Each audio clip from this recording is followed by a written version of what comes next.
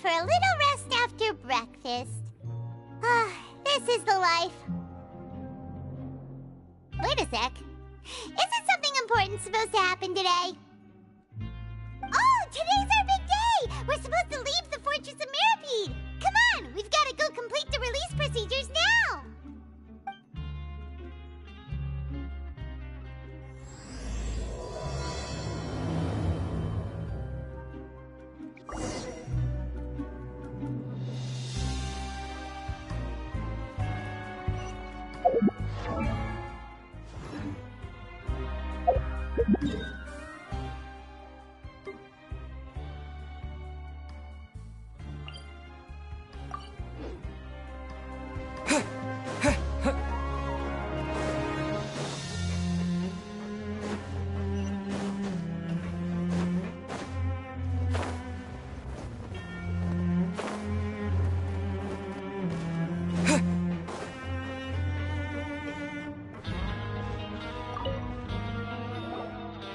Please, sign here.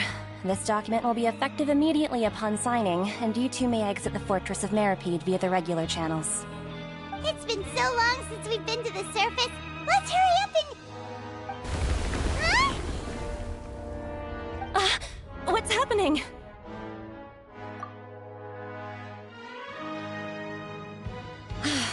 I'm fine, thanks. But I wonder what that tremor was just now. Let's go ask the Duke.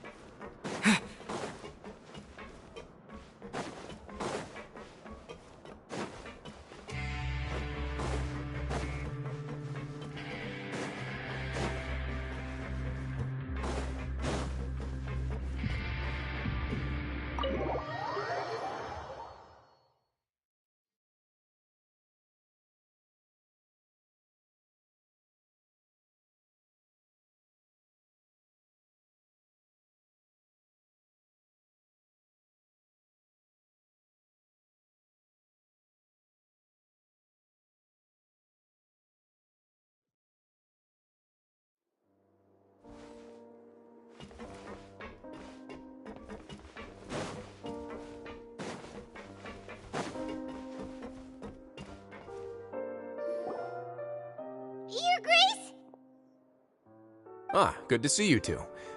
Is there something you wish to see me about? Yeah, what was with the earthquake just now? Ah, that. The tremor didn't originate from the seafloor. In fact, it seems it came from the surface.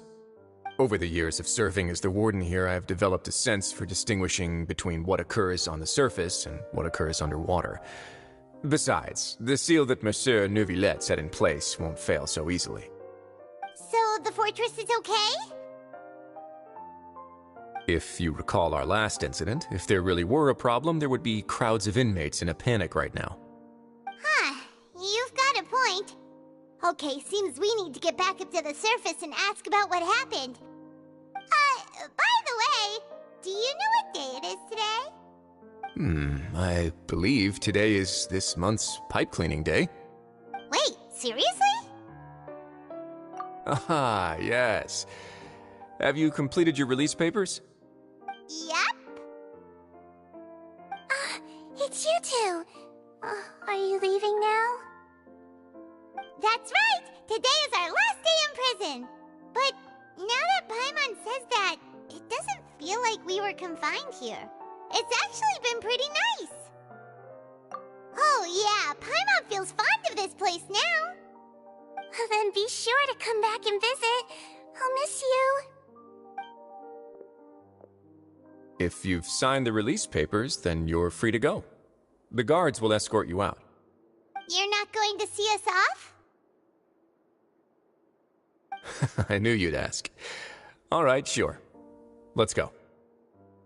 Well, you actually agreed. No worries, you must be busy. Paimon was just joking. Ah, so you do have a polite side, I see. After being down here for so long, I imagine you must feel like you're lacking companionship. Shall I come along too? Yeah, don't worry, we'll come back to see you. Paimon really likes the cafeteria here. The chefs sure do know how to make good grub. I hope you won't be here as convicts the next time I see you. We'll do our best to stay out of trouble. Well, it seems our work in the Fortress of Mirapede is finished. That's the end of another chapter in our journey. And since Neuvillette was the one who asked us to come here, we should probably go report to him now. Next up, the Palais Mermonia. You're going to see Monsieur Neuvillette? Please pass on our kind regards. I'm sure just your regards will do, no? I believe it would be the polite thing to do. You're right. I've heard the Palais has been terribly busy these days. Tell him that I hope he hasn't been overwhelmed by the recent string of troubles.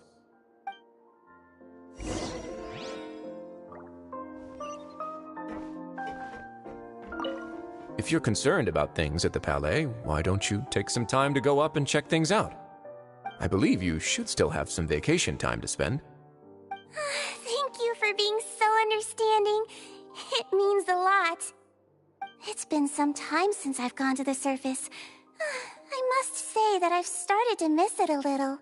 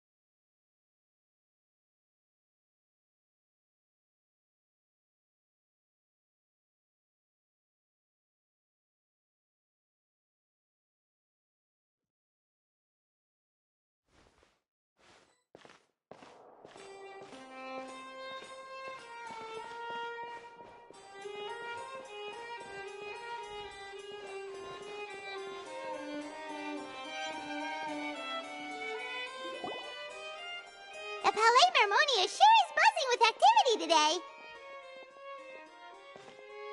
Halt! Huh? Oh, it's you two. Apologies. Monsieur Neuvillette did say you'd be welcome at any time. Excuse me, would you mind helping me take a look at this report? I'll be right there. Sorry, I've got my hands full here. You can see yourselves in.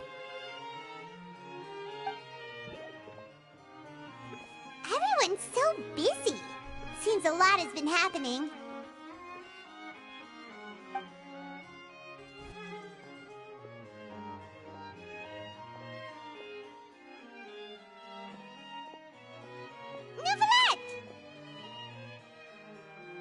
Hello.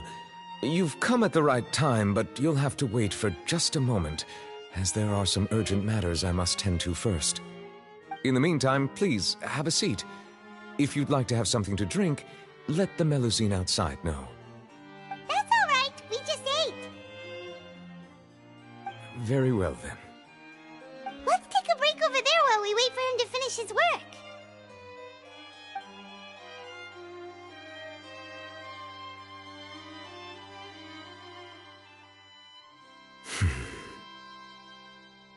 All right. That should wrap things up for now. Are you done with your work? Yes, sorry to keep you waiting. Today should be the day you were released from the Fortress of Meripede, and it appears that you have managed to complete all the release paperwork. That's right, and we came here to see you right away.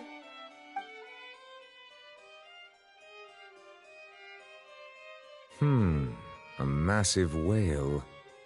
Do you have any idea what that might be? Judging from your description, that cannot have occurred in any ordinary waters, but rather something like the primordial sea. A whale of that size and shape cannot usually be found in the waters of Tevat. Therefore, we can only assume that Child is presently immersed in primordial seawater. Immersed in primordial seawater? But how? Is he okay? Most people wouldn't be capable of entering in the first place. I'm not completely sure how he could have gotten there myself. Yes? What is it? Ah, right! Paimon felt it too! We asked the Duke and he said it wasn't from underwater, so we figured you might know something about it. It turns out that I have just received a report about this particular matter. In fact, that's exactly what I was busy with a moment ago. The source of the tremor was here on the surface near Poisson. After the shaking stopped, the water levels in the Poisson area rose at an alarming rate. The water levels rose? Oh no! What about all the people there? Fortunately, the water levels only rose for a short period of time and have already returned to normal now. However, I still have a bad feeling about the whole phenomenon. If the change in water levels is connected with the leaking primordial seawater, then the situation in Poisson may be much worse than it appears. Navia should be in Poisson, right? We need to go check on her! I would also like to go there as soon as possible, but I'm afraid I can't leave just yet. We must immediately formulate disaster prevention plans for the surrounding coastal areas to avoid potential catastrophes. I'll have to ask you two to go to Poisson first. I'll meet you there to check on the situation once I finish things here. There's no time to lose! Let's get going! Please be careful.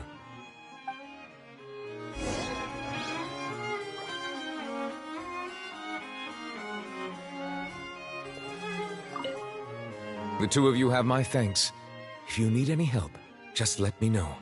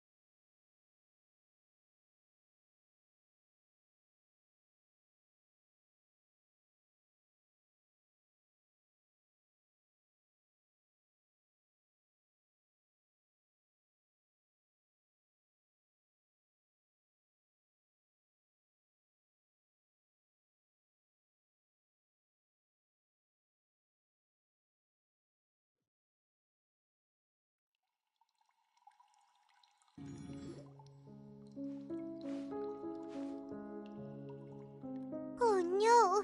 What happened here?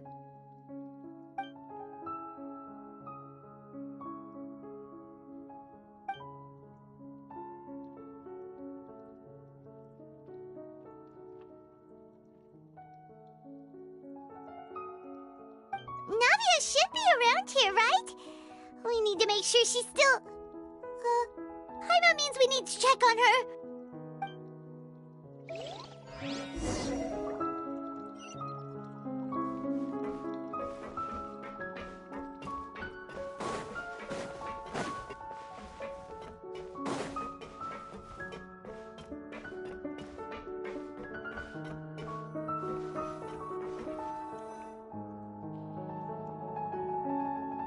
We haven't seen a single soul all the way here. Oh, this is getting scary. What will I ever do now? Look, There's someone on the roof over there! Just stay put! We're coming up! Watch your balance! All right! Just hurry!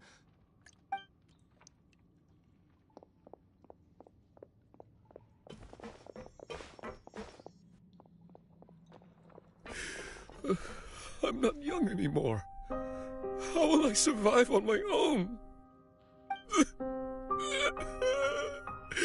My Desiree! Oh, he looks pretty sad. My leg! My leg! How could this have happened? It hurts! Just hang in there. Help is on the way. You can hold my hand if it makes you feel better.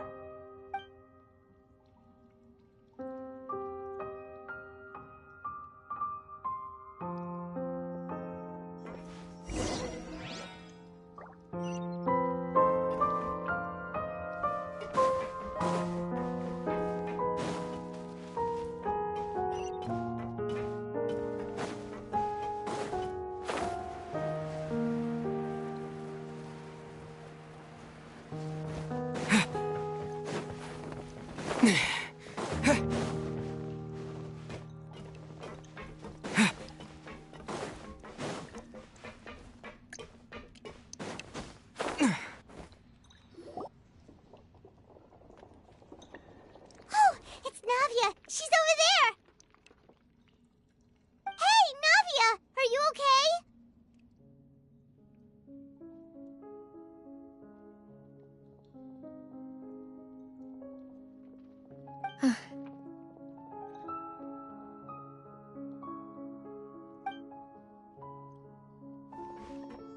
You're here. We heard there was a situation in Poisson, so we came as quickly as we could. Yes. As you can see, the water level suddenly rose. It caused quite the disturbance, in fact.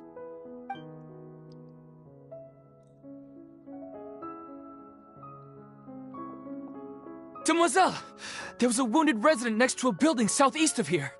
We've already transported him to safety, but we've run out of medical supplies. He's wounded? How badly? He fell, so it's probably a broken leg. He's pretty shaken up. When the water level rose, he desperately climbed up to the roof. Once the water receded and he saw the ground, he became terrified and eventually... He jumped down then. Find the leader of Squad 1 and tell him to take the wounded resident to see a doctor. He should know where to go. Understood. I'll take over his search and rescue mission in the meantime. All right, you'll be in charge.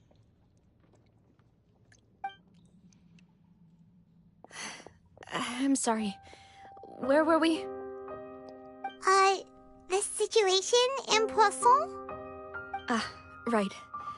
Allow me to explain. A little earlier, we suddenly heard a loud noise.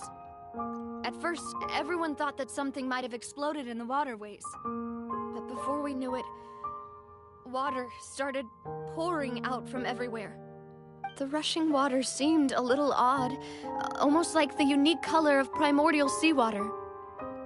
Some people didn't realize the danger and thought it was just ordinary water leaking from somewhere. Everyone on the street who happened to be close to the water didn't have a chance to escape. As the water levels rose, they suddenly disappeared. They were all dissolved.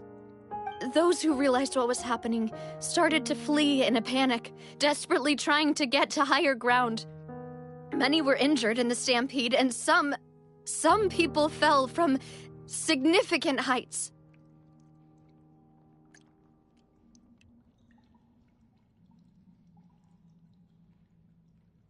The Spina di Rosula initiated rescue operations as quickly as possible, but there have been a lot of casualties. Fortunately, the water began to recede after some time, and the chaos came to an end. The water that flooded the area contained primordial seawater, so the lower levels of poisson are still hazardous. To ensure everyone's safety, I've asked the people there to leave as soon as possible. No one knows if this could happen again. All we can do for now is try our best to help evacuate the residents. We still haven't completed the head count, but we'll have some numbers soon. How awful. And all of this just came out of nowhere. It was quite frightening indeed. I only wish that everything that just happened was a bad dream. Is there any way we can help, Navia? Thank you for being so willing to help in a moment of crisis like this. You don't know how much it means to me. I really can't express how grateful I am.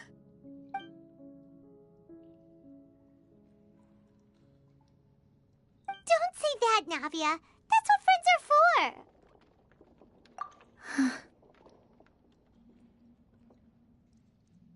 Demoiselle! We've got a situation here! I'll be right there. Sorry, I need to go for now. And off she goes. Seems it might be a while before she can take a break.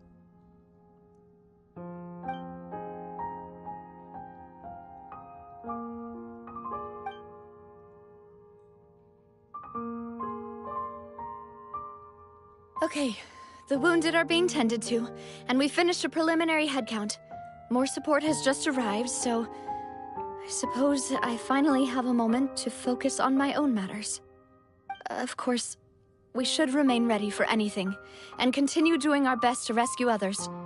I'll be sure to have everyone at the Spina di Rosula ready to render assistance. Traveler, Paimon, would you two accompany me to my father's grave for a moment? Huh? Right now? Thank you.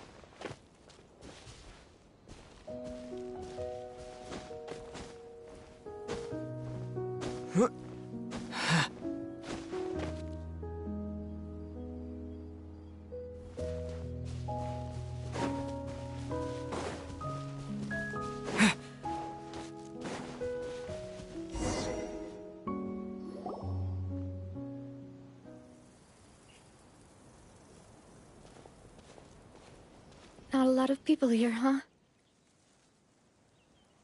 Well, given the time of day and the whole situation in Poisson, Paimon doesn't think there'd be a ton of people here visiting graves. Right. That's how things are now. The living are so exhausted that they've no strength to spare any words for the dead. Navia?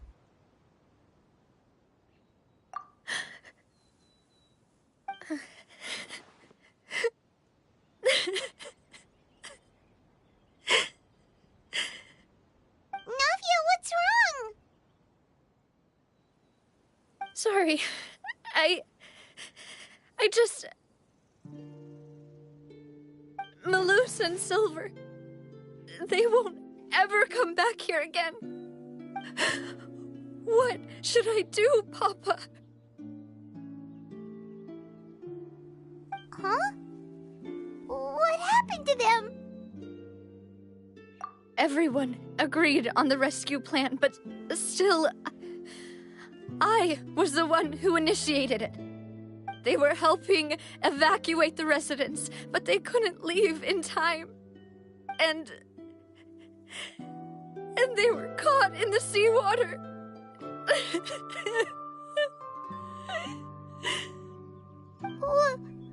What should we do? I've known them for so long. And I know they weren't afraid. But I could at least hold a funeral for my father. And I know where he rests. But as for Malus and Silver, they're just gone. I just can't.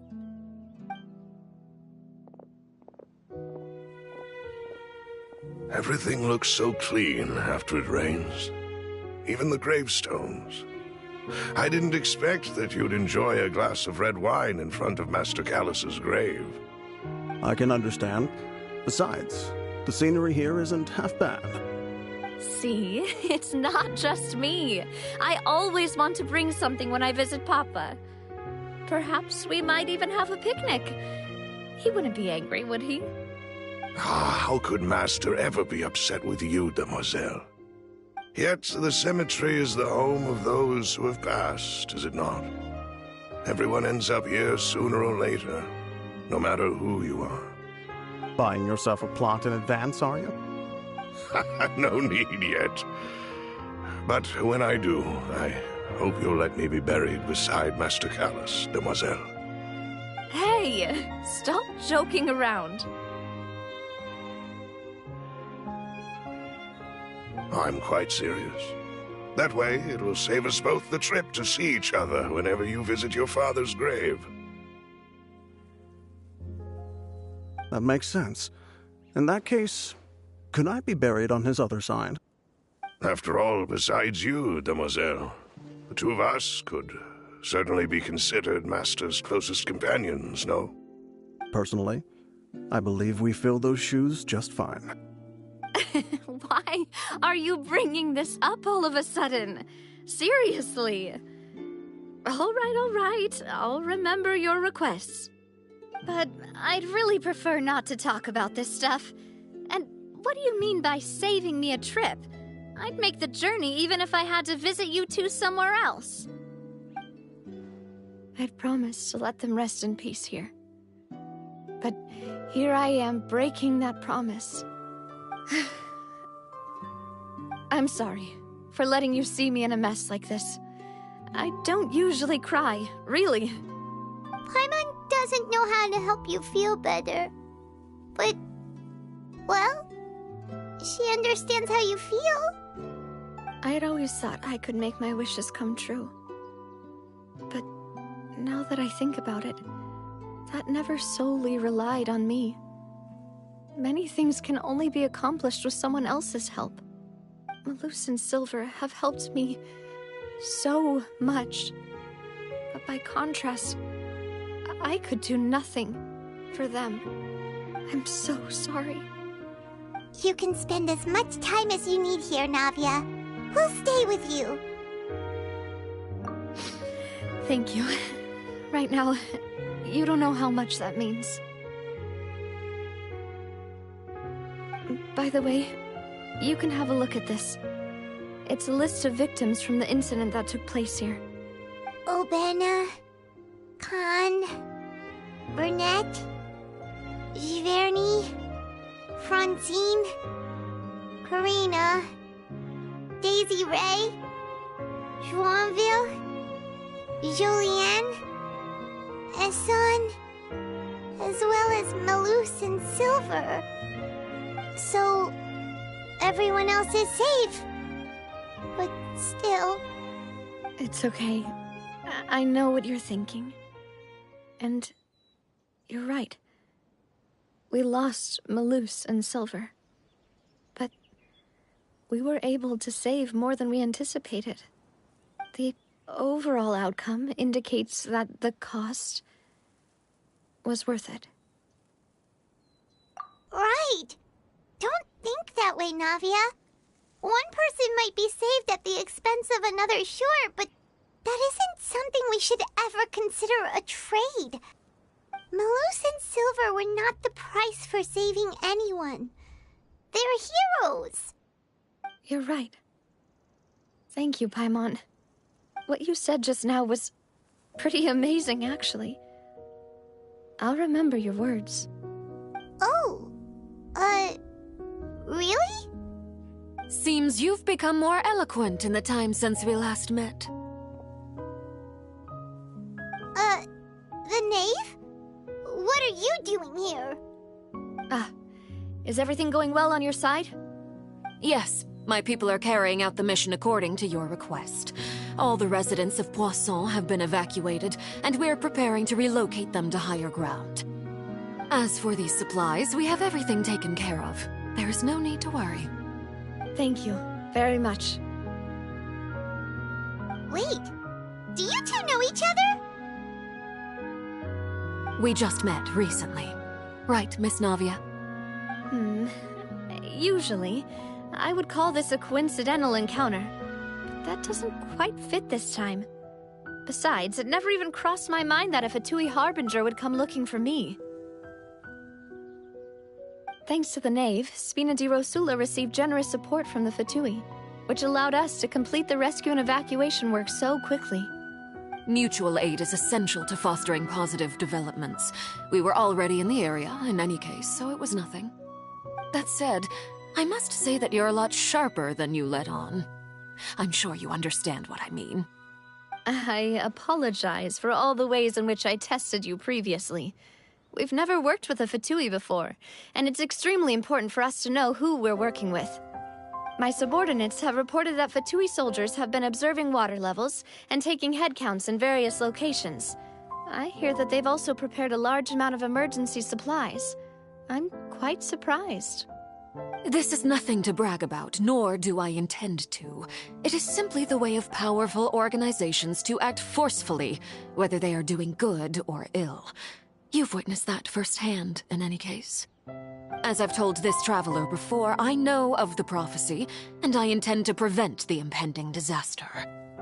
Lending your organization a hand was a natural first step in accomplishing that. As such, do not be troubled by this token of our sincerity. Perhaps one day, you'll also be able to help me in the same way. Without your help, there would have been many more casualties. I won't forget your kindness. Furthermore, I sincerely regret what happened to Malus and Silver. I only wish that my people could have arrived a little earlier to prevent this from happening. Don't say that. You and your subordinates did everything you could. As Paimon said, Malus and Silver didn't choose to sacrifice themselves for any specific person, and they weren't the price paid for others' salvation.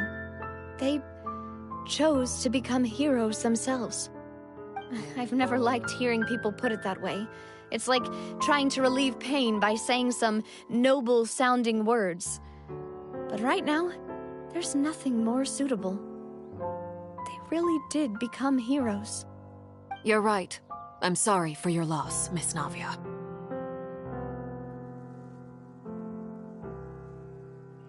Water is life to Fontaine's people, and it also spells disaster. It's no wonder that people always say that prophecies represent fate. Fortunately, I've never been one for such opinions. So, you're one who will try to change fate, then? Of course. That is why I'm going to Hotel Bouffe de Thé. I still have some things to take care of, and the children need my attention. By the way, Traveler, Paimon, one more thing. All right, then we'll just... Huh? This isn't right. Paimon thought you would ask us to walk with you for a moment so you could tell us something in private. That is a clever and useful conversation technique, which I do like to use when necessary. But there's no need today. It would not hurt to have Miss Navia listening in. Traveler, I'm sure you remember that I said we could work together when we had the chance. You and I both know that there may be issues with the Primordial Sea. Previously, it was the Fortress of Meripede's sluice gate, and this time it was the water levels in Poisson. These are both signals. Indeed. Allow me to share the latest intel I've received from the House of the Hearth's intelligence network with you. During some recent investigations, a child claimed to have discovered some ruins near Poisson. The ruins date back to ancient times and seem to be worth investigating in many ways.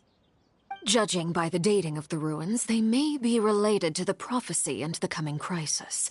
The situation is becoming more urgent, so any pertinent information will prove extremely precious.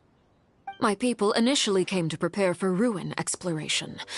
Unexpectedly, this disaster struck, and at present, we're all busy prioritizing the rescue effort. So that's why the Fatui were already in Poisson. I wanted to take the children along, but unfortunately, Linny, Lynette, and Fremine have all been dispatched to higher ground to assist affected residents. Linny told me that outside of the house, the person they trust most is you. Which is why I want to give you this task. The House of the Hearth's members see each other as family, but Linny, Lynette, and Fremine said that they also see you as such, even though you are not from the house. I'm sure you already understand how earnest they consider their friendship with you to be. Oh, that somehow makes Paimon feel kinda happy. The intel I just shared about the ruins could fetch a high price. But since the children consider you family, it's only natural that I freely share it with you. Got it! So all we gotta do is go to some ruins, right? We can handle that. Excuse me, but may I tag along? You wish to join, Miss Navia? But are you sure you're up to exploring some ruins? You need to rest. Well, I'm sad, yes, but I can't just go back and plop myself into a chair by the roadside and do nothing. There's no point in being depressed while we still have a disaster on our hands. As my father's successor, I must live up to the hopes he had in me. Besides, I'm also doing this for myself. I need something, a distraction, to keep my mind off Malus and Silver.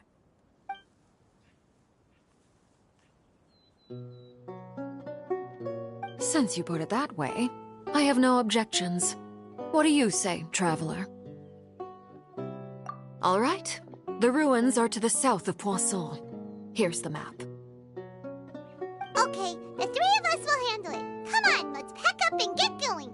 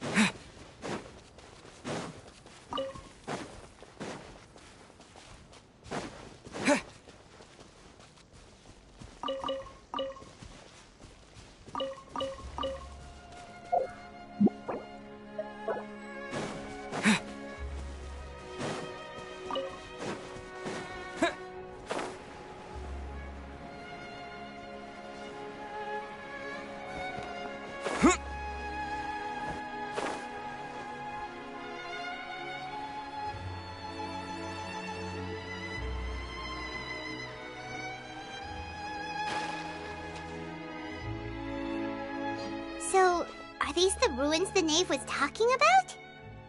Whoa, talk about old. They seem to be pretty ancient, all right. Let's go in and have a look. Just be careful.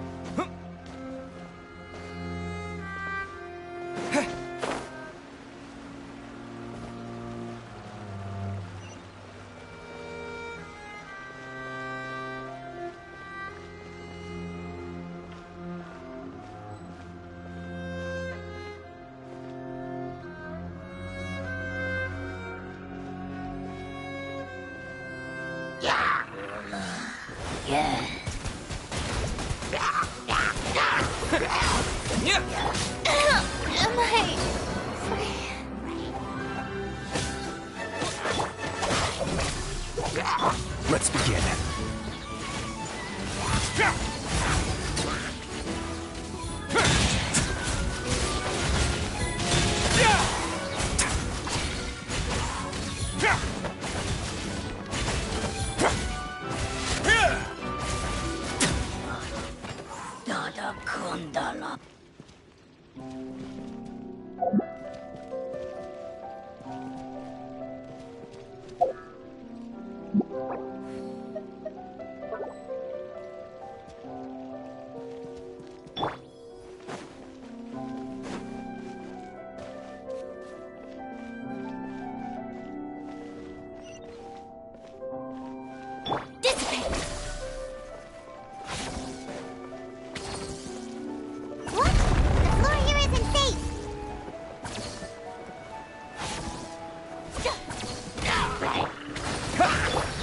A moment, please.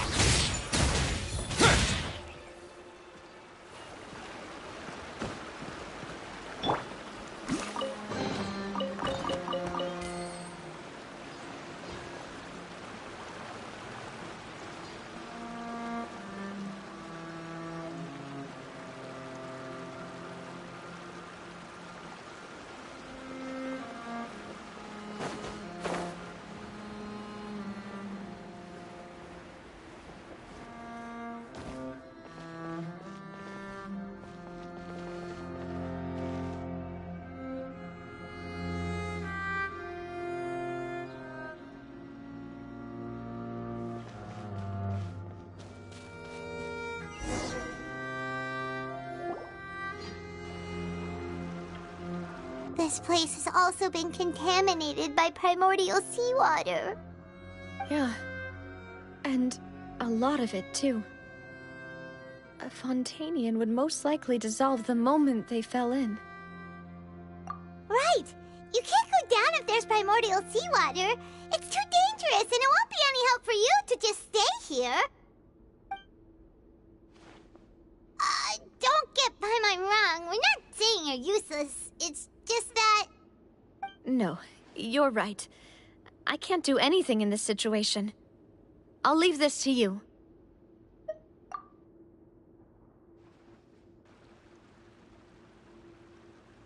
That complicates things. Maybe the only way left is forward. In that case, do you want to wait for us here? The water levels here are unstable, and there's a chance the water will rise. So, staying here wouldn't be safe either. I'll go together with you. Perhaps we'll find the exit just up ahead. All right. Come with us for now then, but please be careful.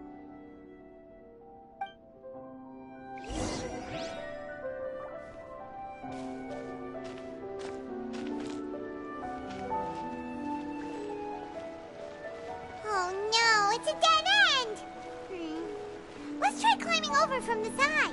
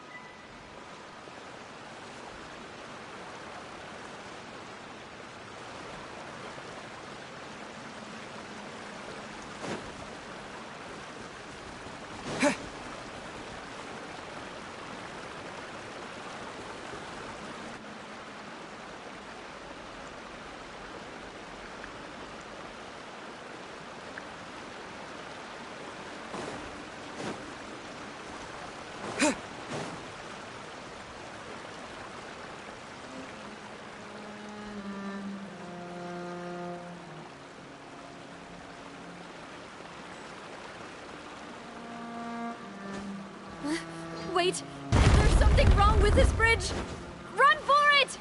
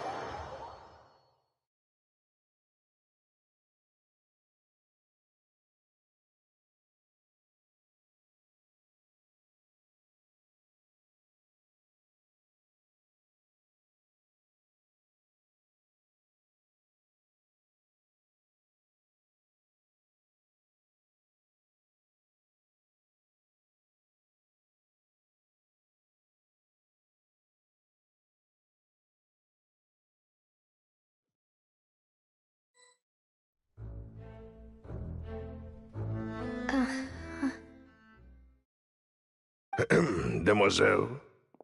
Huh? Demoiselle, what are you doing here by yourself? Would you be standing here till dark if I hadn't come to get you? Maybe she just wants some time to herself, Maloose. Oh. Was I sleeping? Yes, it would appear so. I must be tired. That's quite possible. However, you were the one that suggested we go out for a walk. Oh, right. I nearly forgot. It must have slipped my mind when I dozed off. I haven't had a nap today yet. Have I? This is a familiar feeling, yet something's a little strange. Is something the matter, Demoiselle? Oh, no. No, I'm fine. I was just trying to recall why we came out for a walk. Do you remember Mr. Giverny? He'd requested our help before with foreign merchants who had a debt dispute with him, and we'd resolved the matter not long ago. We were headed to see how things were going with him at the moment. Ah, right. Yes. I remember now. Oh, Miss Navia.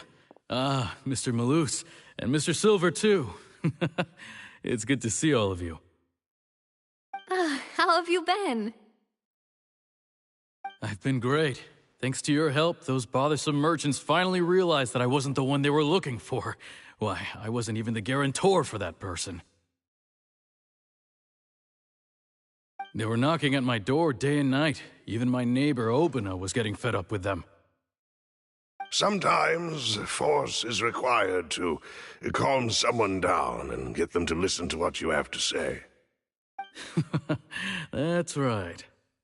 Oh, by the way, Burnett, what was it that you wanted to give to Miss Navia again? Oh, yes.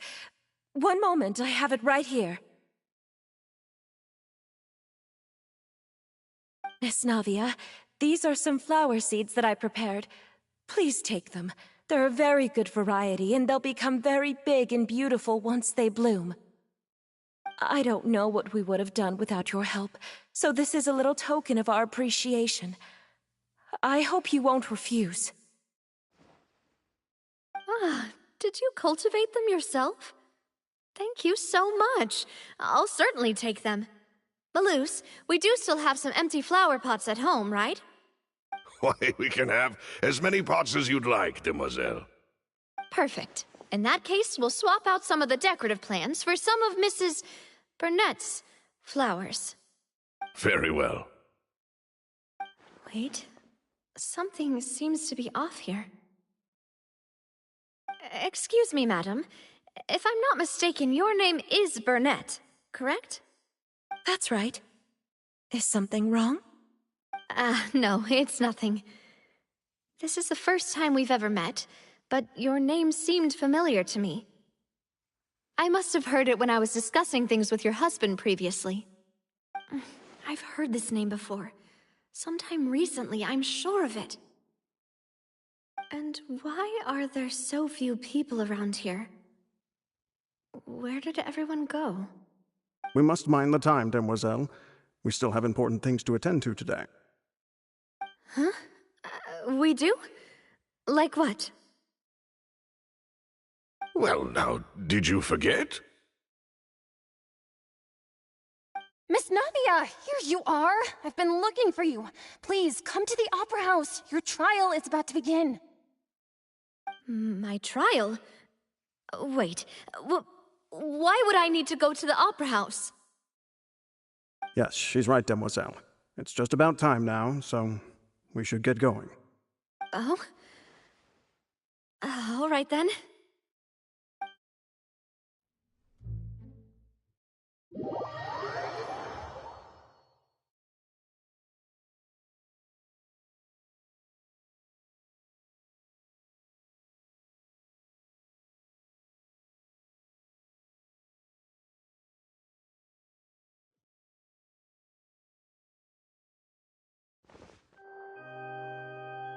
Look, it's Navia! She's here! And her two attendants are with her. Goodness, everyone's finally here. There sure are a lot of people here to see the trial. And they all seem to be oddly excited about something. I even know some of these people. Karina, Desiree, Joyville, Jolien, Essen. Why are so many people here? And why do I have no recollection of this case? And as for the judge... huh? Where's Monsieur Neuvillette? Please sit in the defendant's seat. Don't worry, Silver and I shall accompany you. All right. But are you sure you can stand behind me? Typically, it wouldn't be allowed, but today is an exception.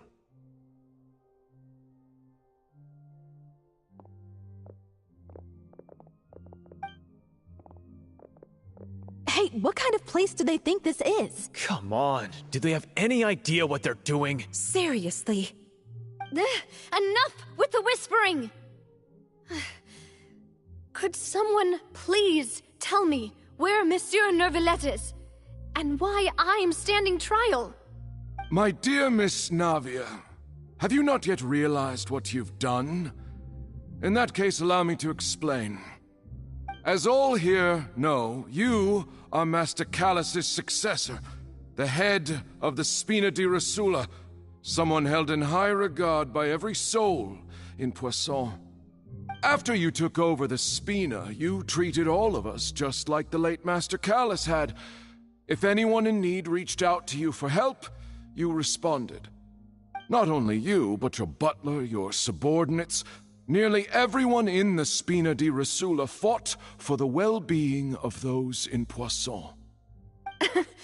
Wait a moment. Aren't you just proving that I'm a good person? Yes, correct. Absolutely right. And that is why you stand accused. You have helped so many people get through so many difficulties. You are one with us. We are inseparable. We are one big family, all of us who are from Poisson, inextricably linked. And with you being so important, we couldn't possibly do without you. Therefore, this fair and honorable court shall declare you guilty, and you shall stay here. You will be together with us forever. Huh? What are you saying? Everything you have said is correct. I have indeed done a lot for my hometown, and I would be willing to be with you all, but what is the purpose of having me stand here like this? What is there to discuss? Ah, well, if that's what you think, then I have no further comments. How wonderful, Miss Navia!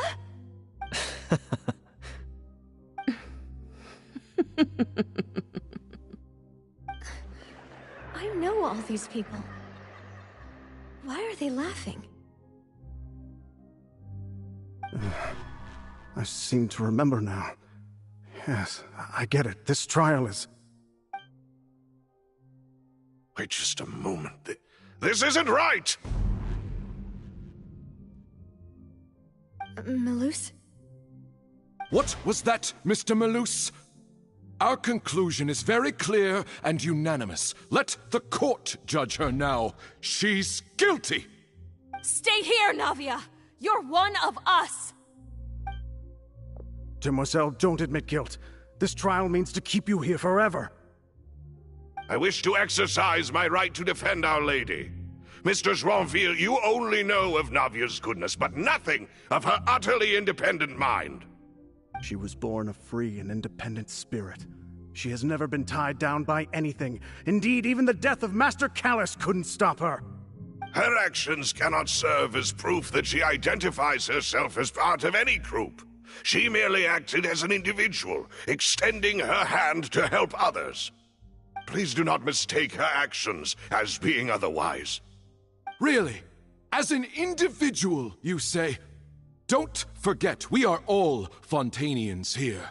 This is the nation of justice, the nation of Hydro. Even if Miss Navia only voluntarily rendered her assistance, that doesn't change the fact that her beautiful soul must return to everyone.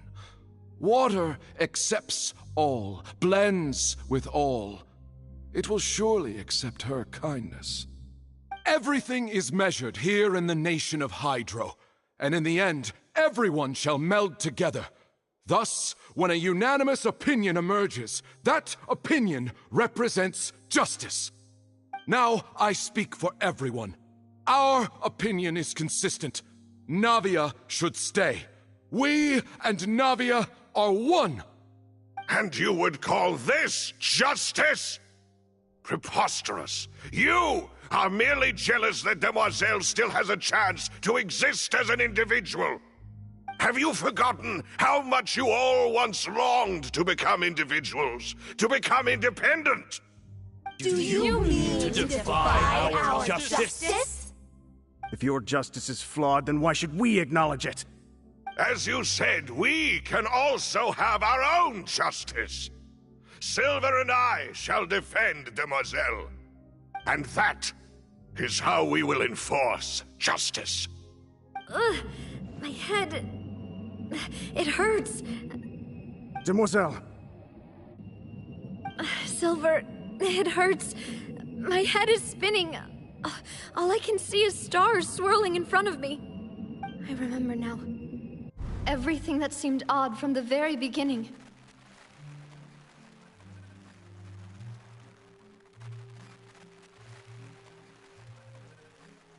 Karina, Desiree, Joyville, Jolien, Essen, and Mr. Giverny and Mrs. Burnett, who we met earlier.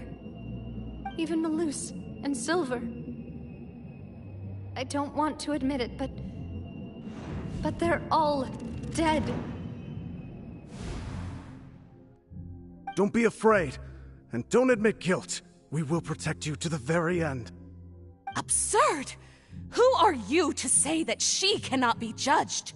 We are the majority, and in the nation of trials, the majority is absolute justice. We are the will of all. Don't let them escape! We shall keep Navia here with us! Mr. Malus and Mr. Silver, must you be so stubborn? How could the two of you possibly hope to stand against the collective? Do not resist. This judgment is fair and just. Navia belongs to us. After all that happened, she should not be left alone in Poisson. What are you saying? No more excuses! He says we're jealous. Jealous? How could she possibly be an independent individual? What's with these people? Who's jealous of her? She belongs to us! Miss Navia, she... Silence! That's...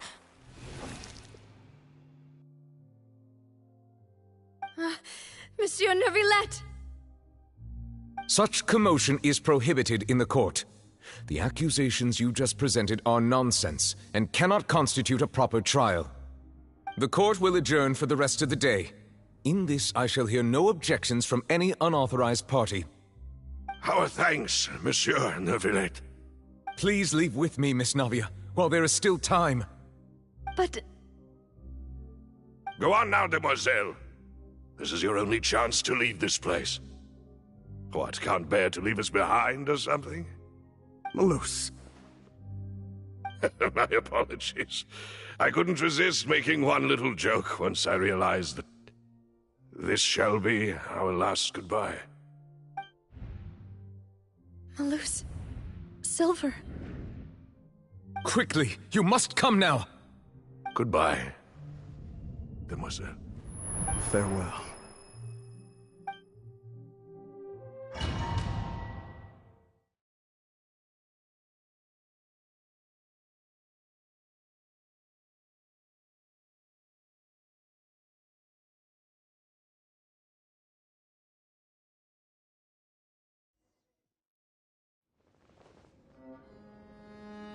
No, wait! Just a second! Navia? You're awake. Good.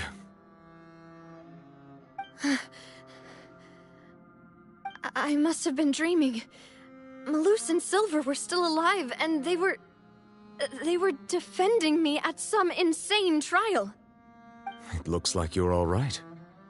Did all the sad feelings cause you to have a nightmare? Paimon could give you a hug. The ruins you were exploring suffered a cave-in. When I arrived, I found you falling toward the water. You were just about to be dissolved within, but I...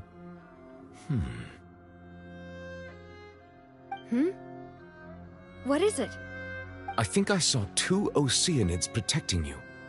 It was only for a moment, perhaps even a fraction of a second, but they gave me the chance to retrieve you. Were it not for their intervention, I would not have been able to rescue you before your consciousness dissipated. Wait, did you say Oceanids? You mean like what happened with Vache? Perhaps those two Oceanids were the people you saw in your dream. I always told them that they didn't have to protect me. To think that they'd keep doing so even after death.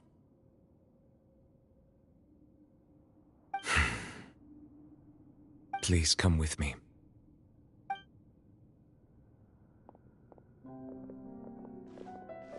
Neverlet, are you okay? Oh, I am quite all right. Perhaps there's something we could chat about? Why do you look so stiff all of a sudden? Oh, Paimon knows. You're the type who feels awkward when there's nothing to talk about, right? I merely thought that we should give Navia some time to herself. Huh? Why didn't you just say so then? Don't you think it's even more awkward to call us over like this and then have nothing to talk about? I suppose so. Ah, Sigewinne. I hope all is well with her these days. Her work in the Fortress of Meropide has not been too much for her, has it? No way! Don't worry. She's doing fine down there. She's an amazing head nurse. I see. Well, that is good.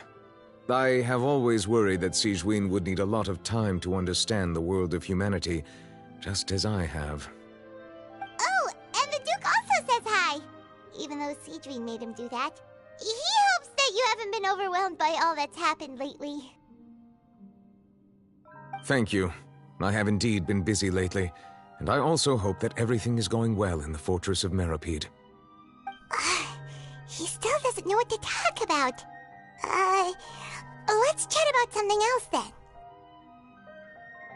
So, Neverlet, you're probably quite the swimmer, huh? Yes, of course. This isn't going anywhere. Let's try something else. How did you find these ruins? Did the knave tell you? Yes, in fact. I had arranged to meet you in Poisson, but when I arrived, I discovered that the Fatui were helping the residents evacuate. They had even transported a large quantity of supplies to the area. Amid my astonishment, I ran into the knave, and we had a chat. She informed me that she had asked you to investigate the ancient ruins here.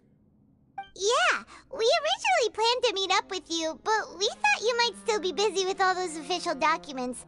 We didn't think exploring the ruins would take very long, and who would have thought you'd wrap things up so quickly?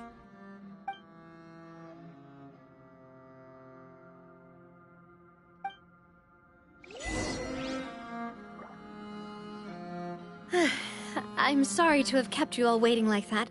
I'm feeling much better now. I guess we should get going again.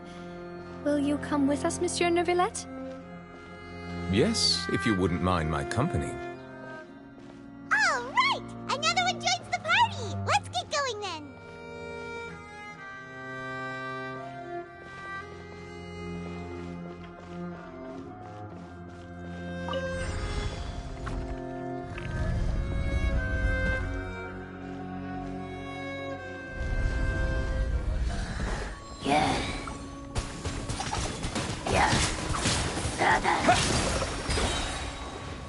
Stand with me!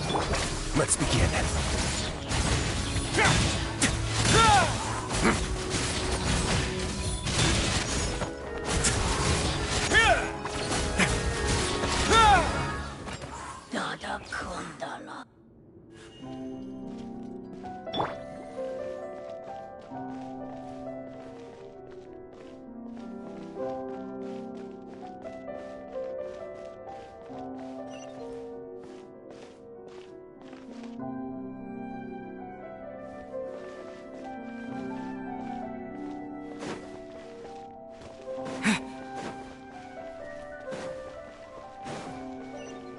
Oh no! Another unstable path! Watch your step!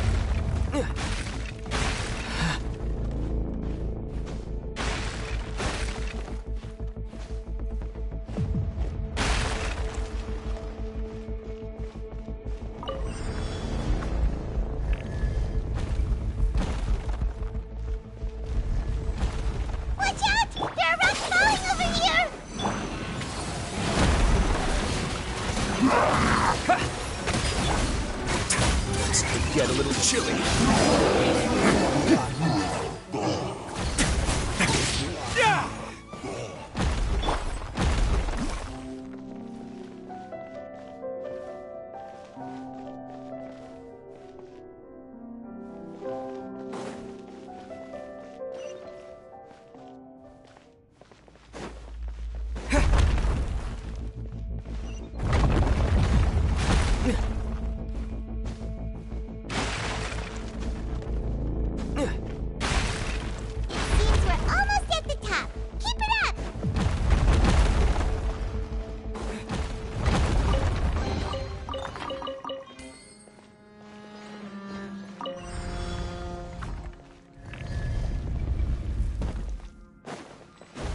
Yeah, you can.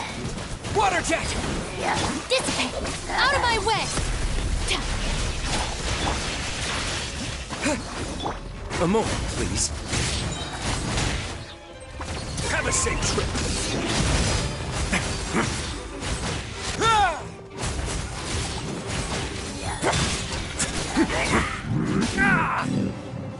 Get with me!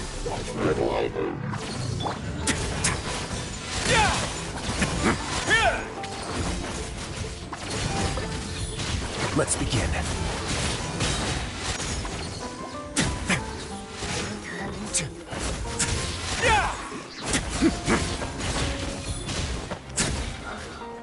Dada Kundala.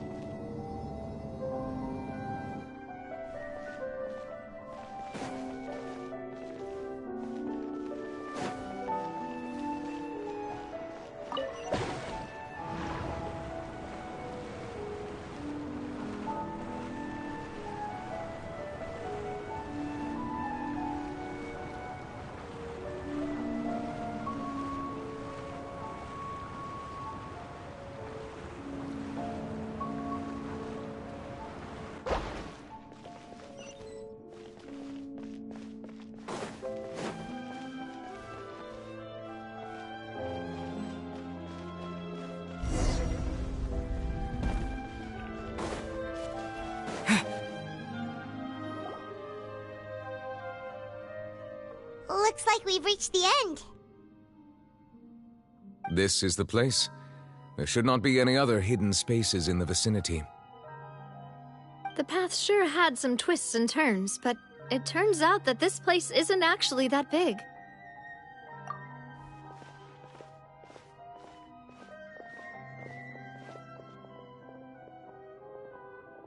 Stone slates? It seems like they were put here as an offering. Could we take them down and have a look? Perhaps we should just leave them be for now.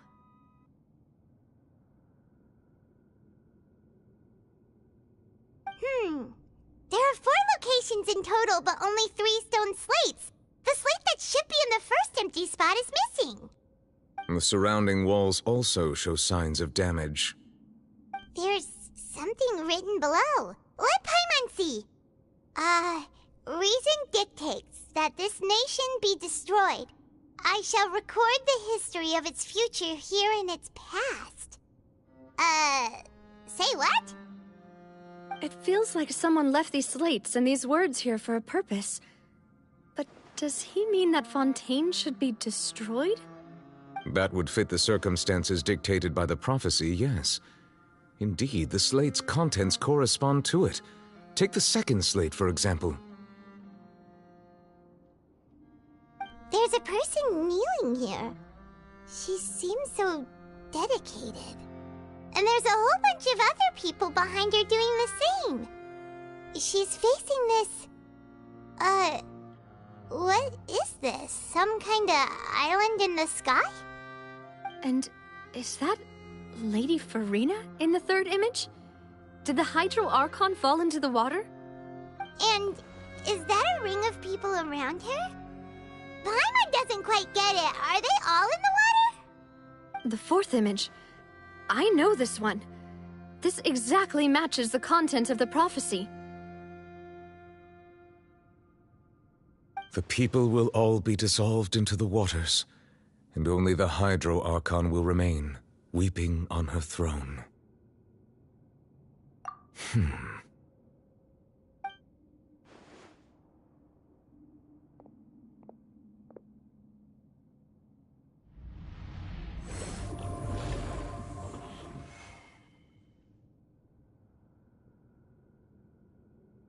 More information should be hidden in these slates, but I fear I cannot easily uncover it, most likely due to us missing the first slate. I am very sorry. Don't blame yourself, Monsieur Neuvillette. Deciphering ancient stone slates isn't one of your duties. Ooh, Paimon's getting the chills just looking at these slates. This says that it's the history of the future, right? That means the prophecy's sure to come true. I really hope it doesn't mean that. Still, Paimon feels like these images are kind of weird when you look at them together.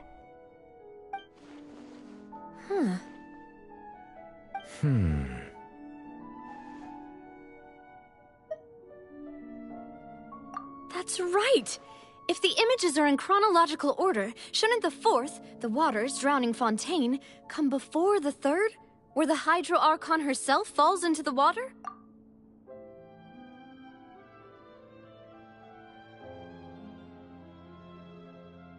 And yet the order is reversed here.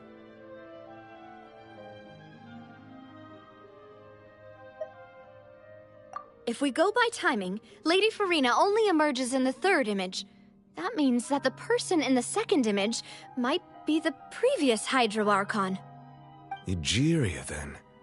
I had never met her, but her appearance here does match the records. The previous Archon kneeling before the floating island in the skies, as if confessing a sin. Did she herself commit that sin? And if not, why would she be in such a posture? Also, I'm still wondering why these ancient stone slates are here at all. Judging from their contents, could this place be the origin of the prophecy? Does that mean that someone, or some people, once saw these slates? But who would have created these slates and left these words here?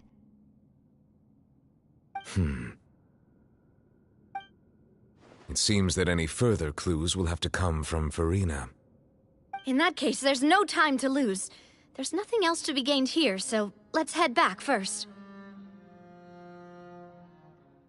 Yeah, we better get somewhere safe for now.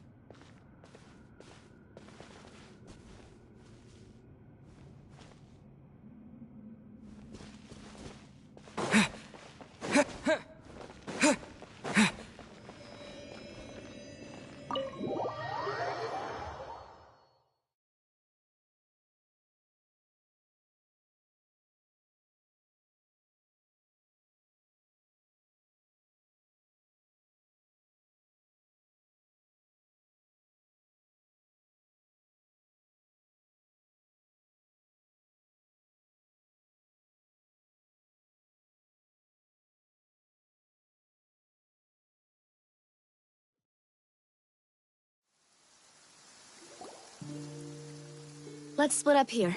I'm going to check on what's happening with the Spina. You know how it is. There's some things you just need to be there for yourself.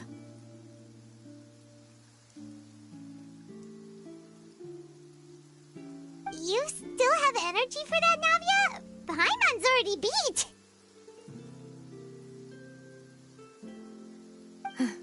Just head back to the Fleuve Cendre and have a rest then. Thanks for keeping me company all this time. I'll depart as well.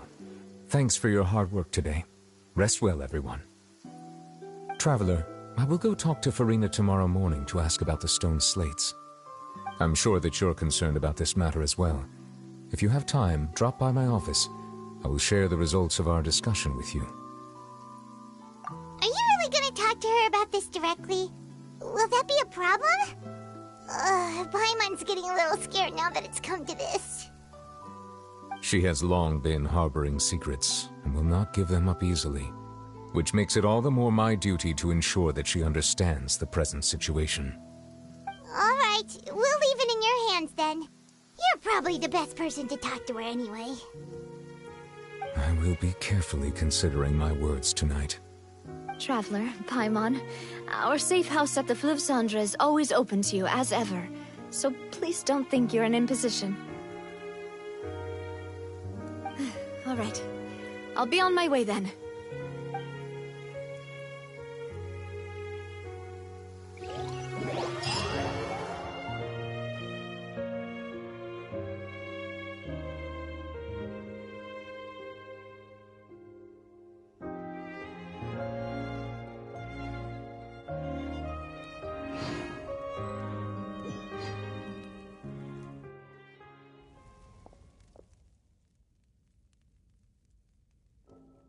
Welcome back. We've got a special menu prepared for you two tonight. Yay! And there's good food too! Navi, no, the boss is the best. Ooh, desserts! Nice, these are all Paimon's! Paimon's already starting to forget what happened today. Oh, that voice. Is that who I think it is? Huh? It's you two. What are you doing in Fontaine?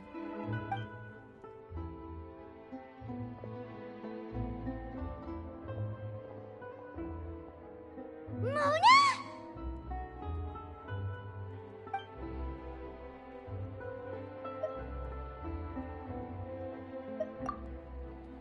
Seriously, nobody just uses a scry glass whenever they've got time to just see who they'll meet on the road. Still, we didn't expect to see you here. Wait, you're not a Fontanian, are you, Mona? Well, I have some business to attend to here, so I booked a hotel in the city. I was just out for a stroll when I bumped into you. Quite unexpectedly, if I might add. Why did you think I was from Fontaine, though? Is that because Magistus doesn't sound much like a Mondstadt surname? Yeah, let's go with that. Well, I used to have my own surname, which was, well, some other thing. Either way, the old hag told me when she took me as her disciple that the first step to being a great astrologist's pupil was to change that name. There was nothing for it, really. She really is amazing at astrology, so I changed my name to what it is now according to her wishes. To my surprise, however, Magistus is not the name of some ancient house or clan. It isn't? Nope. Although it is used by us in place of surnames, it generally just means great. Wow! Imagine including a boast in your name. Wait, are you gonna have to put that into your genealogy as well? I reckon so. In any case, I'd give my disciple a name like this as well, if I were to take one. Astromancer Barbeloth Trismegistus. Whoa, that's a long one. Does it also mean great or something? My name means Mona the Great Astrologist. As for the old hag, hers is, in plain speech, the thrice-as-great Scholar of the Stars. Just take it as a title specific to astrologists. Thrice as great? That's so I know, right? That's just how she is. She used to call herself Magistus, actually, but when she took me in, she changed her name to Trismegistus. Talk about excessive. Magistus is thus the calling card of our school, so to speak, which makes it about the same as a surname. It's all right if you don't get it. You can look into it further should you need to study astrology more deeply. That sounds terrible! But anyway, you're not Fontanian, are you, Mona? You're from Mondstadt, right? Well, I was born in Mondstadt, yes. My parents migrated to Dornman Port, and I traveled with the old hag for a while, after which I settled down in Mondstadt City. Oh, that's a good thing then. At least we know you won't be dissolved by Fontaine's waters. Speaking of that, I'm sure you're aware that a bunch of things have happened here in Fontaine, right? I know you're not a local, but I'd avoid getting too close to any water that looks strange all the same. There's something ominous about it. Well, the water, I mean. That was the main reason, yes. Just a while back, the Steambird invited me to take part in a panel and speak about the circulation of the prophecy as an astrologist. The invitation was sent quite early on. I don't think anyone expected Fontaine to be in this much trouble. What do you make of that prophecy, Mona? Just tell us what you think as an astrologist. Your word would go a long way to make things more certain and less scary. What I can tell you is that I'm an astrologist, and that this prophecy concerns the fate of Fontaine, even that of Altivat. Ascertaining this is akin to reading the fortune of the whole world. I'm afraid that this is not something that just anyone can do. If I could do it, you would no longer call me an astrologist, but a visionary. But on the flip side, the prophecy is so huge and powerful that it must surely come from a powerful visionary. Its contents involve the fate of the world. Disregarding it would be a mistake. A visionary? Sounds really powerful and all, but does such a person really exist? Of course. The old hag could do it, and I bet there are others amongst those Hexenzirkel colleagues of hers who could do something similar. Huh? Are you sure? All right, I'll help you. It isn't often that I see you with such a serious look on your face. I'll tell you once I hear back from her. Thanks, Mona! You're amazing as always! Oh, well, this is something only I can do after all. So yes, your praises are quite welcome. That's the greatest of astrologists for you! Of all the people we know, you know the star's the best! Indeed. That's the spirit. Oh, sorry. I came to see what all the commotion was about. If there's anything you need, do not hesitate to inform the Spina di Rosula. Oh, whoops. Guess we were getting a little too carried away there. Well, I'll go tend to my own business now. If I receive any news, I'll be sure to come find you two again. And there she goes, quick as rushing water. And here we are with the Spina guy giving us suspicious looks. If Paimon hadn't spoken for you, it'd be you getting all the weird looks. The things Paimon does for you. That's more like it.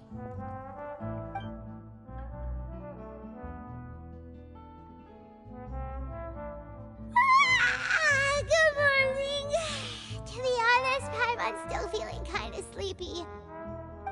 But it's time to get up, Traveler. We agreed to go see Neuvillette, so let's pack it up and get going.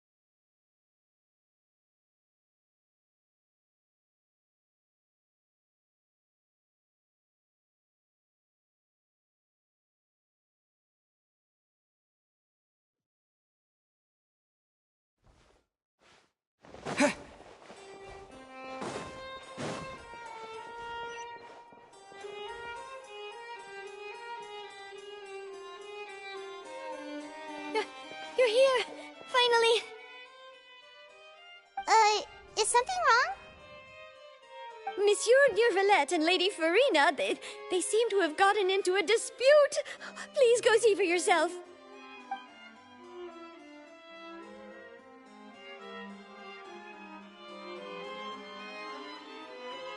Like I said, I've already explained everything. And yet the problem has not been properly solved. There is little space for excuses between us. It is not my intention to offend you, but please, tell me where you stand. You are the Hydro Archon Focalor, are you not? Look at this. This is a list of the victims from the recent Poisson incident.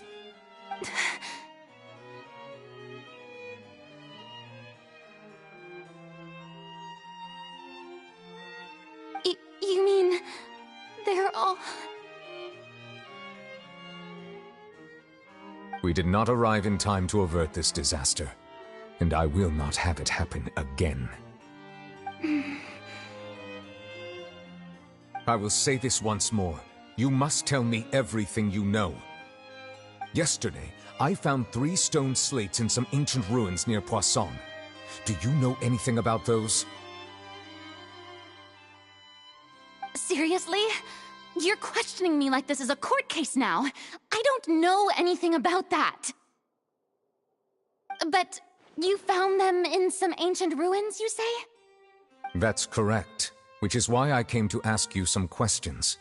There should have been 4 slates, but one of them was missing. The other 3 featured different images that seemed to correlate to the prophecy. The prophecy? The second of these slates depicts the previous Hydro Archon Egeria kneeling before a floating island in the sky, as if confessing something. Do you know nothing of this either? I don't. I've never seen such slates. I'll ask you again. Do you really have no information regarding the previous Archon? My deciphering of the slates indicates that the Hydro Archon Egeria once had to confess to, or apologize for, a certain sin.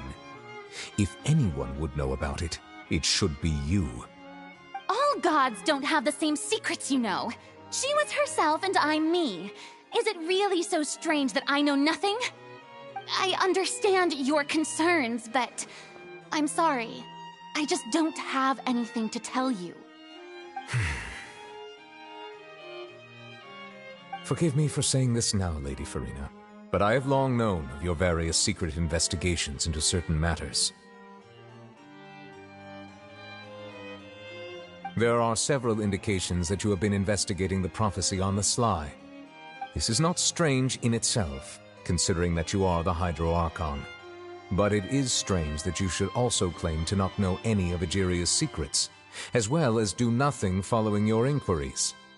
You have never been as superficial as you have presented yourself to be, nor are you a fool. And yet, your behavior is very inconsistent.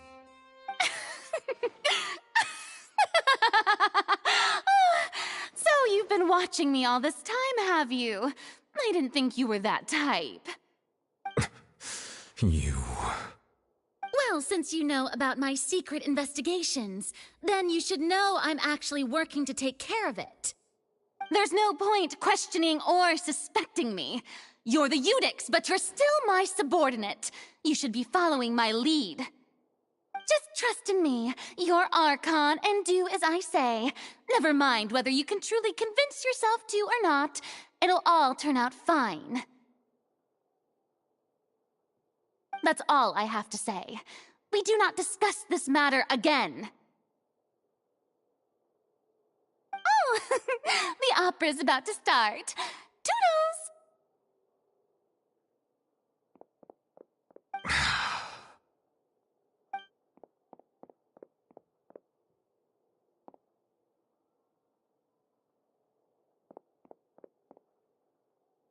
Did Farina not notice us standing by the door? Wonder what's up with her. She was smiling. Huh. She didn't seem in the mood to care if we were listening in or not. I assume you've been outside for a while now? Oh! You noticed! Seems Farina didn't even realize we were here. She was in a great panic. though I cannot discern the reason. Our discussion reached impasses time and again, a state of affairs that we cannot allow to continue. Still, I do not understand. Dialogue is the basis for understanding, so why did she keep refusing to engage? Everyone in her inner circle has noticed that she is hiding some secret. The issue is her attitude. I fear that she will not reveal anything unless absolutely forced to. We may have to create a situation in which she will have no choice but to speak. Oh? Like what?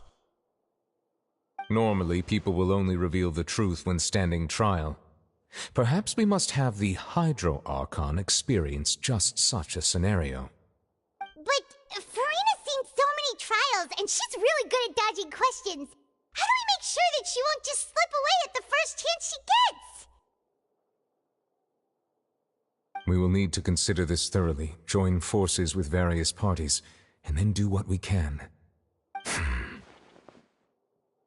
If at all possible, I would prefer to recuse myself from this affair, but we must prevent the prophecy from coming to pass.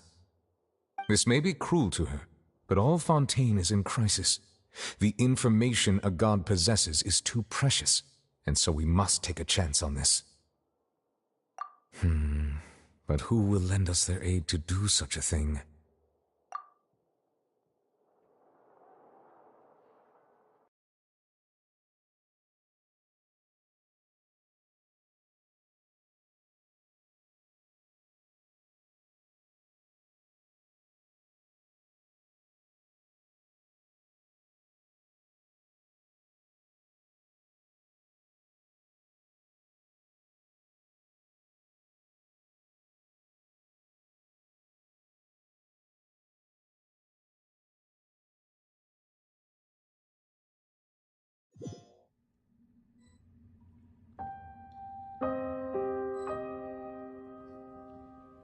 Well, that's everyone, huh? Speaking of which, it was pretty smart of you to think of hiding here. Poisson was just involved in a disaster, so it's presently devoid of people. That naturally makes it the best choice. And here you are drinking tea like it's the most natural thing in the world, huh? That's what family should do. Sit and enjoy a leisurely time together. It's nice to enjoy tea here, you know? Care for a cup? Lend me your ears, everyone. Or perhaps one of you might like to start us off. How about you, friend? Me? No, I don't think I can. Then, how about you, good sir? I fear that I will cause the mood on this boat to become as somber as it is in court. Well then, I guess we're lucky we've got a local like me to organize things. Wonderful, the spotlight at last. I guess I'll be facilitating things from here. That was a little long-winded, don't you think? Oh, you might be right. Anyway, to cut to the chase, our friend here, the Traveler, has brought us together to discuss something. As for what that is, well, let's start by saying that we'll be pooling our efforts together to create a series of traps. Oh, how intriguing. Well, it's just an expression, really. One that I just learned from Chlorand, and used on the spot. So, let's invite her to explain in detail. A round of applause, please.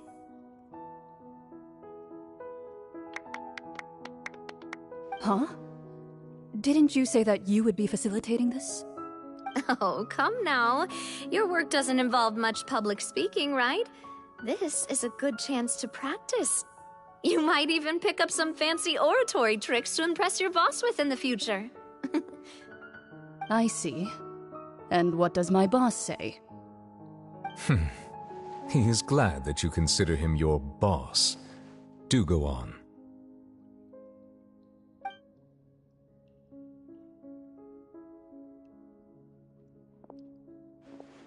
In that case, do any of you have experience hunting? Not that I recall. Fremine and I once used a wooden stick in a basket to catch wild rabbits when we were younger. As for Lynette, oh, right. You were sick that day, weren't you? I've also gone diving to catch some fish before. Does that count? I'm afraid not. You may or may not have heard, but Fontaine once played host to a group known as the Marechaussee Hunters. Though that was their name, they did not hunt animals, but rather various monsters left behind by the ancient dynasty of King Remus. Today, Fontaine's monster population has already thinned greatly, so the hunters have blended back into society, taking up arms in other lines of work. They even left a unique methodology of hunting in their wake. A trap comprises of the following components: bait, a trigger, and a containment device. Sometimes a lethal implement will also be necessary to deal with the prey. So, if we were to build a trap together, right now, what would you choose to build it with? For me, I would prefer something basket-shaped. Pigeons and rabbits will see the bait and naturally enter the snare. Our line of work requires a deft hand, and we're some of the best in the industry, so you can count on our techniques. You used some of those techniques while moving the people of Poisson, didn't you? My subordinates mentioned that you even performed some magic for the bawling children. Yes, and I even managed to gather some intelligence in the meantime. I'm quite the multitasker if I do say so myself. I'm afraid I can't claim that as my strong suit. I prefer more stable methods, like placing bait in the water and waiting for the fish to come within reach. That's the kind of method I would count on. Calm and steady. Exactly the kind of person who would catch loads of fish. And I can be their assistant. With discretion, I'm sure. I'd probably use some sort of mechanical animal. Papa once bought me some small clockwork squirrels, mice, and such. When placed in the forest, they can attract others of their kind. I remember that you liked those too, didn't you? I did. And that would be a good way to go about it. If they're realistic enough, animals of the same kind will follow them all the way to the trap. What about you, Monsieur Neuvillette? I fear I do not have any related experience. That makes sense. You usually solve problems directly, without the use of any such tricks. But I do have one more question for you, Monsieur. If we were to create a trap now, how would you design it? I would like for it to be effective, but bring no harm to the prey. A more gentle trap would be ideal. Kind, as always. However, our intention doesn't necessarily change the containment device and the type of implement we need. If we wanted to kill the prey in one strike, we would need a powerful implement. However, that also goes for prey that must be captured and safely contained. Wait, why's that? Only a hunter who's a true expert at subduing their prey can snare it without harming it. The line that divides life and death is often exceedingly thin. So are we going hunting together? We hadn't thought of seeing ourselves as hunters. It kinda works, but maybe it's still not the best metaphor. If our means of capturing and dealing with our prey is to put them on trial, then the hunting metaphor is actually quite accurate.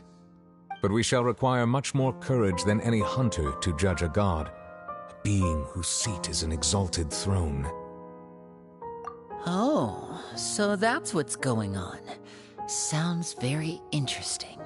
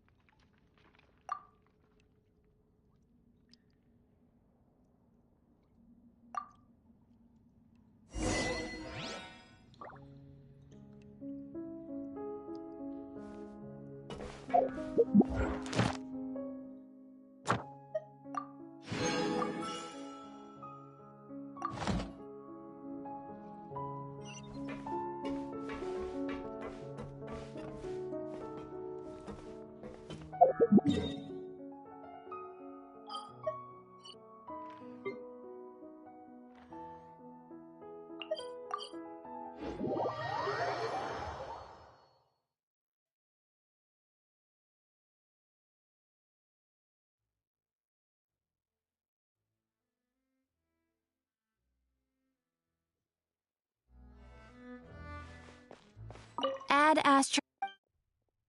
Thank you for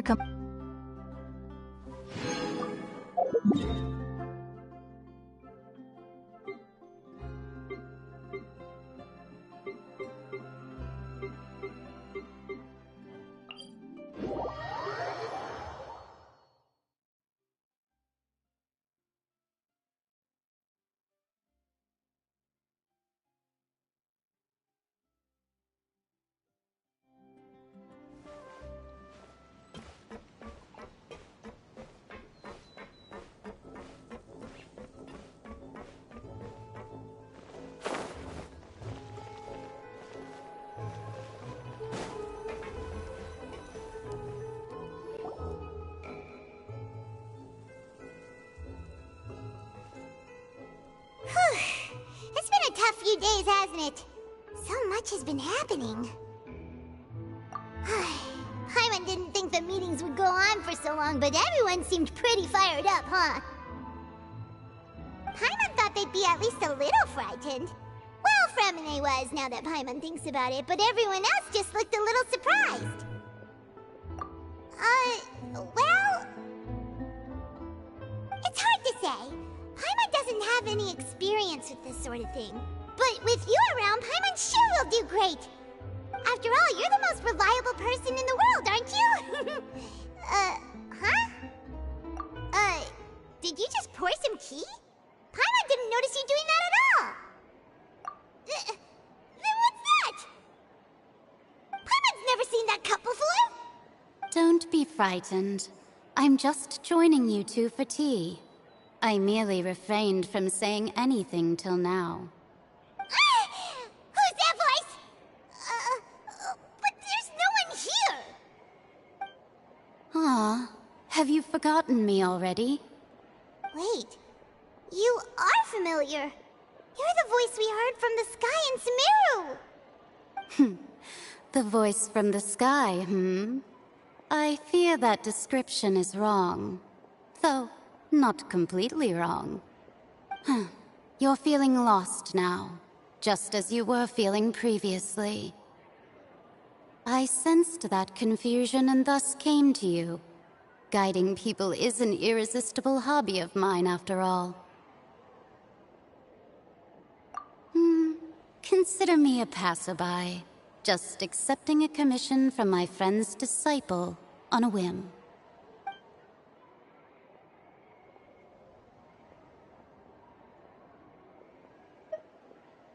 The prophecy. Yes, what has been prophesied will be fulfilled. You may view such things as the history of the future. What? Then is there any way we can stop it? I believe you have witnessed a failed attempt with your own eyes. Can everything in Teyvat so easily be changed? Ah, so you've caught on. Just as prophecies are usually only the future as seen from the perspectives of the gods, could things be happening in hidden corners where the gods' gaze does not fall? Are the things that you shall see different from the fate that the gods perceive?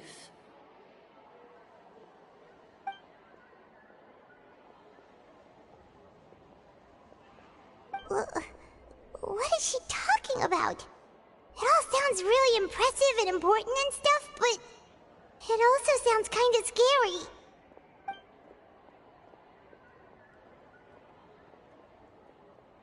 I believe that you understand, right? Some things are insignificant, but others you must reach out to change. Ultimately, fate shall serve as your only guide, no matter what will happen in Teyvat's future. All you need to do is to play your part. This was good tea, by the way. Thank you for your hospitality. Well, that'll be all for today. The voice. It's gone.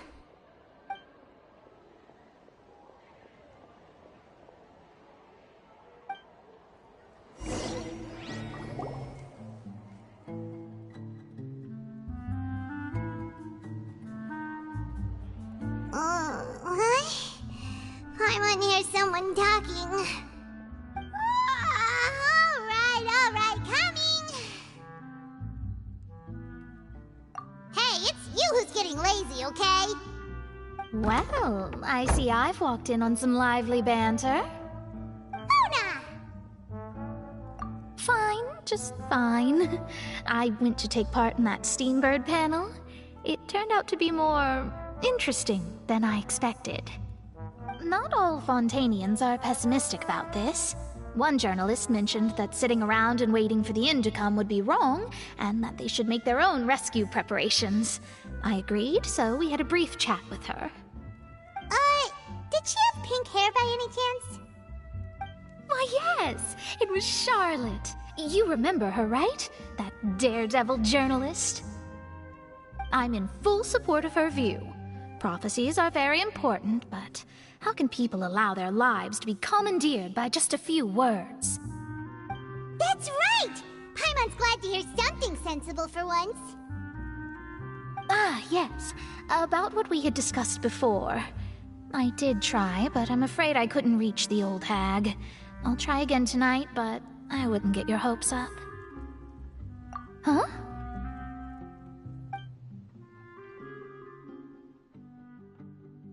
Goodness gracious. Are you serious? She said that even the god's gaze has blind spots. Pretty bold if you ask Paimon. Most people would believe the gods to be all-knowing, right? The Hexen Circle members are certainly anything but ordinary. As for the mage named N, the old hag has mentioned her a few times. She said that N's sense of direction is incredible, and that she loves guiding those who are lost. But I've never met her, and if she were still alive, she'd be... Well, suffice it to say that the hag's at least a few hundred now, and N's been around for longer than that. Whoa. The Hexen Circle sounds like a scary group. But they must really stay in shape to live so long. Their abilities alone are pretty terrifying. If she came to see you personally, then the problem you're facing must truly be of great importance. Well, it's not like Paimon could understand anything she said. Yes, she was quite cryptic, but I suspect she means that there is still a way to turn things around. She didn't say when or what that would be, though, so... Perhaps it is something that you cannot know right now.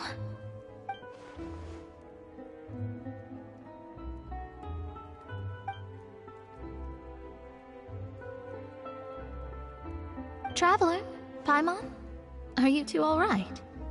Oh, we're fine. We're just a little down right now. It kind of feels like the end is coming, you know? I see. I feel that same sense of desperation, too. I guess you could consider me someone who has often witnessed fate. So far as I have seen, it cannot be swayed. But even so, I still hope for and believe in miracles. Astrology is eternal and rational, but fate may not be. It is cruel, but it can also be beautiful. Perhaps that's what En was trying to tell you. Not to lose heart, and to believe that what you are seeing playing out before you is not yet set in stone. I did originally think of steering clear of all this, but I couldn't. Even if this is all futile, I still wish to help everyone. If we don't struggle to the last, then how can we face the end when it comes? Huh. You do have a point. There I go, talking about astrological principles again. Sorry about that. The moment I start talking about work-related stuff... I need to get going. It was worth trying to comfort you, even if only a little. I believe that you'll help those who are struggling in the same way I did. I suppose that might be why we always seem to meet by coincidence.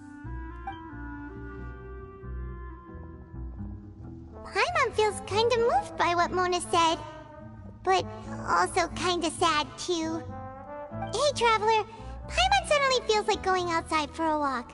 Let's go. Let's walk around the city, shall we? There's a few spots we always like to walk by. If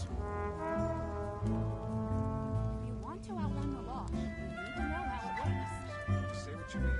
No problem's too big to solve.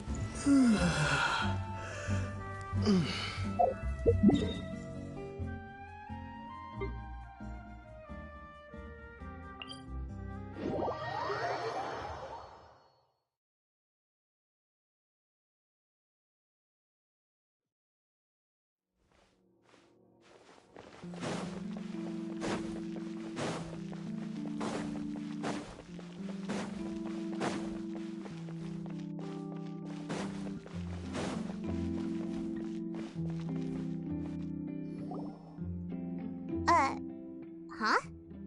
Our names are written in this newspaper. What's going on? Let Paimon see!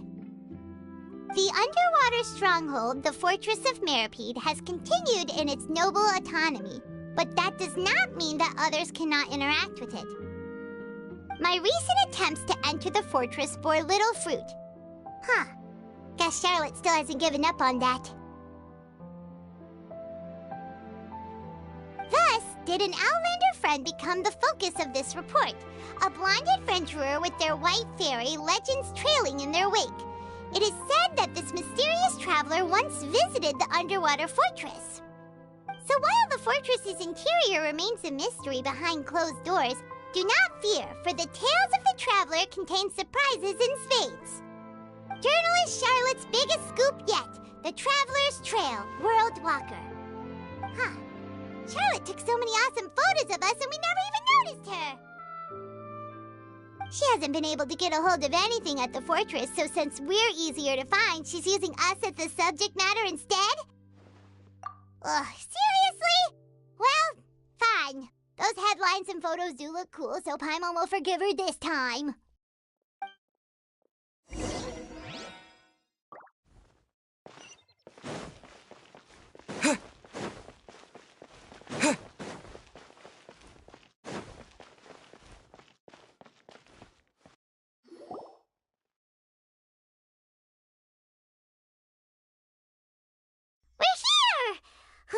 Paimon's hungry.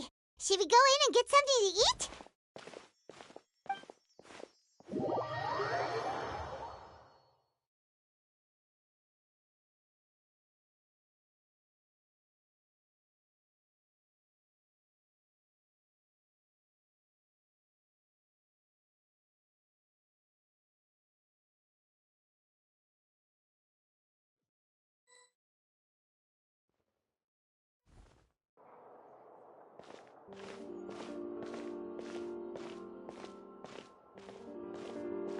Hey, quick! Look! That's the limited edition only 16 slices a day cake! It was so delicious the last time we tried it, despite the tense situation we were in. Let's give it another go. I'm sure it'll be great. 1 slice of cake, please. Someone showed up after all. Oh, wait, you're the one from the Palais Mermonia. Oh, are you here to buy cake too? It seems Monsieur Neuvillette was right. You really can eat. Wait, did he really say something like that? That's right. Even he has his own preferences when it comes to food. As for me, I love the cake and coffee here. Do you come here often? Usually every day. Every day? It's part of my daily schedule, apart from work. I shall have my cake and coffee. Then what if someone told you one day that this place would be closing soon, and you wouldn't get to eat cake here anymore? What would you think? But why would it close? Well, Paimon doesn't know either, but maybe the waters will rise tomorrow. You know, like in the prophecy. Oh, the prophecy. To be honest, I haven't paid much attention to that. No, still, even if there'd be no more cake tomorrow, that wouldn't keep me from having some today. No, it's the same for eating in general. You might not be able to eat tomorrow, but if you can do so today, then you should carry on. That's what people call living, you know. Huh. Don't be sad. Excuse me, could I have 2 more slices of cake to go?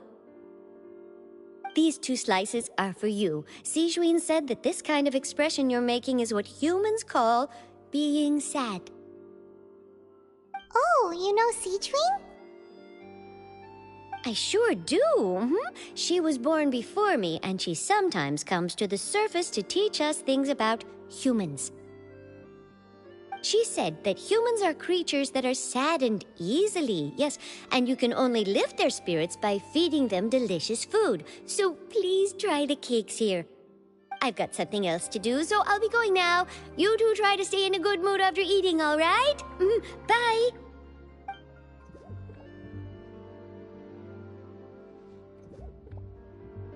And there she goes.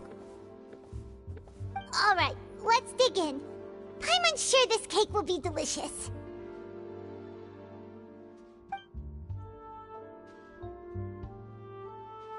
It's more delicious than last time, and the flavor gets even better with a sip of tea. It sure would be nice if we could come again tomorrow. Sure would be nice if we could always eat delicious food here.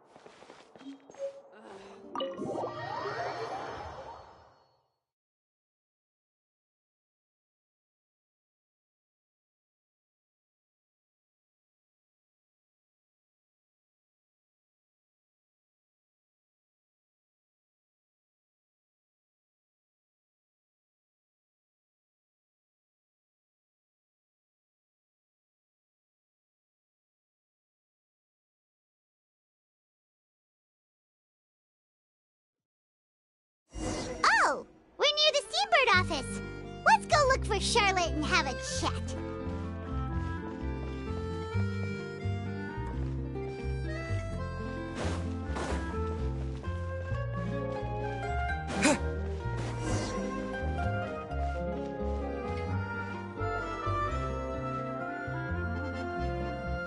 Wow! If it isn't the Traveler and Paimon! Oh, have you seen the article I wrote about you? Ha! You've got some nerve! You just used us to make some quick mora! Oh, you needn't worry about that. I heard that you were in Poisson some time back, so I sent you a letter to discuss just that. It appears you didn't receive it, though. It's all right, though. I've set aside the amount intended for you. I've even set the table with some food. Really? Oh, you're the best! You're almost a little too easy to win over, Paimon. If I were a journalist with ulterior motives, you'd be in trouble now, you know. Oh, Paimon knows you're not like that. Still, what brings you here all of a sudden? Were you looking for me? When Mona mentioned you, we thought of coming to see you at work. I see. It seems you've already bumped into Mona here in Fontaine. So she mentioned me? What did she say? She said that you're a real daredevil of a journalist. Nice. In which case, can this daredevil journalist dare to request an exclusive interview with the legendary Traveler and Paimon? Huh? So your article in the paper today doesn't count? Oh, of course it doesn't. That was more like live photography. What I'd like to do is dive deeper and ask you to talk about the things you've seen and experienced. Yeah, are we even qualified enough? Why not? If I say you're worth an interview, then you're worth it. But not right now, of course. I'll need a few days to prepare. Oh, in that case, we'll just chat when you have the time then? Oh, so that's a yes? Ooh, splendid! I'll tell the editor-in-chief immediately. I'll have to apply for lighting, a venue, some props, and... Whew, so much to get done now. Talk to you later. Wait, Charlotte, Paimon's still got a question for you. And what's that? If, just for example, Fontaine were to be flooded tomorrow, what would you do today? Huh, that's the prophecy you're talking about, isn't it? I mean, I do hear about it often, but I've never once thought that the day could be tomorrow. If you're seriously asking, then I might try and think of a way to leave Fontaine. Oh, but I'm still a journalist first and foremost. That means I have a duty to be reporting from the scene. And secondly, I wouldn't forsake my homeland that easily. From what I've seen, most people don't know what they'd do should the worst come to pass. In truth, it might be better just to behave like normal rather than worry over such an end. So in all likelihood, I'd probably still be prepping at the office for that interview of ours. I know what you're thinking. That sounds a bit sad, but I've always believed that it's best to do what you enjoy. Just think about it. If this nation really were to be suddenly destroyed tomorrow, but I still successfully finish an exclusive interview with a truly unique person, then the story I would wind up writing would truly be timeless. And then do you know what I'd do? Well, I'd write that story, send it for printing, and use messenger pigeons to get copies out to the various nations as soon as possible. I'm not a dreamer, nor am I a workaholic, but I do love my job, and I'd be proud of leaving such an article behind. I guess you could say that I was born to be a journalist. But anyway, that's my answer. And on that note, I'll get back to my preparations. That's so nice. All of a sudden, Paimon actually kinda envies her. Anyway, let's go and take a look at the sea, shall we?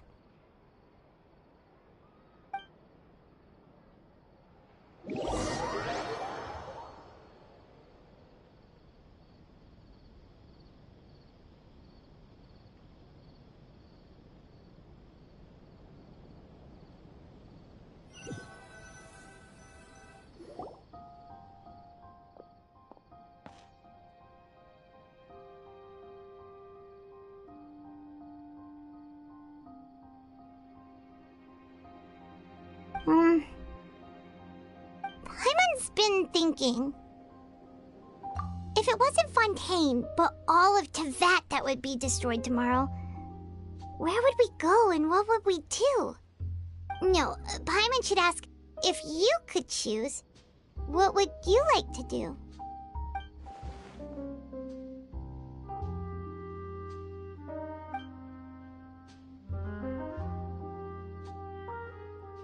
We've always been moving to the next destination, so we haven't spent much time thinking about these kinds of things.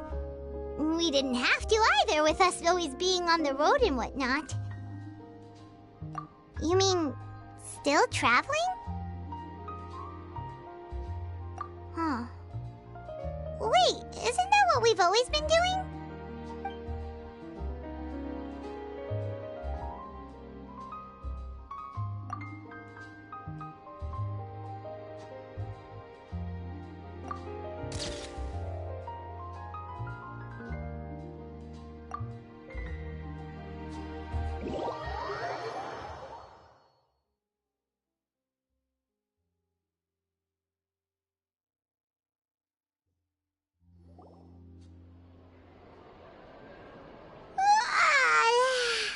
Feels like you'll grow mold if you stay here long enough.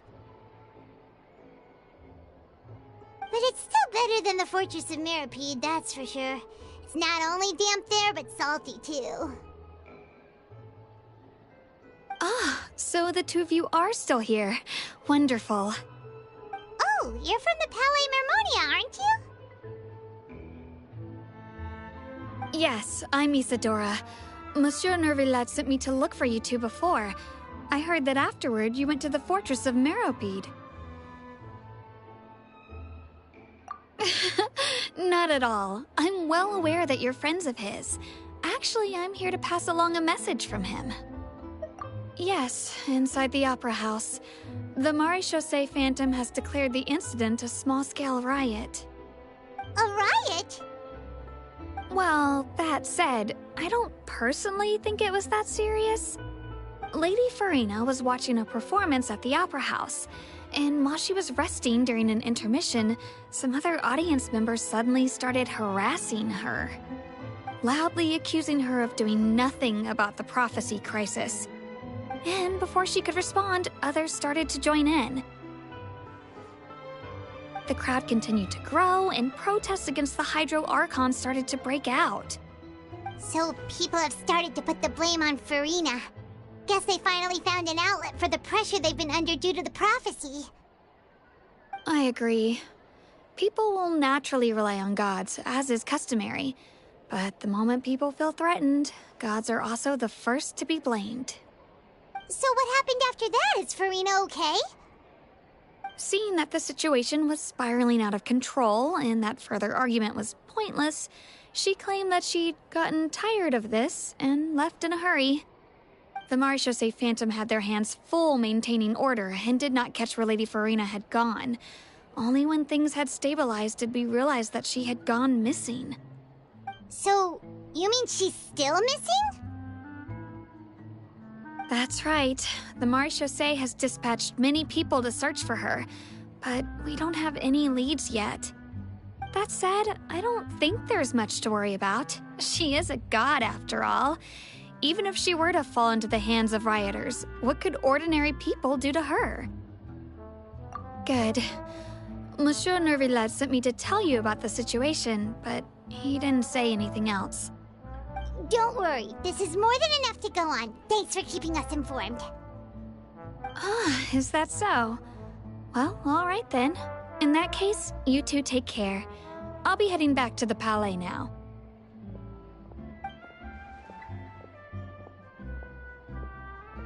Well, sounds like we should hurry over to Poisson then. If we know Farina, she won't try to fix things in this situation. Instead, she'll look for a place to wait out the heat. And, as we also know, she may be loud and dramatic, but she doesn't have a heart of stone. When Nervillet was talking to her in the Palais Mermonia, and she heard about Poisson, she couldn't hide her sadness and remorse. It would be hard for her to ignore being accused by the public today. Paimon thinks Farina's probably taken the opportunity to slip away to Poisson and try to relieve the sense of guilt that she's feeling. Huh. Well, what do you think? Paimon knows the answer, of course, but Paimon can do the analysis to back it up, too. Cool, huh? In that case, there's not a moment to lose. Poisson, here we come!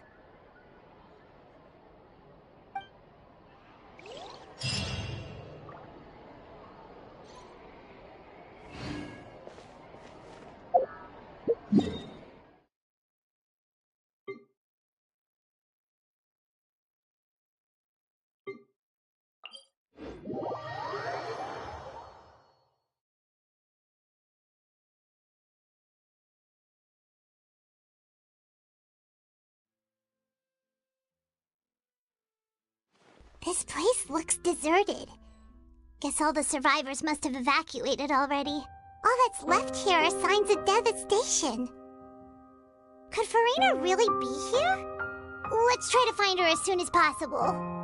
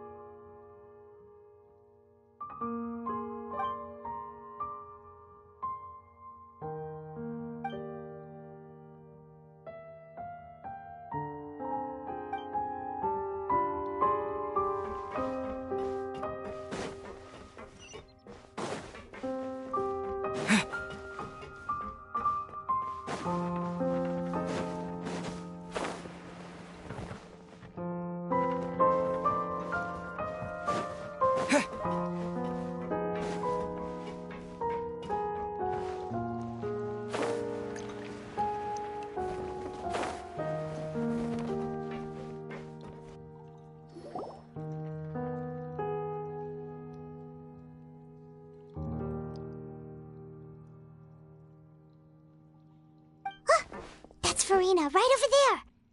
She really is here all on her own.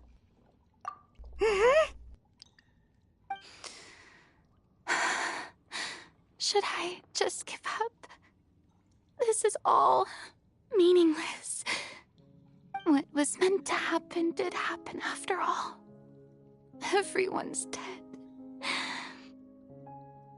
I'm sorry. I am so sorry.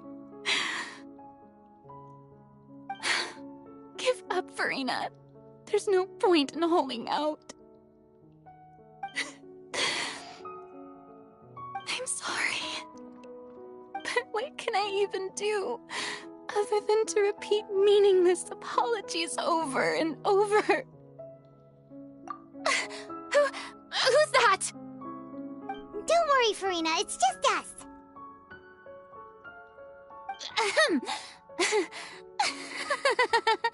So it is you, blonde traveler from another land. Why, I almost thought you were someone from that mob of my ignorant subjects, come to kneel and beg for my forgiveness. Farina, you were crying just now, weren't you?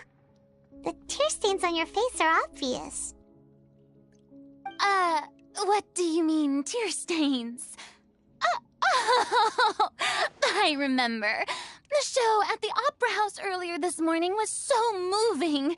I'm still trying to process it.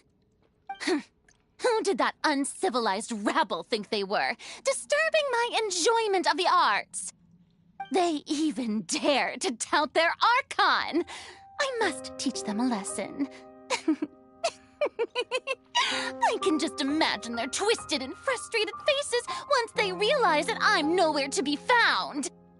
Oh, and I'm sure Nouvellette and those people from the Maréchaussée Phantom are freaking out right next to them, too.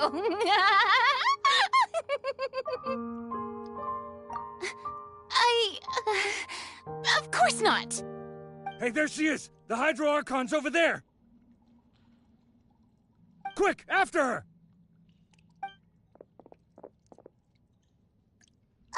Farina, those people seem to be after you. They are? They're just some rabid fans who want to cut the line because they haven't been able to meet me in person, aren't they? That's against the rules. I can't let them get their way. Farina just ran off! Quick, we have to catch up with her!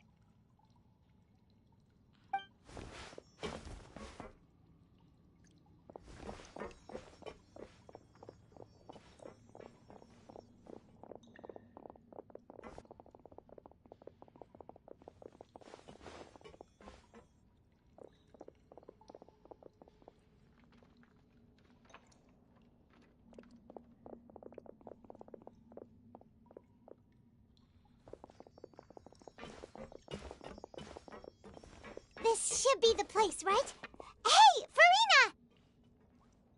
There's a good hiding spot over here. Quick, come to Paimon before the rest of them catch up to you. What is this place? Hurry, they're almost here! Fine. I suppose haste is warranted. Lead the way.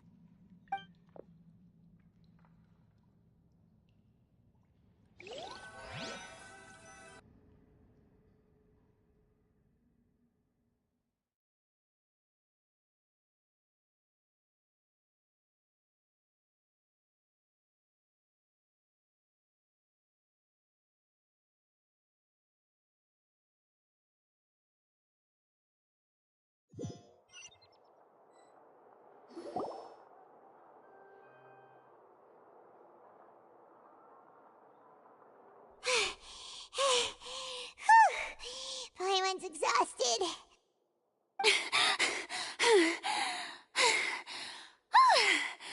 I'm so tired. I totally thought they had caught me. No, I merely gave in to the sheer enthusiasm they displayed. You're right. Yep, that's a good girl.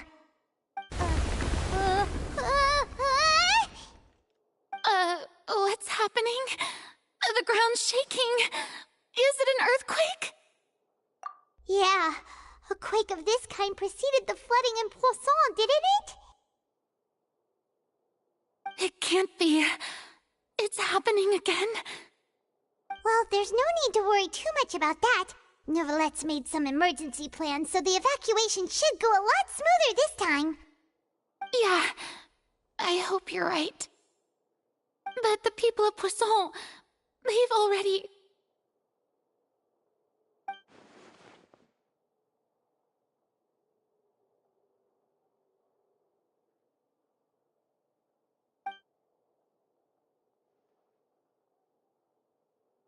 It's true. I've been investigating the prophecy for hundreds of years. I once had informants all over Tevat, searching for clues and feeding information back to me. I've tried all kinds of ways, too, to hold back the sea. Anything to keep the coastline from advancing. But all my efforts proved to be futile in the end.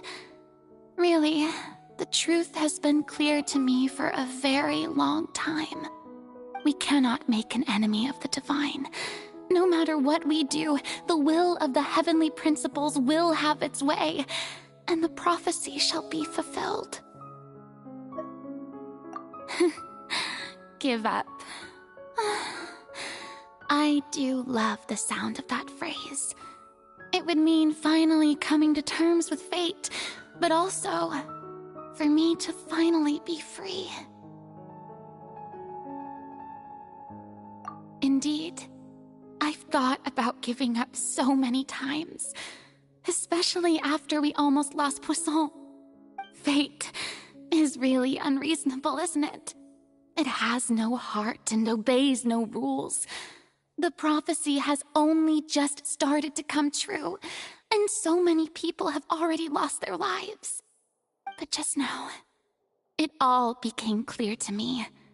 I still don't have the right to come to terms with fate on behalf of everyone else.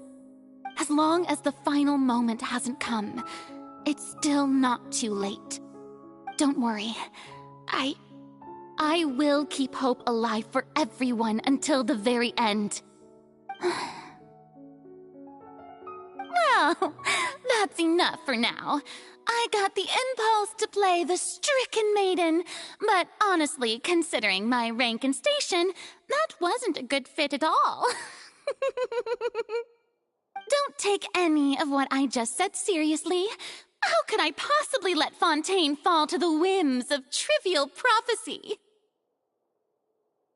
Come on! Paimon could have sworn you were actually being honest just now.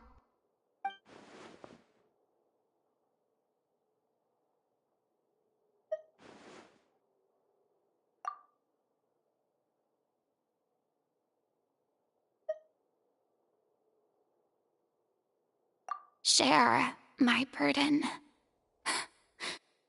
That's impossible. It was fated right from the start that this would be my duty alone.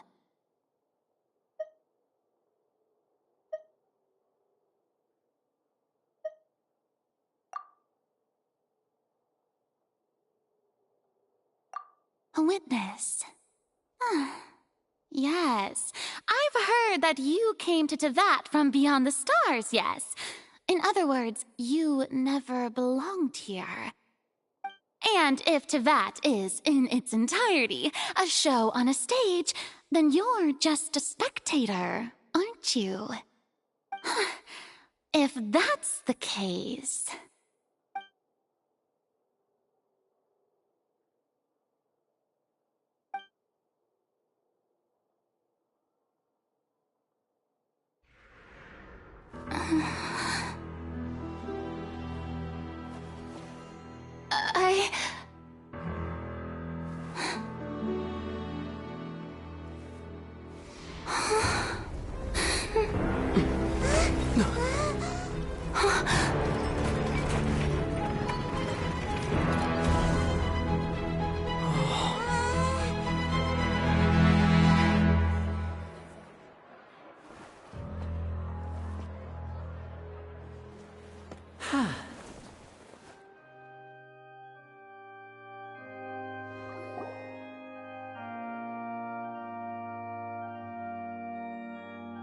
Ladies and gentlemen, this concludes my opening performance.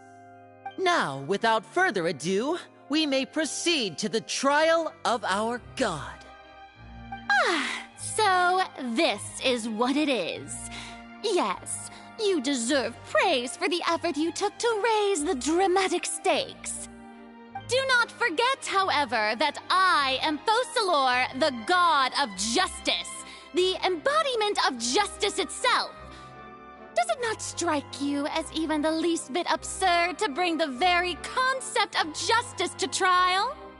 May I interpret these words as your refusal to stand trial? In that case, you will have the opportunity to defend your honor through a duel. You would draw your blade against a god?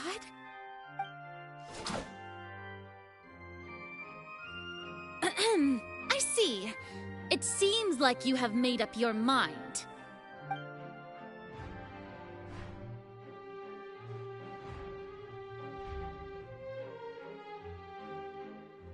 Paimon can't believe it. She just surrendered.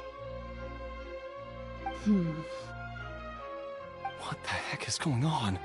Did I just see an Archon surrender to a human? Wow, how utterly humiliating. Lady Farina, what is the meaning of this? Shh! It would seem that there has been a misunderstanding. To be clear, the raising of both hands is not always an indication of surrender. Looking for excuses again, huh? I raised my hands just now to indicate my acceptance of the trial. No duel shall be necessary. I will admit that I've been running away for a long time. I'm sorry, everyone. I was unable to protect the people of Poisson. It is my duty to stand trial for my crimes. You are not the only ones to be disappointed in me. I, too, am exceedingly disappointed in myself. But now, it is time for the Hydro Archon to show you her courage and resolve. I, Farina, will use this trial to show the world the true meaning of justice! This time, I will protect you. Applaud and rejoice. One of the most outrageous and fantastical arcs known to the opera epiclese is now unfolding before your eyes. Mark my words, this shall be one of the most exhilarating and brilliant shows ever to grace the stage of Fontaine. The trial of the Hydro Archon, Focalor, will now begin! Woohoo! Oh, now we're making history! Why does it feel like Farina just took over the whole thing? Like, come on! Didn't she just get forced to stand trial for her crimes? Also, even though she's still acting super dramatic, she is taking this seriously this time, right? All right, then. Who will be my opponent in this trial? The court asks the prosecutor to please take the stand.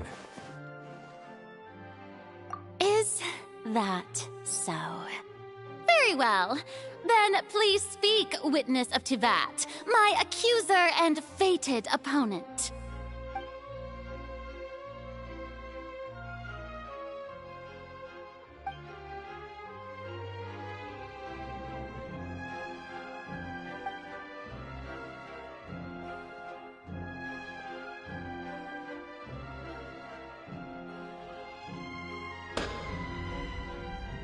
Also, please allow me to ask, as a final question before the trial begins. Just how much work did you do to force me onto this stage? Well, we did do a lot of prep after the meeting that day.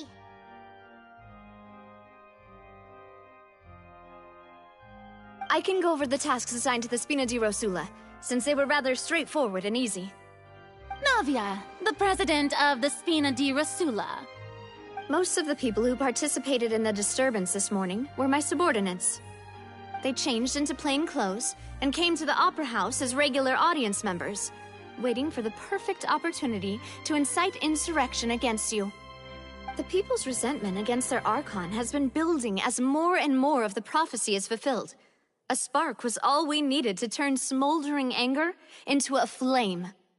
Moreover, according to our understanding and analysis of you, when something like that occurred, you would likely flee the scene and head to Poisson by yourself. So, we arranged for a second group to lie in wait there. So, you mean... the ones who scoured the settlement for me were also from the Spina? And their goal was to force you to step into the giant magic box so you may personally participate in the greatest magic performance in all of Fontanian history. That's right. That house was a magic box, rather than someone's residence. As the super ultimate version of the setup that I used when I first performed at the Opera Epiclese, the volume of the box was increased by a whole order of magnitude, and the distance it traversed was the entire gap between Poisson and Areneas.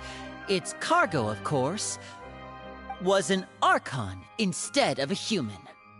My thanks, Farina.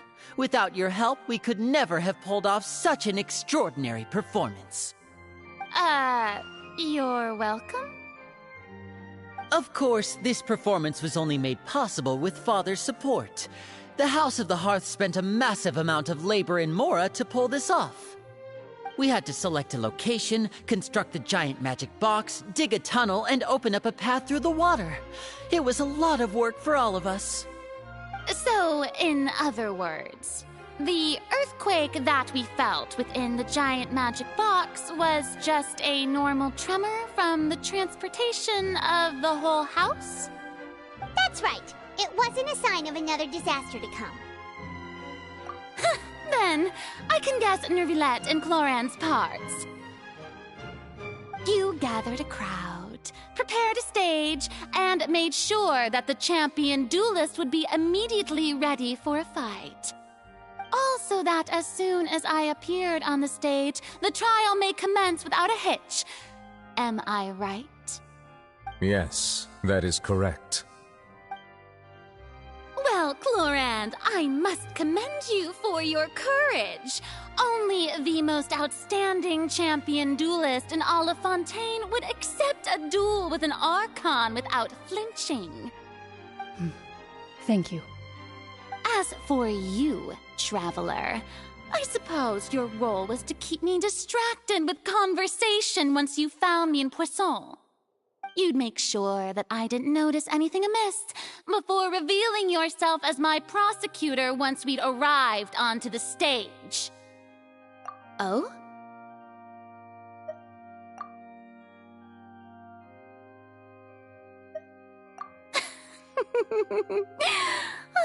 Is that so? Then I suppose I must have missed my final chance. It's fine. It matters not. What's done is done. The stage is already set, so there's no reason to disappoint the audience. Let's see this trial through to the very end.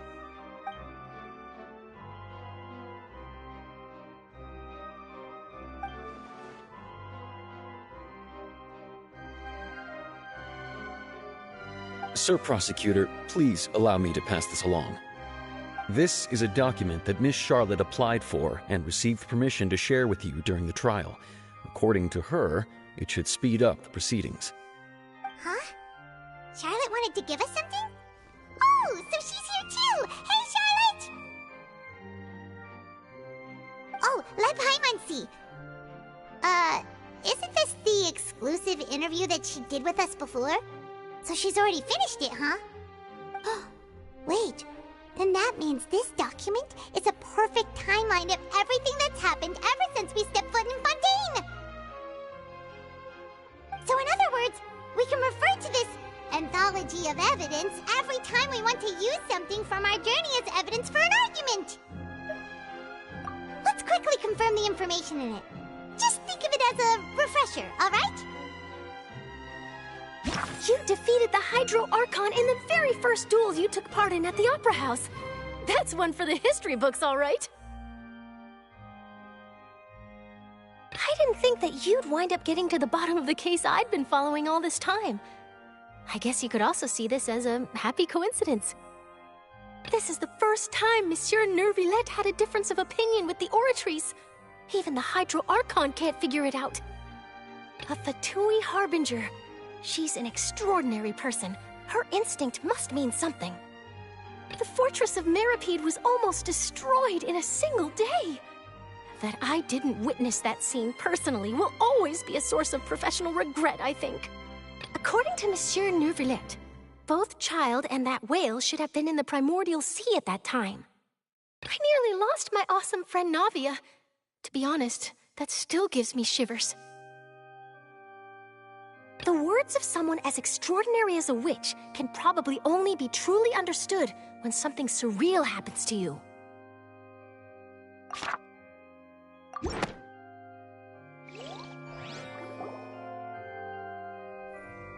The prosecution and the defense are both in position. The trial shall now begin. Oh, come on, Neuvillette. There's no need to repeat all the unimportant legalese. Just fast forward to the part where the prosecution lays out my offenses. As the defendant and the lead actress of this performance, I still haven't even been informed of my supposed guilt in all of this. Of course, it is only natural for humans to struggle to understand the actions of a god. However, you will need more than that to convict me of a crime. That's true, but my charge here is unrelated to your conduct as an Archon.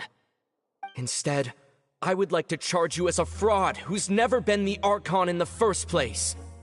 Wait, what was that? Lady Farina's a fraud?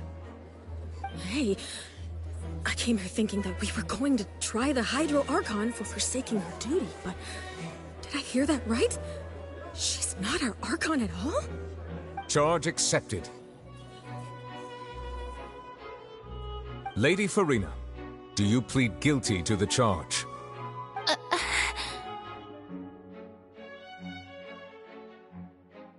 Lady Farina. I plead not guilty. How can I be guilty? There is no way that I, Fauchelor, otherwise known as Farina de Fontaine, a member of the Seven and the Regina of all waters, kindreds, peoples, and laws of Fontaine, could be anything other than your true Archon. Yeah, even though Lady Farina can be rather eccentric, isn't it going too far to doubt her very identity? Yeah, I've never questioned her identity either.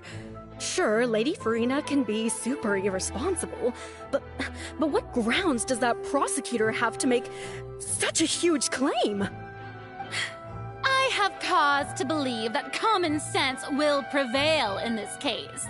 Many of the members of the audience have known me as the Hydro Archon ever since they were born. There would be no fooling their memory. See? Even the Oratrice has decided to show me its favor. Are you sure you want to commit to a charge that will never be upheld? If you wish to drop the case, I can promise you as the God of Justice that you will not have to face trial for making a false accusation. We will treat everything that's happened as a dramatic spectacle and move on with our lives. What do you say to that? Huh. An argument with near impossible odds, huh? You have to not only refute Farina's claims, but also overturn the long-held beliefs of the people. Well, I tried to give you the chance to surrender. If you must persist, then let me ask. If you believe I'm not the Archon, then what manner of being do you think I am? And if I was not the Archon, then how did I manage to live for over 500 years?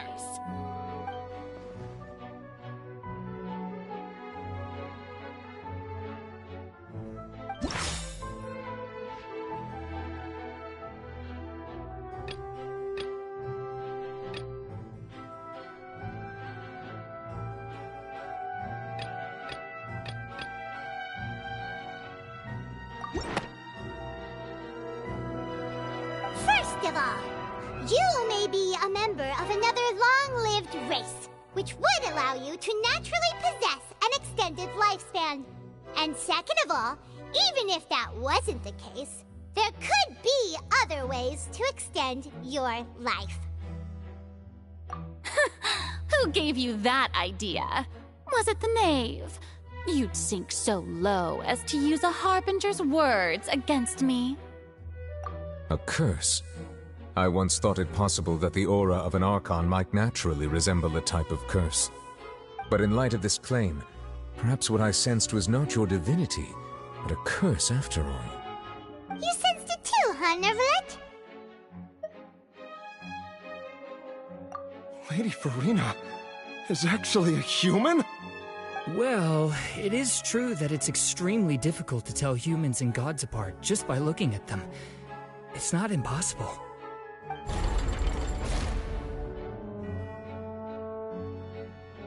Well, don't start celebrating too early now. Even if I have been carrying a curse like you said, how does that prove that I am merely a human being? Besides, everyone knows that the main difference between a human and a god is the possession of authority. Gods can do what humans cannot. That's why they're worshipped as gods. For centuries, manifestations of my authority have served the nation of Fontaine. One need only to turn their eyes towards the Oratrice Mécanique d'Analyse Cardinal in this very opera house, or consider the indemnitium that is used in every aspect of life.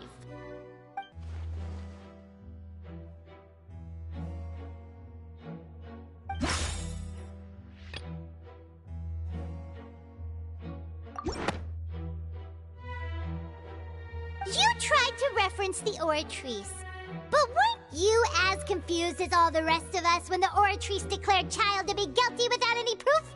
Otherwise, you should have come up with a good explanation for that by now. Didn't I make myself clear at the time? The decisions of the gods are naturally difficult for humans to comprehend. There is no need to provide an explanation. Lady Farina, I believe a reminder of your current circumstances is in order. While the court is in session, the principles of justice and the law must come before all else. While you are an Archon, you are also first and foremost the defendant in this trial. You will prove yourself unable to defend against the prosecution's charges if you continue to withhold vital information against the rules of the court. I never thought you'd use that kind of rhetoric against me. That was no trick of rhetoric, Lady Farina. I've merely reiterated the rules of the court. Rules that all should respect and follow. So, you neither knew why Child was declared guilty, nor did you understand the structure and operations of the Oratrice. Instead of having been created by you, the manifestations of authority you mentioned have been made by the real Hydro Archon, haven't they? The real Hydro Archon? Well, now you're really losing me. It is true that I did not know why the Oratrice gave out a guilty verdict that day.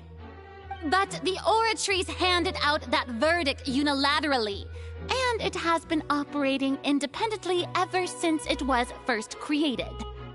You can't argue that just because a divine creation is flawed, that the god behind it must also be no god at all. She's still throwing out all kinds of excuses. Seems like she's confident that we won't be able to produce proof that she has no power over the Oratrice. My power as an Archon. There are many ordinary citizens in the audience. How can I just carelessly demonstrate the formidable power of an Archon? If that poses a concern, I'm prepared to extend my protection to the audience. You don't need to go that far.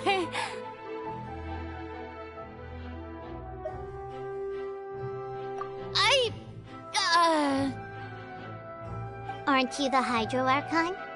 Or is it that you can't even wield the power of Hydro, much less the authority of a god? Indemnity! Yes! It's all because of indemnitium! All Archons derive their power from the faith of the people, and I've converted the people's faith in justice into indemnitium! Thus did I give up all of my divine power to provide everyone with energy for their daily lives. Have you ever seen a more magnanimous god? Isn't that a huge stretch? Yeah, no matter how generous an Archon can be, how could they give up all their power? Can a god with no power even still be called a god? It seems like nobody's buying Furina's excuse. Hey, come now, everyone. Please don't stare at me as if I was a liar. I'm still the same Furina you knew, right? The one that you loved. Shouldn't you want to believe in me? Please? You've got to believe me. If what the prosecutor said is true, she really has committed a grave offense. Did she deceive all of us? And all of our parents and grandparents too? And all of our ancestors? Ever since they were born? Enough! That's enough. Tell me then, if I'm not the real Hydro Archon, then who is? If you have no evidence of another Hydro Archon's existence, nor can you find anyone who can back up their claim to be such, then what grounds have you to say that I'm not actually the real deal? Wow, she came up with yet another argument. How can we refute her now? Seems like she really doesn't want to give up.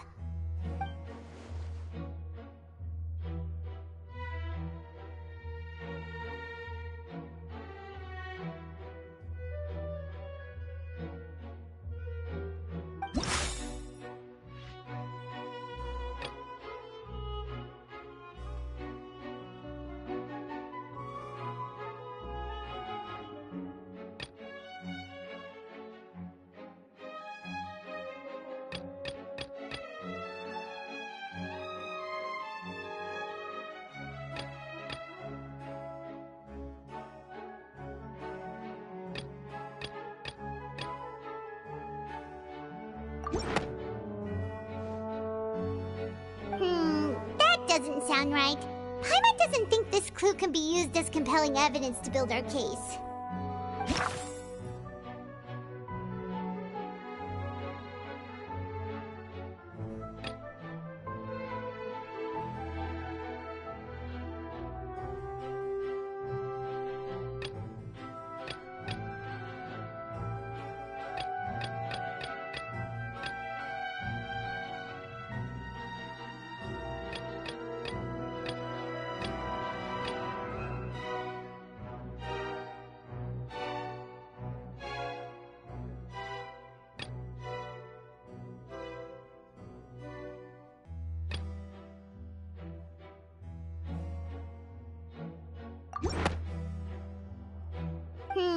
That doesn't sound right.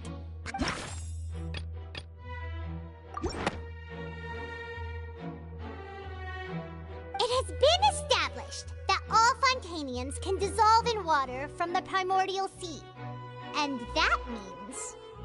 Since you insist on claiming to be a god and not a human, then there's a method that you can use right here and now to eliminate all suspicions of you being the latter. Miss Navia, please apply to serve as a temporary attorney for the prosecution before addressing the court. Though you act in partnership with the prosecutor, you must still adhere to proper procedure. Super sorry, Monsieur Chief Justice. I swear this really will be the last time that I'll speak out of turn. Now, I've brought some seawater from Poisson.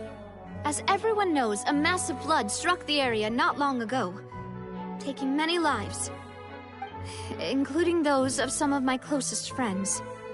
So, Miss Furina, would you dare to touch some of this seawater? If we are to believe that you are indeed the real Hydro Archon, touching this seawater would have no effect on you. All it should do is strengthen your case. But if you don't dare to touch it, then we would have basically proved the reverse. Oh, and I must remind you that after the disaster at Poisson, nobody wants to see any more people dissolve. I do hope you'll act prudently and choose the simpler path of admitting guilt. Navia from the Spina di Rasula. The Spina has governed Poisson for many years. I guess her suggestion is valid. If Lady Farina is indeed just a human, she's probably Fontanian like all the rest of us. Would she really dare to try?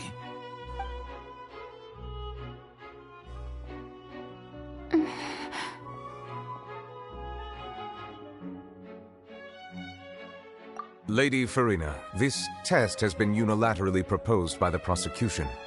As it falls outside the realm of standard court proceedings, you possess the right to decline participation. Well, of course he had to tell her that. But refusing to participate is basically the same as a confession of guilt. She's just staring at the water without saying a single word. It really does seem like she's quite terrified of it. That could only mean... What's going on? Is she really planning to... That's not what we thought she would... Due to the inherent risk of the test, Lady Farina, you may...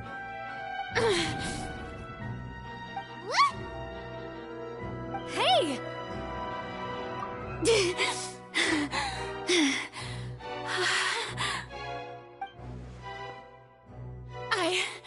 I'm fine! Look at me, everyone! My hand is still here! I haven't been dissolved! Will you believe me now? I really am your Archon! I'm nothing like a normal human who would fall apart as soon as they touch this water! Really, was this not the most obvious thing in the world? Miss Siegewien? If you're present, Miss Siegewien, please come forward and attend to the defendant. Siegewien? Don't be nervous. It'll just take a few seconds. Let me see. That should be enough. Please announce the results of your evaluation to the court, Miss Siegewien. As everyone doubtlessly saw, Miss Farina was displaying symptoms of hyperventilation and flushed skin. These indicate that she was experiencing the adverse effects of exposure to primordial seawater. The extent to which she was affected is the same as other humans when exposed to primordial seawater of a similar concentration. Thank you, Miss Siegewien. Lady Farina, you may return to the defendant's stand. Oh, wait. What did she just say? I didn't get dissolved! Shouldn't that be enough to prove my innocence? Well, considering your tendency to run from your problems, we did originally prepare a direct sample of the seawater around Poisson. However, after extensive discussion, we exchanged it for a sample that is not concentrated enough to dissolve an actual human. After all, on the off chance that something entirely unexpected might occur, we don't want anyone else to lose their life to the sea. Yeah, so out of regard for Farina's life, you secured a low-concentration sample and asked the head nurse to serve as an expert witness. It's a great thing that the direct sample wasn't actually used. Farina could have... I can't believe... You...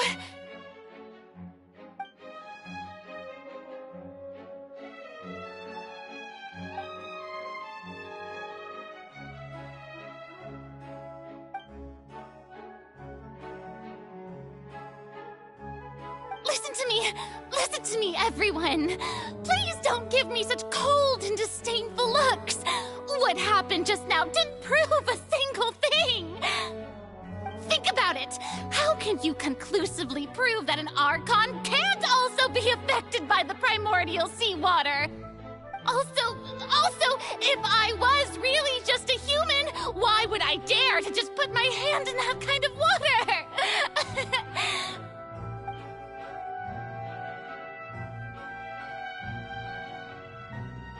Please, anyone, just listen to me!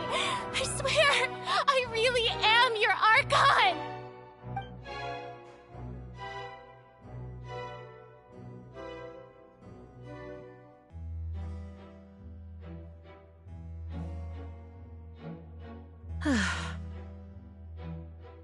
I don't think anything she says at this point will sway anyone. The odds are just too stacked against her now. With all the things that have been said, Paimon doesn't think there's any way left for Furina to win. I believe the time for arguments and presentation of evidence has come to an end. If there are no objections, we will move on to the final judgment.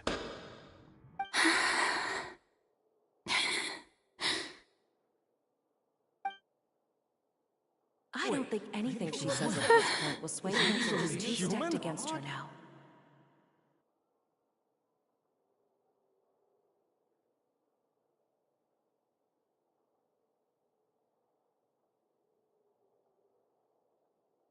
In my capacity as Chief Justice, I shall now render judgment on Furina's misrepresentation of herself as the Archon of Fontaine. As a human who knowingly deceived her fellow citizens, Furina is guilty.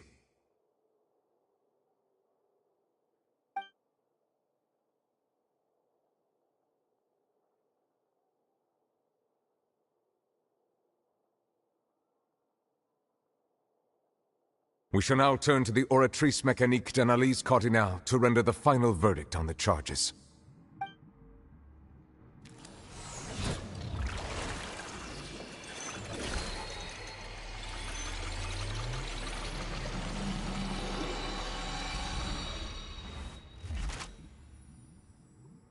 According to the judgment of the oratrice mécanique d'analyse cardinale, Furina is...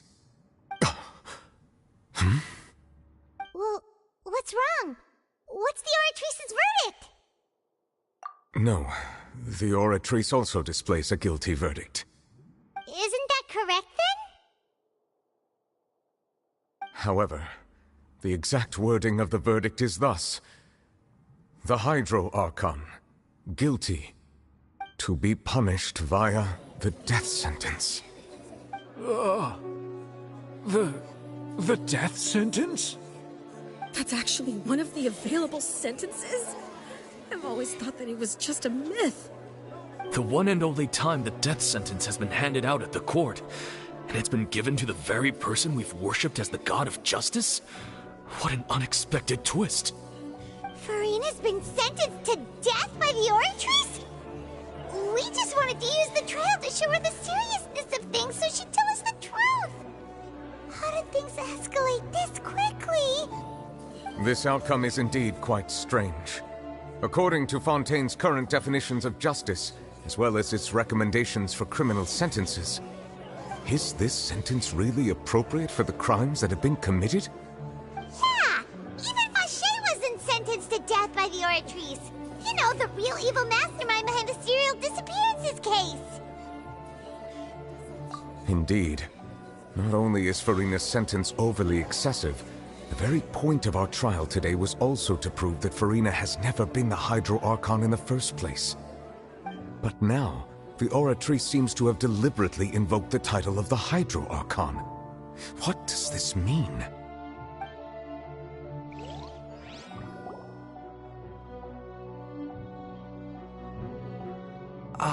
Excuse me, if I may interrupt.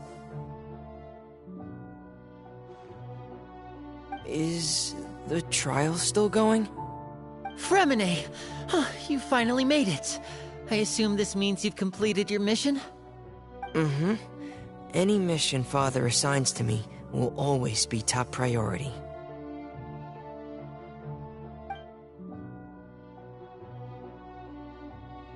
Is that the first prophecy slate? Huh. So the knave privately arranged for Fremine to try and find the missing slate. I looked everywhere and finally found it at the bottom of the sea. It took me a long time to get around some dangerous stretches of water. But has the trial already concluded? Then doesn't that mean I've come too late? Oh no. Father will be disappointed in me. Thank you for your hard work, Mr. Fremine. Please allow me to review the record left on the slate. Traveler, I believe that you have already seen the other existing slates, and would like you to come here and confirm their contents.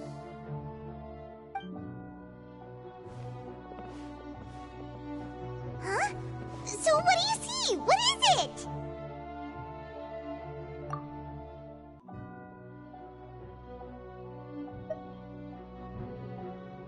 I believe I have now made sense of the Hydro Archon's crime.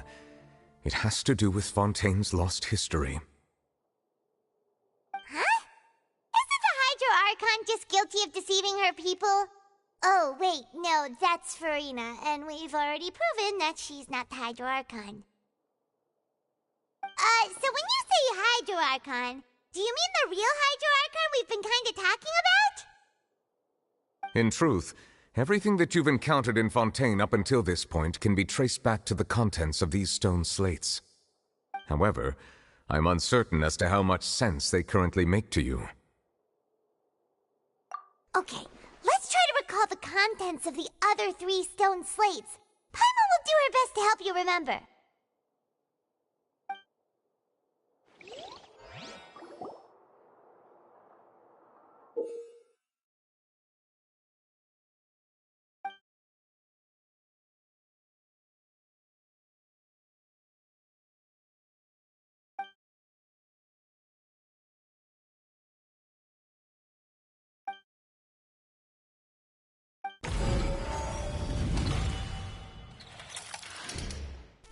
Stone slate describes what you just said.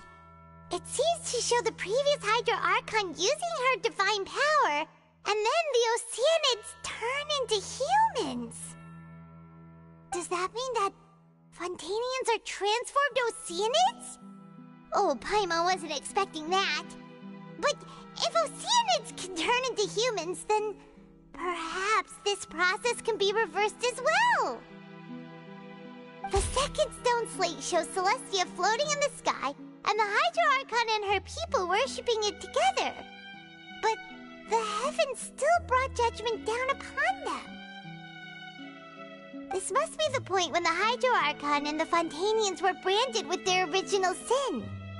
Does this mean that the original sin and the Hydro Archon sin are the same thing?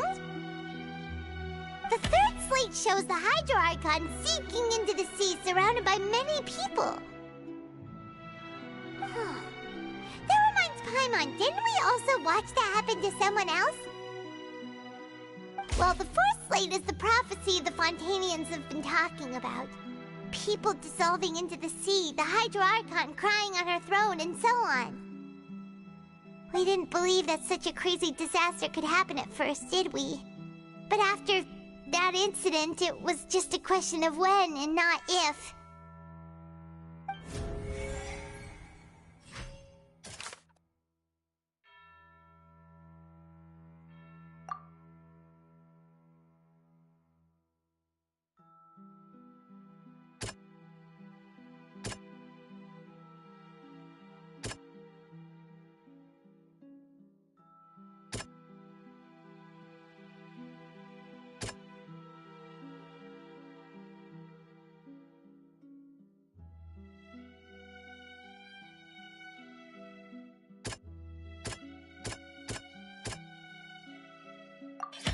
We know from the case of the serial disappearances of young women that Fontainians can be dissolved in primordial seawater.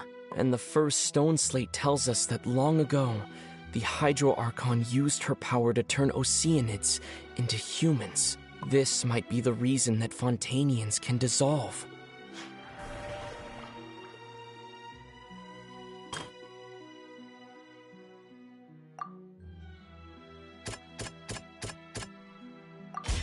Perhaps what is about to take place has all happened before. The true sin of the Hydro Archon that Nervalet mentioned, and the original sin cast down on the people of Fontaine by Celestia, as recorded on the stone slates.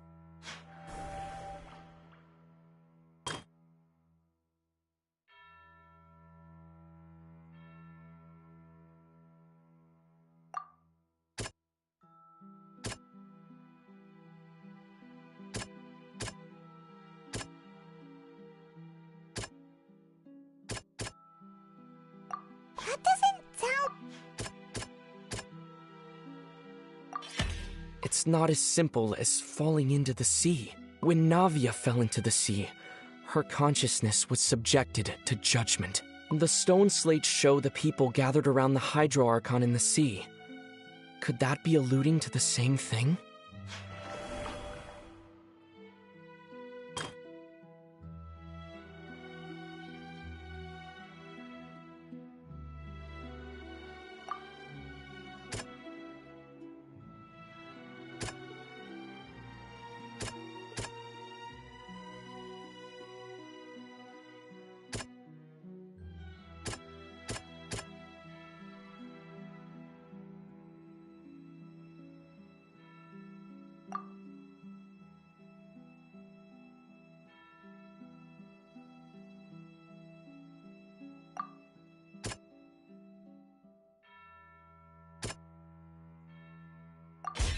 The prophecy from the stone slates found its way into society, but not many people believed it at first. The fortress of Meropide was nearly flooded with primordial seawater, which we know can cause Fontanians to dissolve. It seems increasingly likely that the prophecy may come true. If we hadn't dealt with it in time, things could have gone very badly. They'll dissolve into the primordial sea but won't cease to exist. Their essence will flow in the seawater, converge, and take the form of an oceanid. The Hydro Archon was sentenced to death in court, shocking everyone present. Perhaps this means that her sin was actually Fontaine's original sin. Navia fell into the water inside those ruins, and she nearly dissolved. She was surrounded by the people of Poisson in a court within her consciousness, and was forced to take part in a trial meant to make her stay. The eruption of the primordial sea at the fortress of Meropide was the surest sign that the prophecy was about to come to pass no matter what. The prophecy's contents can all be verified by recent events. If we combine what we know together, loads of truths should come to light.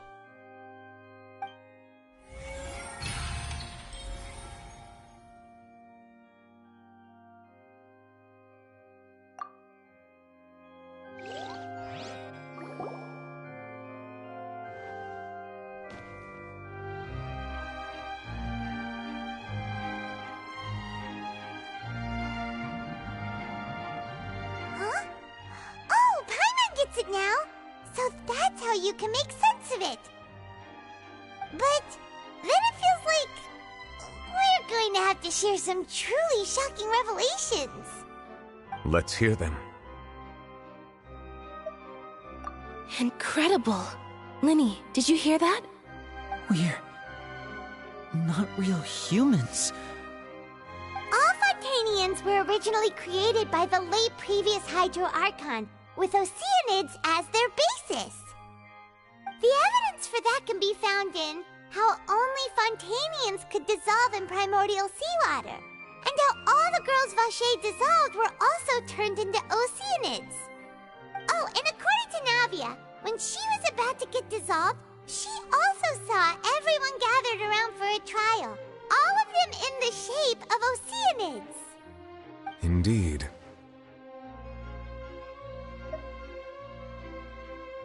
Yeah, and it follows from the content of the first slate that she probably angered Celestia by creating humans without prior permission. That could also explain why the Oratrice judged the Hydro Archon to be guilty. It's to account for that ancient sin. The Hydro Archon's true sin was creating us? And yet, after many hundreds of years, the Hydro Archon's creations have turned around to try to judge the Archon within the Opera Epiclese. The twists of history are often the most unexpected of all. Yeah, isn't the image here just like when Navia fell into the sea? So wouldn't it be trying to show the image of the Hydro Archon also falling into the sea once the prophecy has been fulfilled in the fourth slate?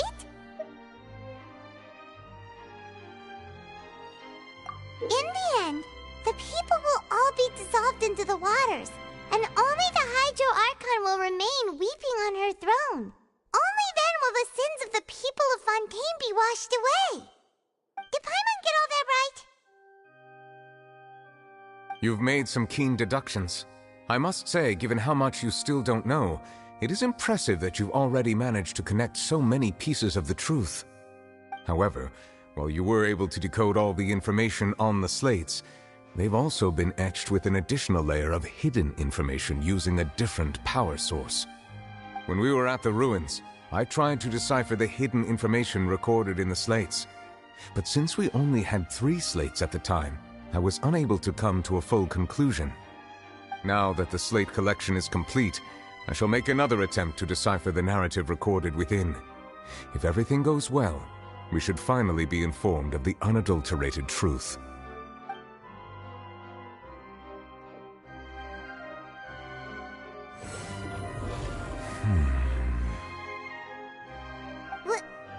Well? Did you get it? I believe I should share this truth not only with you, but with all the people of Fontaine as well. I will try to briefly summarize it for you.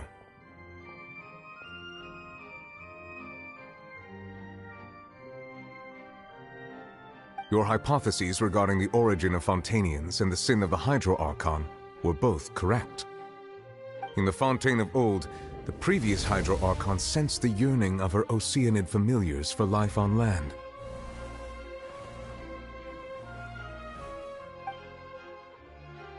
The Oceanids were enamored with the beauty and romanticism of human beings, and wishing to have those experiences for themselves, expressed to the Hydro Archon their desire to become of a similar kind.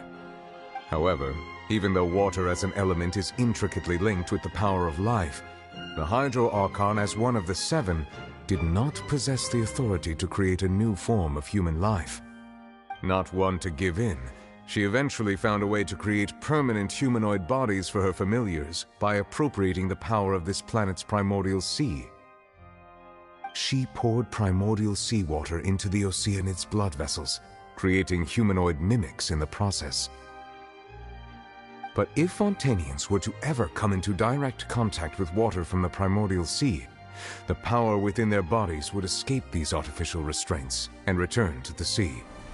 As a result, their forms would collapse, and they would be reverted to their original forms as Oceanids. Of course, the Hydro Archon never received permission from the heavenly principles to create a new human race. And thus, the Hydro Archon and all of her creations came to shoulder the original sin of appropriating the power of the primordial sea. That is the true history of how the people of Fontaine first came into being. So we were all Oceanids before we turned into human beings? That's way too much information for me. I think I'm just going to pretend that I never heard a single thing. Wait, but if that's the truth, we can't let the Hydro Archon be sentenced to death. After all, her only sin was creating us. This really might be too much information for your regular Fontainian, but it does answer a lot of our questions. Alas, your hypothesis regarding the 3rd and 4th stone slates was inaccurate. The slates' respective positions are, in fact, correct. A key point of the visual on the 3rd slate is how all the individuals depicted in the water are humans rather than Oceanids. They have not been dissolved, which implies that the water depicted in this slate is not water from the primordial sea. The nation of Fontaine is the nation of Hydro, as well as the nation of trials and justice. Instead of being the literal element, the water in the scene symbolizes judgment and justice. You may also recall Navia's experience. When she fell into the sea, her consciousness was surrounded by that of many others who intended to hold a trial to determine her fate. Therefore, the meaning of the 3rd slate is that the people of Fontaine shall try the Hydro Archon at the court of justice. Yes, it refers to our present situation. I think I'm following now. So, what you're saying is, even though we decided to put on this trial to avoid fulfilling the prophecy, in truth, everything we've done has happened exactly as the prophecy foretold. So now, it seems, we're the ones making sure it comes true. What should we do? Huh. No matter what, the prophecy will be fulfilled. Is this what it feels like to be a prisoner of fate? If that's the case, does that mean the scene in the fourth slate will also be fulfilled soon? Traveler, I would like to point out another small fallacy in your deductions. About the fourth slate, you probably thought that the eruption of primordial seawater beneath the fortress of Meripede served as the surest sign that the prophecy was about to come to pass, yes? However, I believe that rather than being a sure sign, that eruption could in fact only be a small warning of something far worse to come. As for the root cause of the catastrophe, I believe you've already encountered it once before.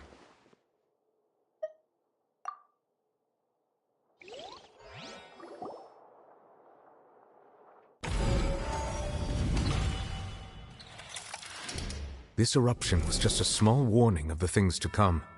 We must find the root cause of the disaster.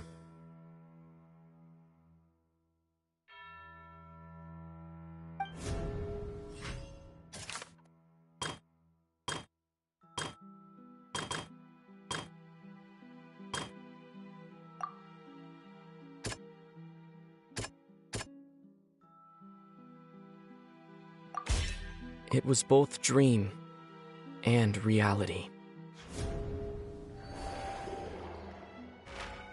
If we're talking about a true culprit, that could only be that thing inside the primordial sea, right? The truth, the original sin, the trial, and the root cause of the disaster.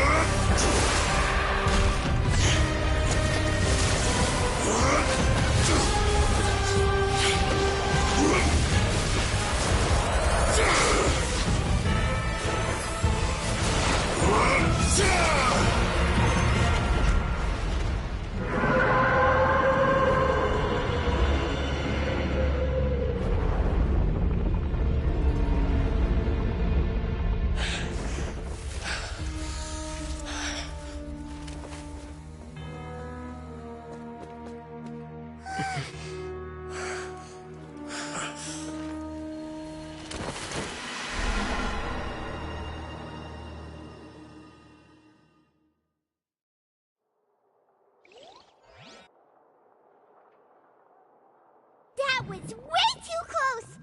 How did that thing just burst into the Opera House?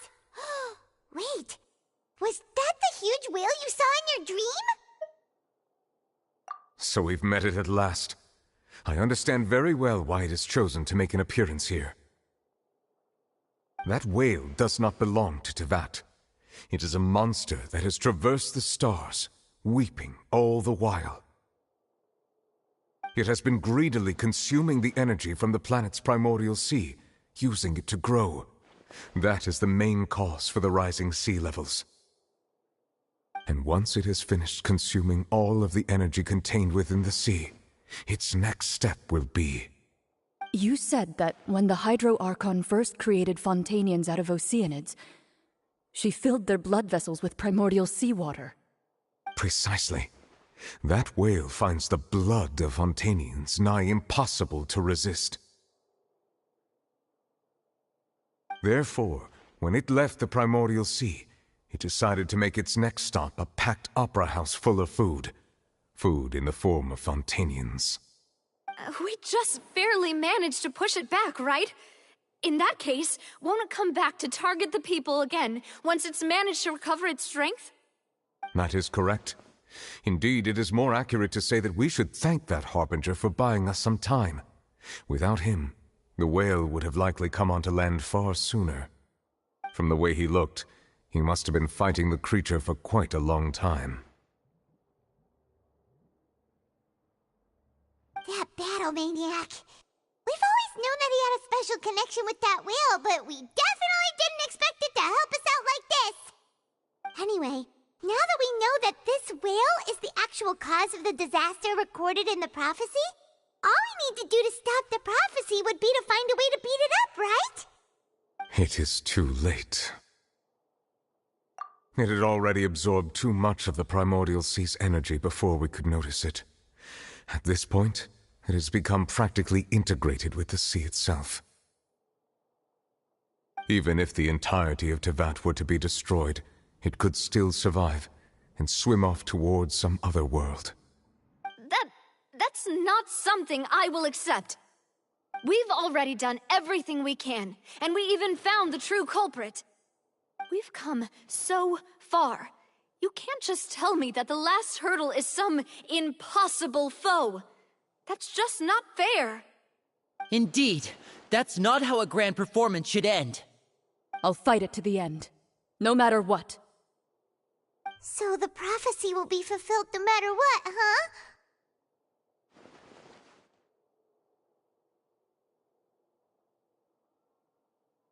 The prophecy.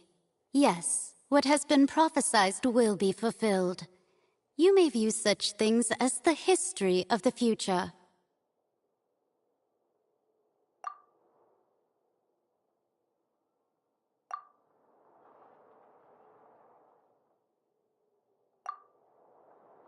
Just as prophecies are usually only the future as seen from the perspectives of the gods, could things be happening in hidden corners where the god's gaze does not fall? Ultimately, fate shall serve as your only guide, no matter what will happen in Tevat's future.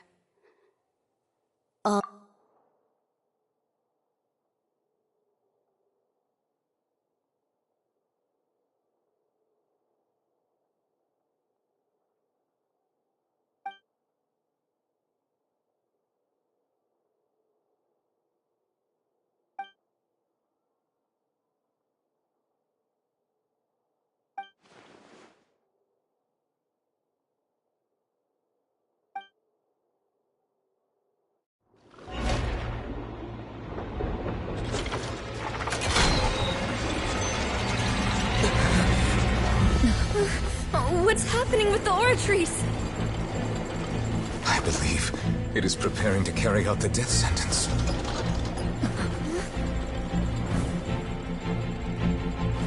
Farina!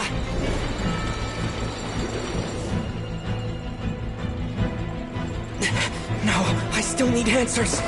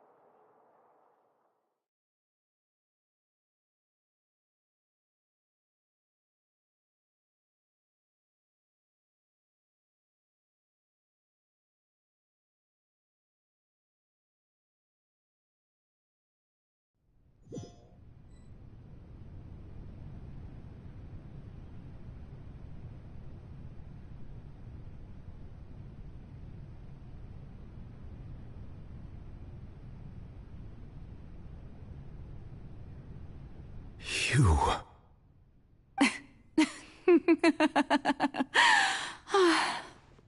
Sorry. That shocked expression on your face is just too amusing. I couldn't help myself. You are not Farina. Who are you? Ah, the sweet sound of bewilderment. Marvelous. A sure sign that my attempt to deceive everyone was a resounding success. But to answer your question, I am Focalor. You know, the god. Focalor? Why did you deceive us? Oh, that wasn't my goal, of course. Goodness, no. But I had to fool everyone else too, if I was to stand any chance of deceiving the heavenly principles. Deceiving the heavenly principles? It's all because of that pernicious prophecy. Dreadful, wasn't it? Everyone doomed to dissolve. Fontaine condemned to be flooded. One was not amused. In fact, one was positively bemused when that problem was thrust upon me by my dearest predecessor. That's the former Hydro Archon Egeria for the uninitiated. It hardly gets more disastrous than a preordained national catastrophe, now does it? She knew full well that the prophecy would surely come to pass. And as one of the seven, she also knew full well that one defies the heavenly principles at one's peril.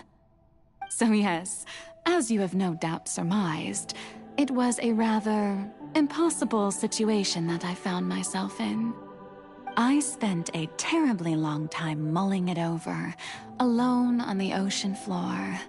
And I was almost growing barnacles by the time I finally realized there was only one possible solution to this confounding conundrum. I had to outwit the heavenly principles, allow the prophecy to be fulfilled, ostensibly at least, while saving everyone at the same time. I'm a genius, I know. I can only assume that's why Egeria chose me as her successor. Although, looking back now, it was hardly the inheritance one dreams of. Between the task of saving the nation, the quotidian duties of the Hydro Archon, and not to mention the original sin of creating a new race of humans, I dare say she left me quite a colossal mess to clean up. But one can only play the hand one is dealt. I did not choose this, any more than I chose to be one of her Oceanid familiars. So you were also once one of the Oceanids, transformed into a human by Egeria's hand? Yes, I was. I always dreamed of becoming human. And I still do, even now. In my eyes, to be human is to be part of the greatest opera ever known. After becoming a god, I separated my divinity from my body and spirit, leaving behind only a self that was as naive and bewildered as my past self on her first day as a human being. The me you see before you now is that divinity. And the human counterpart I left behind, I named Farina. She could feel joy, sorrow, and everything in between. She could be as vain and conceited, or as meek and vulnerable as she wished. Her strengths were of a kind only a human could possess, as were her shortcomings. But in my eyes, Farina's humanity was what made her perfect. She was perfectly human in every way. The person I always wanted to be. Anyway, so then I cursed her. All part of the plan, of course. The plan to deceive the heavenly principles. Do you still remember the final scene of the prophecy? The Hydra Archon alone, weeping on her throne. In order that the prophecy might appear fulfilled, I invited Farina to be an actress, to play the part of the Hydro Archon in the prophecy. Under the curse I placed on her, So long as I, Focalor's divinity, continued to exist, she could not die. But nor was she free to live her life in the pursuit of happiness. Instead, she was forced to take the stage in the opera house, to embrace the role of leading lady, to forever play the part of the god from the prophecy, all to create a deceitful appearance of that prophecy coming to pass. I suppose now you probably understand why your court is called the Opera Epiclese. But Farina is only human, isn't she? Even though she has had a long life, her mind is no stronger than that of any other ordinary human being. I cannot begin to fathom what she has had to endure. It must have been torture for her. It has indeed. And although she is, in a sense, me in human form, I most definitely owe her an apology for it. It's been 500 years. And all along, she's been playing her part in the most unimaginably long, unbearably lonely, and agonizingly painful opera of all time.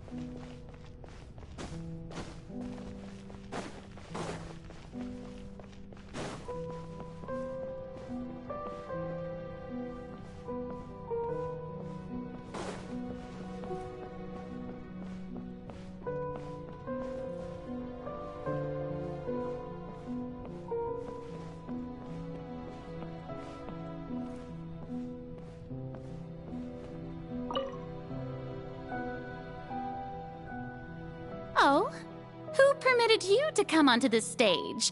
Now, I understand your admiration for my august self, but I must ask you to keep to the rules. All right. It is not my intent to reprimand you. There is no need to state your name. Just be off with you. Do not distract me from my performance. Oh, do not jest. Can you not feel it? I am Focalor. The eyes of countless Fontanians are upon me. I must, at all times, display the utmost elegance and nobility.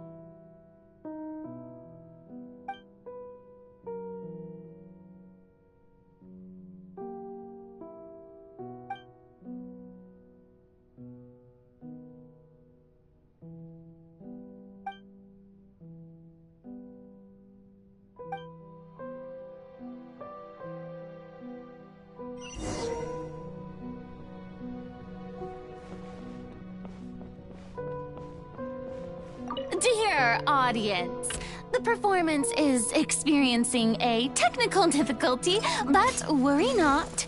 The guards shall resolve it soon enough.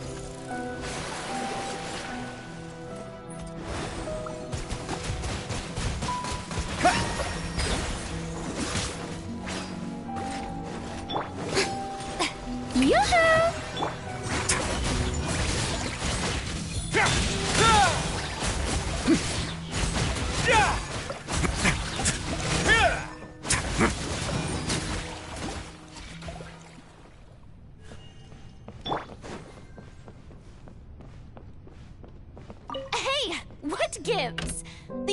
audience is still watching me, you know.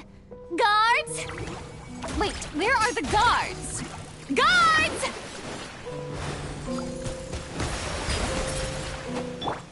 Our bond is strong. A moment, please.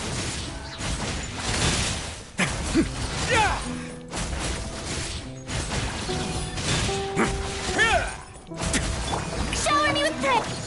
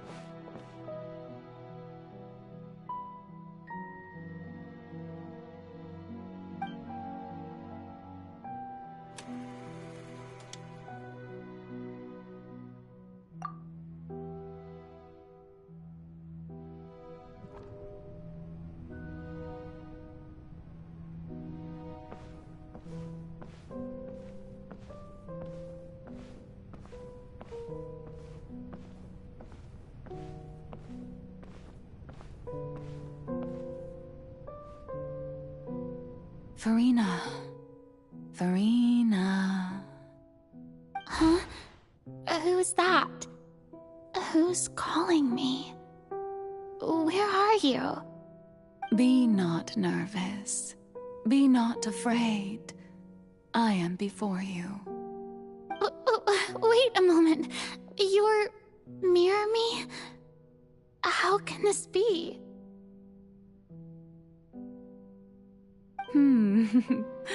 Mirror you, huh?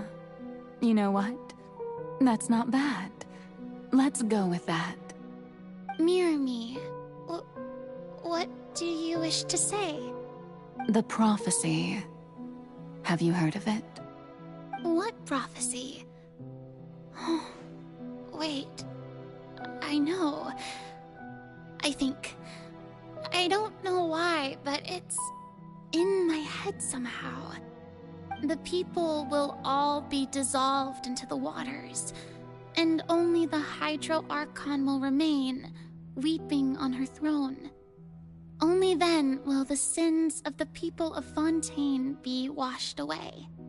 Oh, very good. You know it well. What's going on? I can't seem to remember anything clearly. The only thing I know for sure is this prophecy. Will it really come to pass? Yes, it will. And that is why I've come to you. Disaster will come to Fontaine sooner or later. Things will develop just as the prophecy declared. There is no escaping it. But doesn't that mean everyone will die? I'm a Fontainian just like them. Will I dissolve too? Oh, don't worry. Magical meetings exist in this world precisely to give people a chance to turn things around. It is the reason why you met me today. I will tell you how to save everyone, but you may have to suffer somewhat. Oh, so there's still hope after all. Goodness, you frightened me. You spoke so much and with so much certainty. As for the suffering, well, I will admit that the first thing that came to mind was, why do I have to be the one to suffer? But if the prophecy will come true, I'll also die anyway, right? So if I've already met you as my magical meeting in this world, if there were scales, with all the people of Fontaine on one side, and my pain on the other, is it not obvious where the scales should tilt? You truly are the perfect human. My ideal. I suppose this would also be the justice that belongs to you. Huh? Don't worry, it's nothing. Listen well. Fontaine has just lost its Hydro Archon. I need you to play a role. That of the new Archon. Play as a god? That's right. You must begin a never-ending masquerade. You must never let anyone suspect your identity. If you can keep it up, then I shall have my way of defying this prophecy. But should your identity be revealed, then all hope will be lost. But how will I do this? A human assuming the role of a god without being exposed. Don't worry. What you must do is not to turn yourself into a real god. You simply need to play the role of a god as humans imagine them to be. Being a human yourself, I'm sure you already know what such an entity would be like. Remember, your true challenge will not be pursuing divinity, but contending against humanity. I'm still not sure I understand, but I'll try. I'll try to do this. So, how long am I going to have to play this role? To accomplish this mission, you will have to stay on the stage for many, many years. You will endure and not grow old until your task ends. But I promise you, all will eventually end in a magnificent and dramatic trial, and everyone will be saved. A trial, huh? How exciting. I'll be looking forward to it.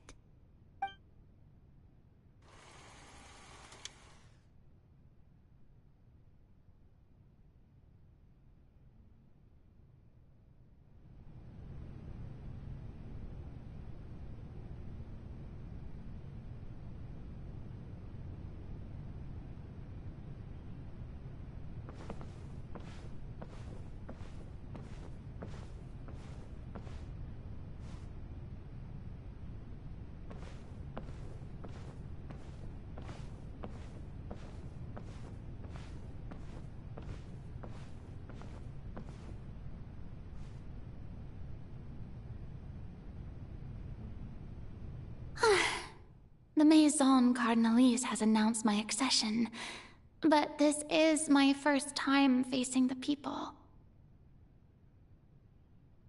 What should I say to most appear like a god? To be honest, I still don't know. Perhaps I should first try to act natural. Ladies and gentlemen, good evening, and welcome to the Opera Epiclese. I'm sure you've all heard about how I have taken on the role of Hydro Archon. Indeed, I am Verena de Fontaine, your new Archon. In truth, I know little about becoming a nation's new god, but it will be my honor to guide you all. As the god Focalor, the god of justice, I shall do all within my power to lead you into an age of fairness and justice. Once again, thank you all for coming. If you should have any questions or suggestions, please send them to the Maison Cardinalise. The future of Fontaine will require us to work together, after all. This should do it. I thought I might stammer, but thankfully, I was able to convey my thoughts just fine. Okay, and next. That's the new Hydro Archon. Is this some kind of joke by the Maison? I would have thought that a being that surpasses humanity would be a bit more assertive. Hey, did you hear that? She even told us to send her suggestions there at the end. Shouldn't gods be all-powerful? She's being so modest. What's the difference between her and an ordinary person, then? If you ask me, perhaps the succession didn't actually happen. She might just be a maison-back puppet. Wait, what's going on? Why is everyone suspecting me of being a fake? Oh, this is bad. If I get exposed here, there'll be no saving the people from the prophecy. Right. Mirmi said that I just need to play the role of a god as humans imagine them to be. Calm down, Farina. Think. What do the people want? How would they imagine a god to speak and act? Assertive, with a strong sense of presence. One who can dispel all doubt. That is the character I'm fated to play.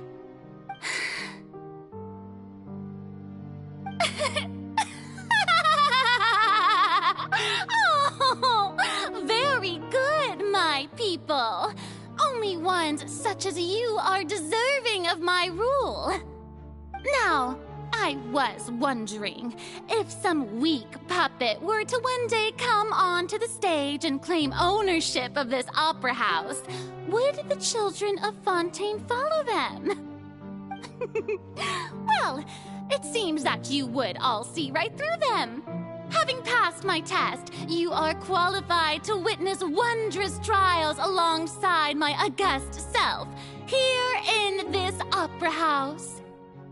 You may consider my previous act a door gift of sorts. I thought it was a debut that suited the atmosphere. Now then, let us be reintroduced. Ah, so that was just a performance. How could I have forgotten that we were inside an opera house? Her personality. It's quite shocking, to be honest, but I suppose it's a better look than before. Such a fascinating and bold deity. How wonderful. Our future may yet be bright after all. It seems I've turned them around. Best follow this flow and restart my accession speech. My dear people, whether you acknowledge me or not, whether you trust me or nay, I say to you, keep faith in your ardor for justice. We have heard it said that this nation's sins can no longer be washed away. Well, I say that justice is most fragrant when it blooms amid sin. The scales of justice should not weigh heavy in the hands of its God. On one side, it must carry fairness and justice. And on the other, praise and applause. May law be the prayer on our lips. May judgment be our worship. Let us light the fires and drink to the future of Fontaine. There is no trouble in this world that justice cannot solve. All that is needed is for you, my people, to believe in it, heart and soul. So long as I, the Archon Focalor, stand within the Opera Epiclese, so long as I stand before the Oratrice, I shall even judge the gods of this world!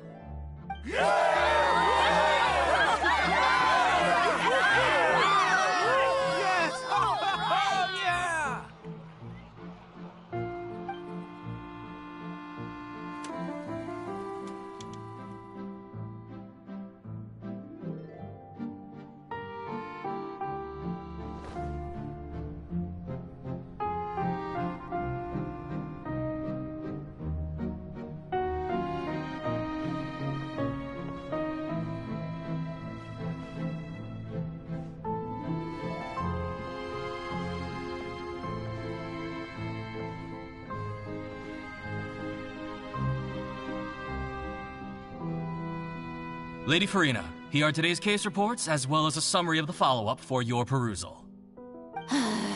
Come now, was I not just at the Opera House in person?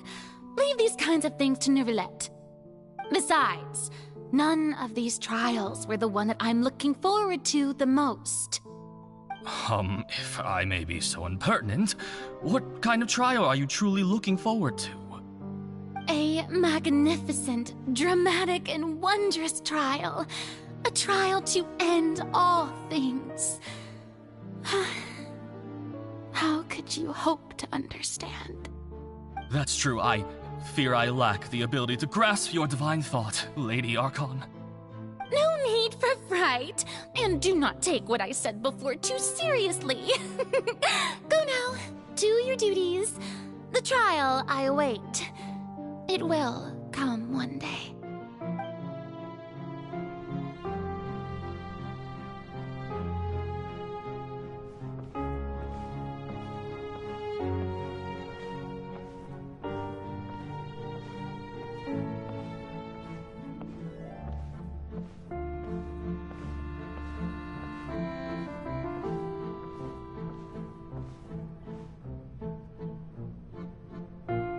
Lady Farina, I don't know what to say.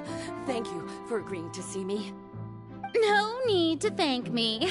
Or rather, thank your own sense of perseverance instead.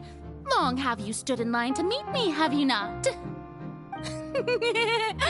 Oh, I'm afraid that's just an inevitable consequence of my divine charm. All right, Deuteria, is it? How is your son's illness?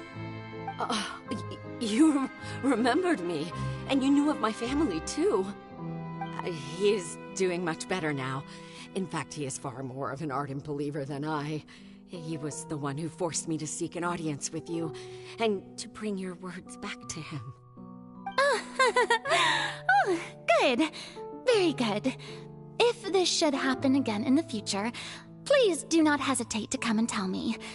Going down to citizens' homes every so often, while not usual practice, should serve as a fine change of pace. You're such a gentle and wise God.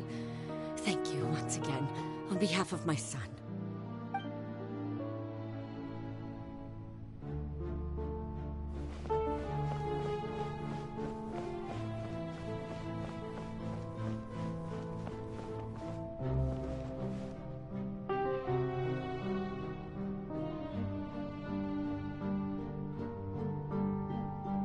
Lady Farina, here are the latest hydrological reports. As for the specific parameters you asked to take note of, I'm afraid things still don't look good. I see. It's as I thought, then. As your god, I did already expect this, but I wanted to see how far your human wisdom would allow you to analyze it. All manner of signs indicate that the prophecy will still come to pass. Forget it. That's not something you need to worry about right now. Well, as I understand it, the Fontaine Research Institute is also trying to find a way to counter the rising water levels. Really? Have they found anything? I'm afraid that they haven't found any effective solution thus far. Oh, is that so? Well, no wonder. This issue has reached the realm of the gods, after all. Still, their spirit is praiseworthy.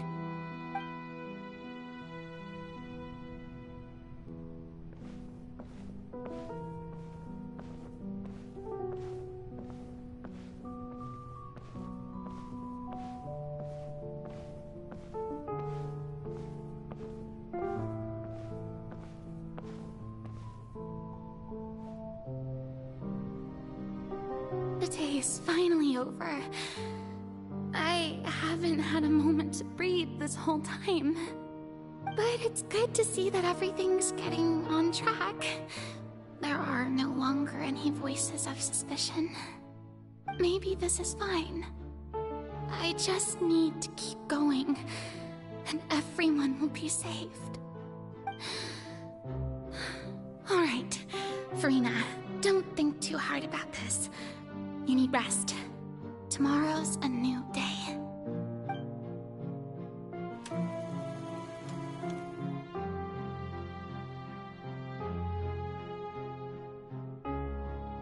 Lady Farina, here are the new trial reports for the latest cases, as well as a summary of the follow-up. They'll be no need for that. I've seen them already. There's no need to go back over scenes I've witnessed in person before. Lady Farina, I've waited so long for this chance to see you in this manner. Indeed, my dear, loyal citizen. This joyous moment is an honor for us both.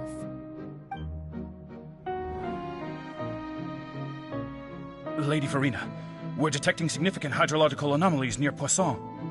Understood. Keep monitoring. Keep me informed should anything come up at the Institute.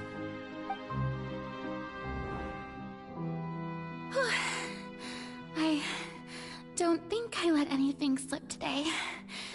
I must show the people that there is nothing to worry about. I just don't know when these days will end. I feel utterly exhausted. Best to rest early today, too.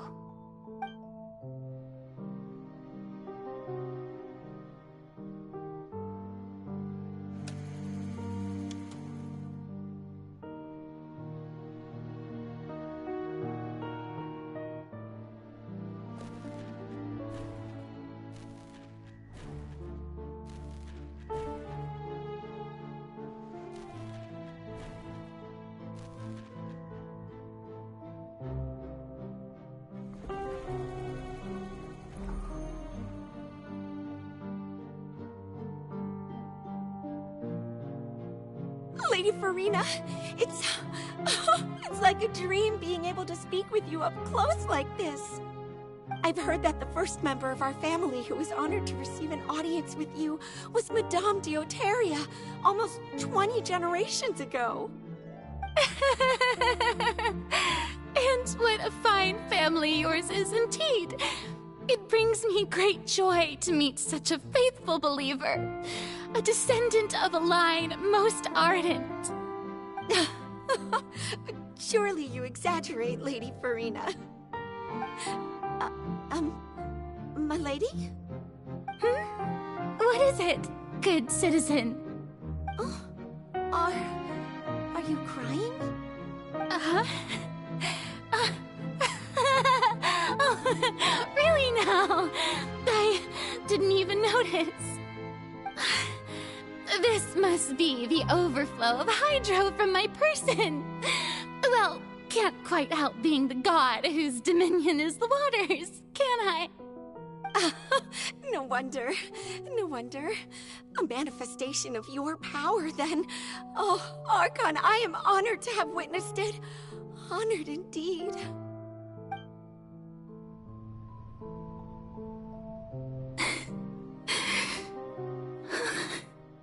So interminable. So lonely.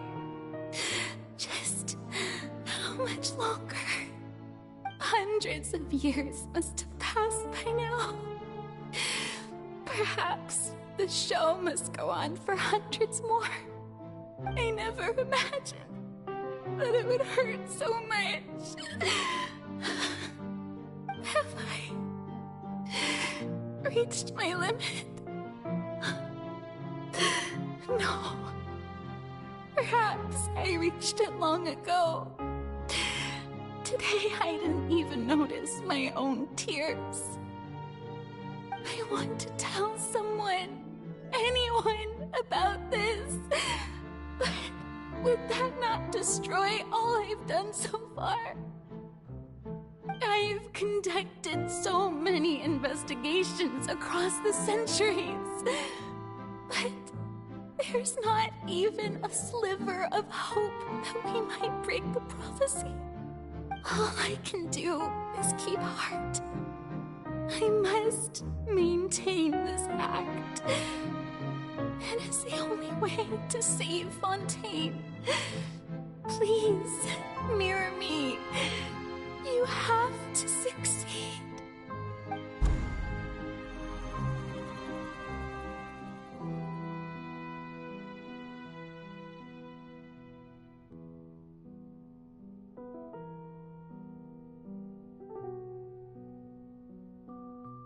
Farina, you don't have to shoulder this burden alone. Although I don't know what you might be keeping from everyone, your people are more than willing to share your burden with you.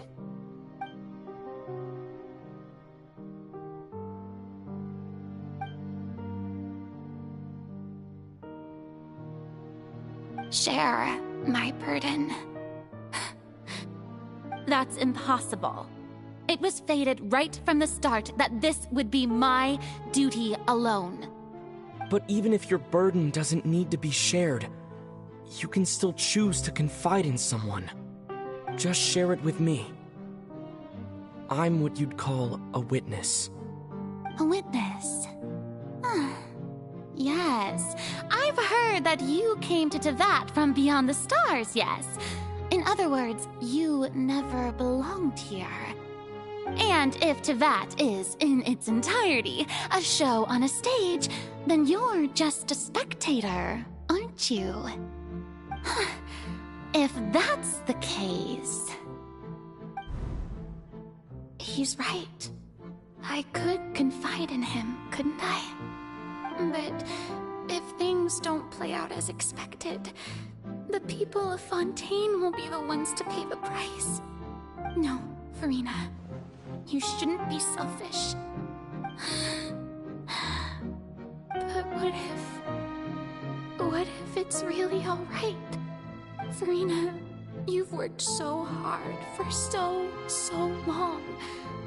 Surely it would be okay to put yourself first for once. Just this once. Is it such an outrageous thing to do anyway? To find someone in whom you can confide your frustrations and sorrows? Surely it could not hurt. If you let this opportunity slip through your fingers, it might never come by again. Think about it long and hard.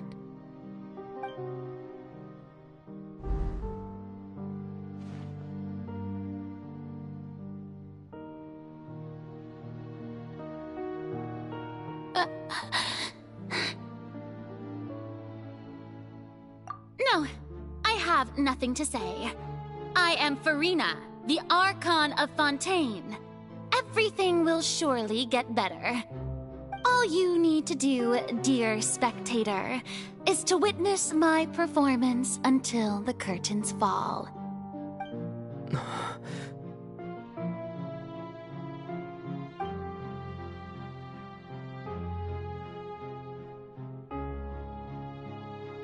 Fine.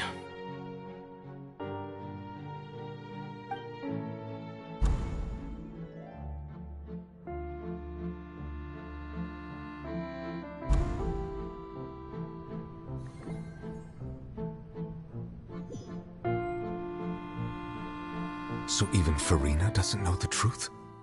You've never once let her in on the full plan? Yes, it had to be done. To deceive the heavenly principles, you must first deceive yourself. She did very well. If she had let her resolve falter even once in these 5 centuries, Fontaine would have been doomed to the most tragic fate. It seems that trusting humanity was the right decision after all. I believe that I understand how your deception works, but that is only half the truth, is it not?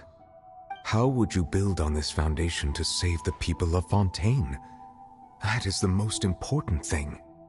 Ah, good. Of course, the Iudex of Fontaine has pinpointed the crux of the issue. I'm sure you've long sensed that the Oratrice is no simple machine, yes?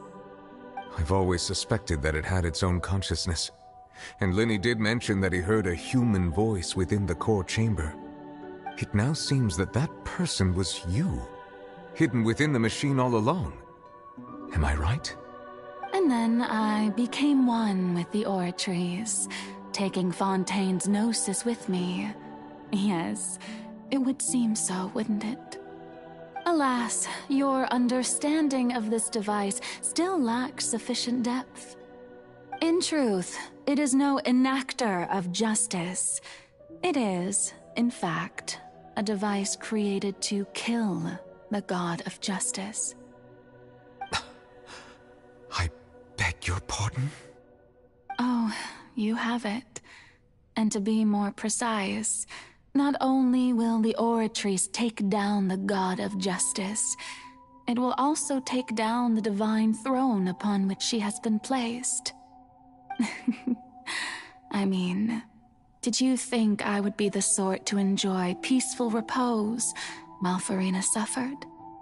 My work over these last 500 years has been to constantly accumulate indemnitium within the Oratrice. But really, some have already discovered that only a small fraction of the energy generated by the device was ever used to provide power to Fontaine. The vast majority had to be accumulated to enact this death sentence. It was all a part of your plan, then? Both the trial and the sentence? Indeed. This power, accrued over 5 centuries, could have sustained Fontainians for millennia had it only been used for that purpose. Almost all of it has now been stored within the Oratrice. But only power of this magnitude could hope to destroy the Hydro Archon's divine throne, shaking the rules established by Celestia and breaking through the institution that is the Seven. So the Oratrice's call for death was for neither Farina nor Focalor, but for the Hydro Archon. The destruction of that divine throne. If I do not misunderstand your intent, you must be... returning what's rightfully yours to you, of course. In other words, this was all done to return the authority of the Hydro Archon to the Hydro Dragon of this planet. But...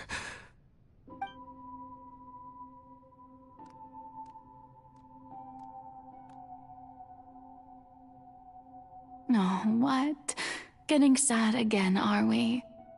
The authority of the ancient dragons shall soon be yours once more, O Hydro Dragon Sovereign. And this is the face you make. All you've done throughout the years is just so you can sacrifice yourself at the very end. I've never quite seen it that way, you know. Even now, I'm quite pleased at how well my deception worked.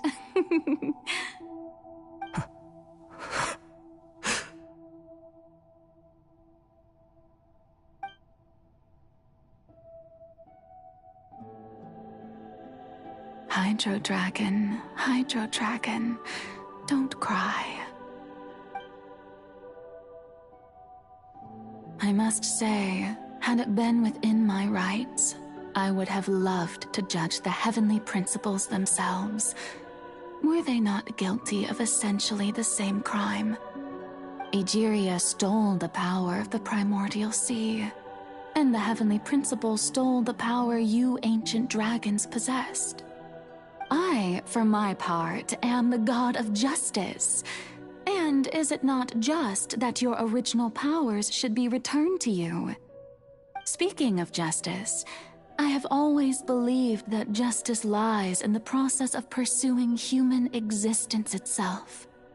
So, if the theft of the primordial sea's might was Fontaine's original sin, then, leaving matters of procedural right and wrong aside, the descent of the Fontainians as humans and their right to exist in this world would be Fontaine's original justice. In other words, existence was Egeria's justice, and to me, justice is the continuation of that existence. Defying the prophecy and ensuring that Fontaine's people shall live on, that should be the justice enthroned over all others. At this point, we, whether it be myself or all other Fontainians, have shouldered the burden of this sin for far too long. Iudex Nervillet, the highest judge in our land, when you regain your full power as an elemental sovereign, what verdict shall you pass upon us? So when I was invited to the court of Fontaine to serve as Iudex, I see now that that was your idea too. At last, I now understand the true purpose behind this position. In the beginning, I was uninterested in human existence. But these 5 centuries of living alongside them have gradually brought about mutual understanding between us. And I have even attempted to feel as they feel.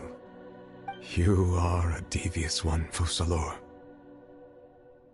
Things being as they are, surely you know that I could never declare them to be guilty.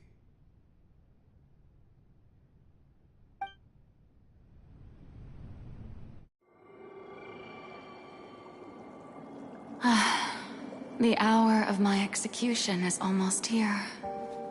For the sinner, the curtain call has come. I know I may not sound it, but faced with death, I find myself a little afraid. Perhaps this is one thing both gods and humans have in common.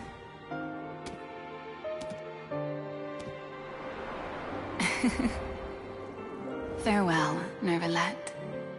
I hope you've enjoyed the part you played these 500 years.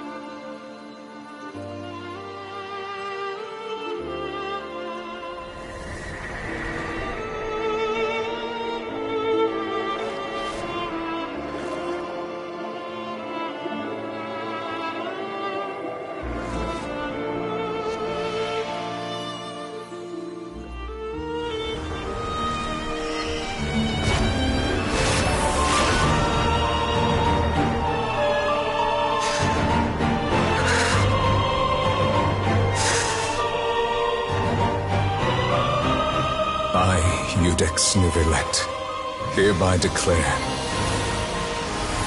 people of Fontaine, your sins are forgiven.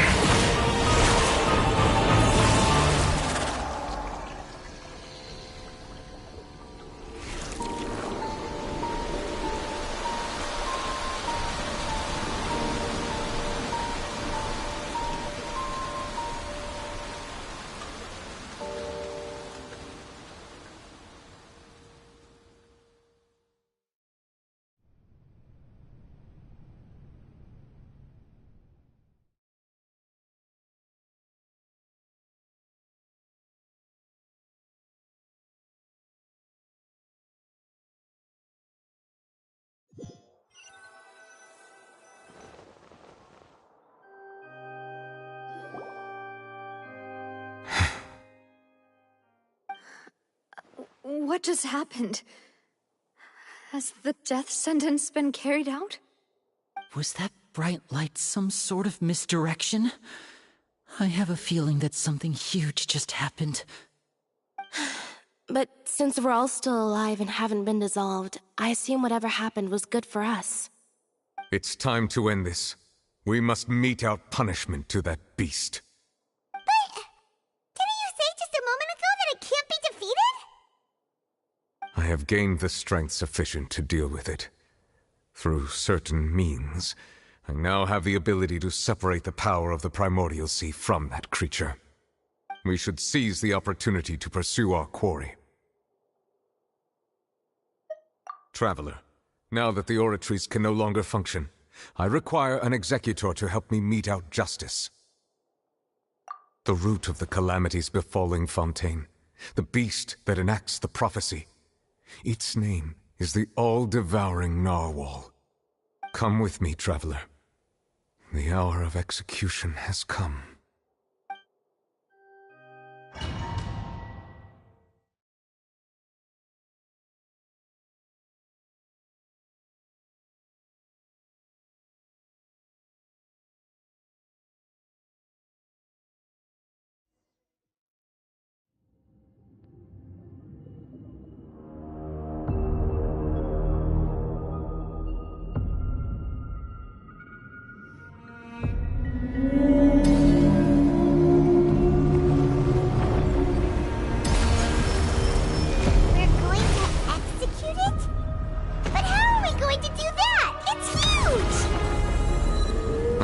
Done my best to separate the power of the primordial sea from the whale. Considering the size of the beast, I cannot reach the power source. Unless we can find a way to attack it from within. I shall share a part of the ancient dragon's power with you. We shall look for an opening together.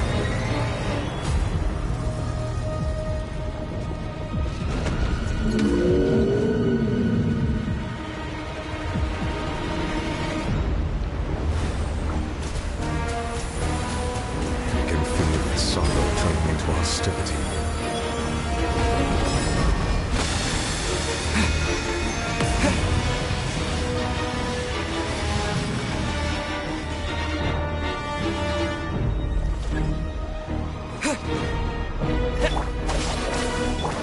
Strike a pose! The all-devouring narwhal cannot resist its instinct to devour. Continue to trigger its hostility. Chance will present itself.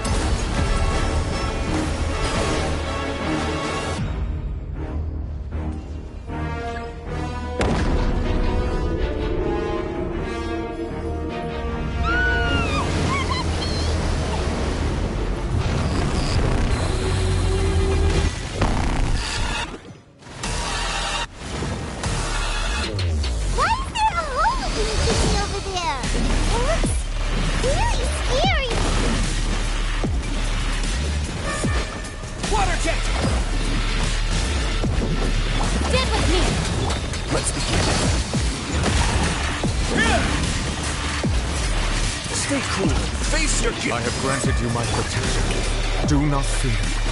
Seize the moment.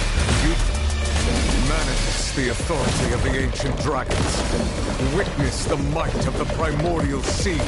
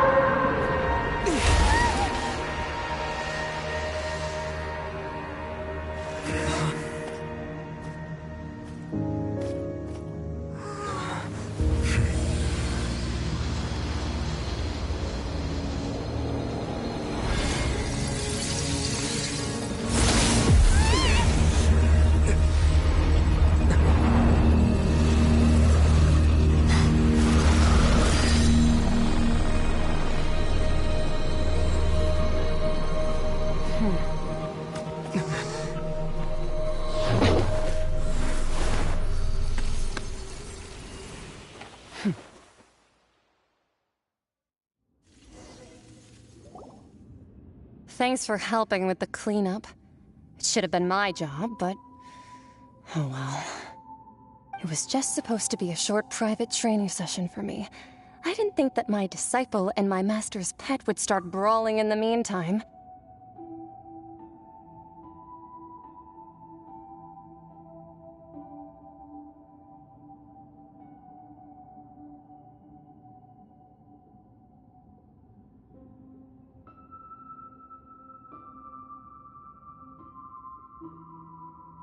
Well, actually, I had a feeling that it would happen at some point, but they bumped into one another earlier than I thought.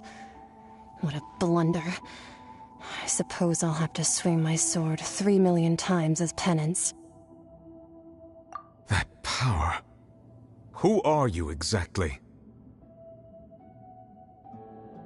Paimon has an idea. From what she said earlier, she must be Child's master. Skirk, right? It's just that he gave us the impression that she was the less talkative person. I simply did not have anything to say to the weak. But you, on the other hand, managed to defeat the all-devouring narwhal without using power from beyond this world. So you may speak to me as equals. I have to agree. It's a strange use of a planet's primordial waters just to raise an all-devouring narwhal. That kind of power is wasted on it. It's not cooperative. It eats too much. And I have more important things to do with my time than pet sitting. The only thing that creature has going for it is its looks. All in all, it fails as a pet. Miss Skirk? I think you might have missed the point. The point being? Well, being that this pet almost destroyed an entire nation. So what sort of person is your master? Well, Child's master's master. Wait, is that right? Oh, right. So you don't know him. Sorry, I assumed you did. His name is Sertologi. Huh? I am unfamiliar with that name. Huh. So Master isn't sufficiently famous. How should I describe him then? Have you heard of the name The Fowl? The Fowl? Still nothing? Well, how about the Visionary? Vetterfulnir then? Or Gold Rhindaughter? Ooh, that one we've heard! Rhindaughter's part of the Hexen Circle. She's Albedo's mom, right? Oh, so you do know that name. To be honest, I also heard all of those names and titles from my master. I don't actually know them either. But I suppose you understand now, yes? My master is likely a similar sort to Rhindaughter. They are both pursuing some form of perfection. Wait, didn't you also mention a visionary person? Paimon didn't quite catch their name. Actually, never mind that.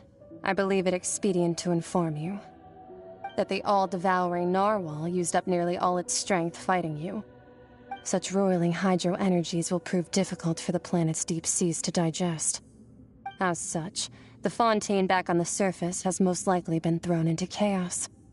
In other words, the prophecy that you've been fretting over should now be in full swing. What?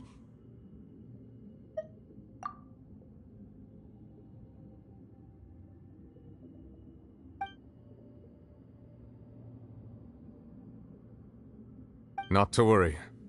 Focalor has already managed to deceive the heavenly principles.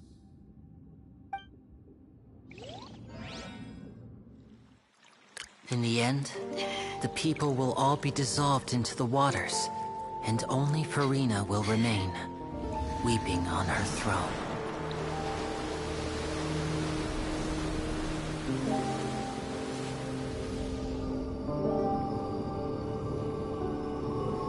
Only then will the sins of the people of Fontaine be washed away.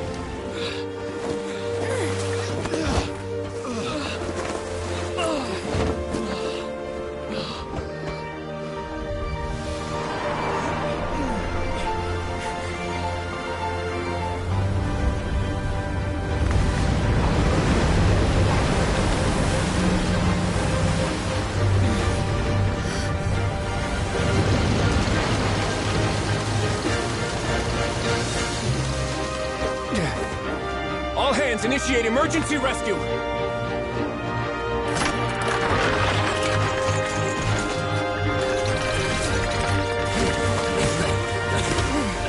Hurry!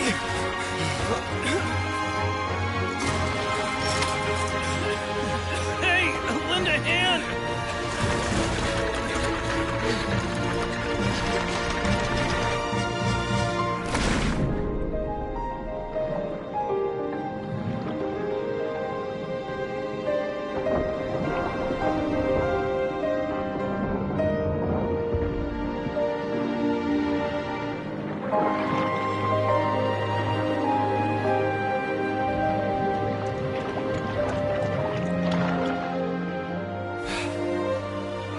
Look!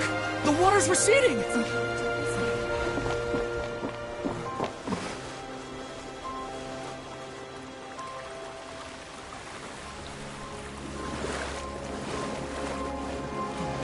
It's a miracle! Water's receding.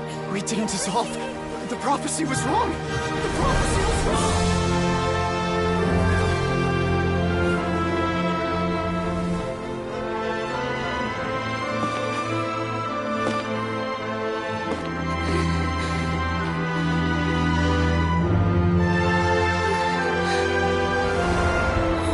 Are you right? Yeah. We're saved. The prophecy was wrong.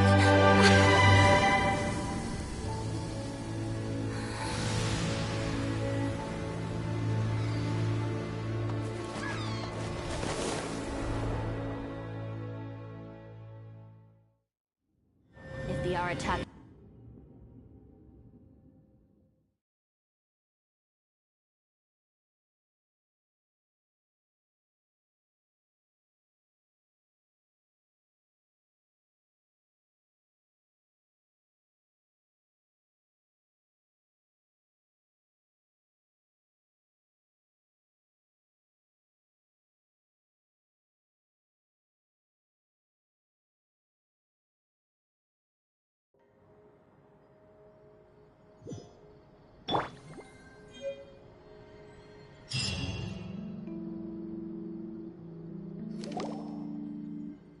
The soil renewed.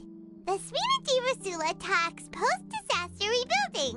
I recently visited Poisson to meet with Miss Navia, spokesperson of the Svina, and we spoke about Poisson's present and future.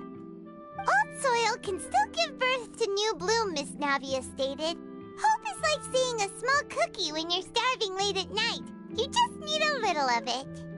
Skyship Winglet, lunar brain of the Fontaine Research Institute. The various disputes that have arisen on account of Mr. Edwin have suddenly become a shield over the Institute, with Jurier turning out to be a once-overlooked hidden gem. People always call the first researcher mad, but few know what to call the second. And should that latter person achieve a miracle, they would find it all the harder to find a word with which to classify him and his team. Wow! Paimon barely recognizes the people in the reports. Are those really Jurier and Navia? They sound like real big shots. What do you think? Pretty enthralling, huh? The Steambird's idea was pretty simple. With the disaster just having passed, we would print a free edition packed to the margins with good news to calm people down. The value for these big scoops lies in their inevitable follow-ups. We'll publish further reports and go into the stories behind those people. Edwin's assistant, Jurier, created a true flying ship, while Navia is leading people in the reconstruction of their home. I'm sure that these stories could draw even your well-traveled eye. Paimon's curious too! Wait a minute. Didn't we watch everything happen from start to finish? What's there to be curious about? And that's exactly why I'd like you to come conduct interviews with me. You're the best incubators of news, if you haven't noticed. And also, with you around, I'm sure I'll get to see that Duke. Are you sure? Hasn't he turned you down several times already? Oh, this time will be different. Come on, let's head to Poisson first, and then make a trip to the fortress. There are some things you'll only know when you get there.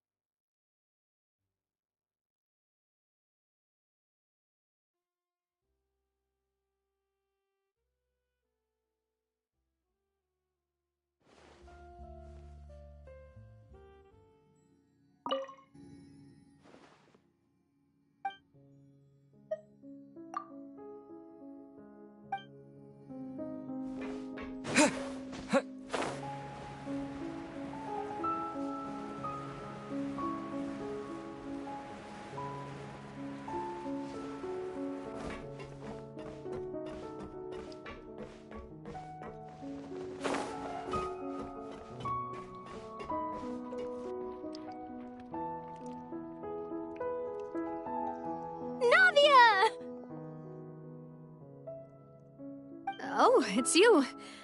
What brings you all here? Hey, we're just having a look around.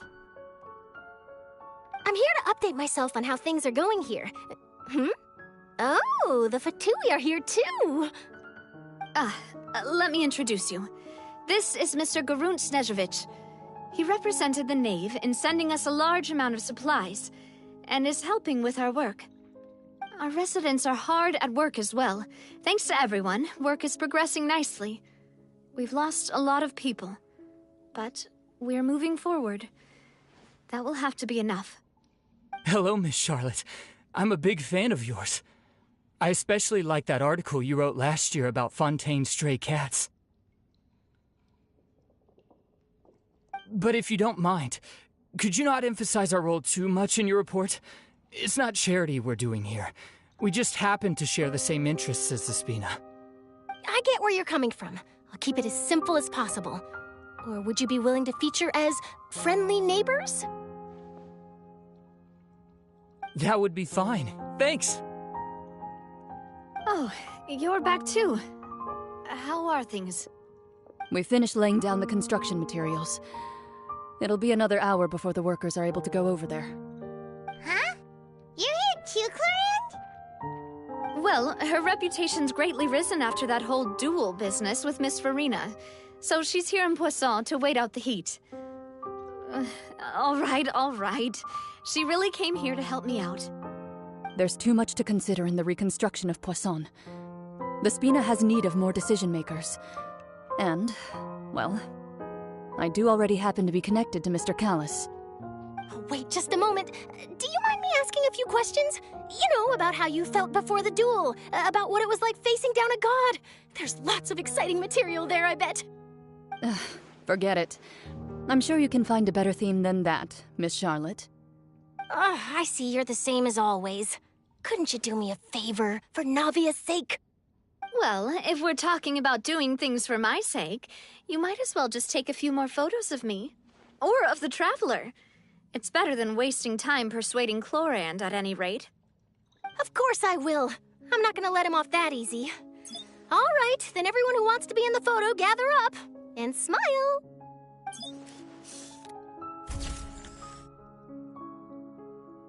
How did it go? Was it a good shot? Did Paimon look cute in it? Not bad. Your addition really helped the composition of the picture. All right, hang on a moment. Let me snap a few more shots.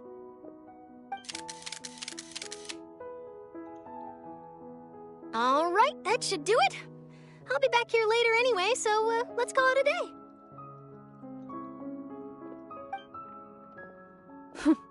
You're very quick. Speed is of the essence when it comes to the news, and freshness is the key. Also, not to brag, but I'm pretty good at building connections. Who knows? I might eventually get that interview with you after all, Miss Clorinde. Wow, you really do have that never say die spirit. I'm impressed. I'll hazard a guess that this is how you got that interview at the Fortress of Meripede. Whoa, you're well informed. Let me make a guess, too.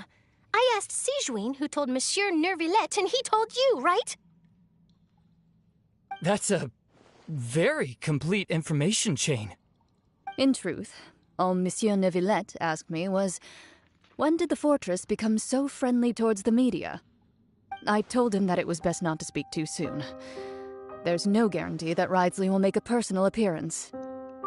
You're right. I've got to treasure every moment I have with them. In which case, I'll be making a move first. Stay safe now. And tell me if you hear anything interesting. I'll treat you to afternoon tea in exchange.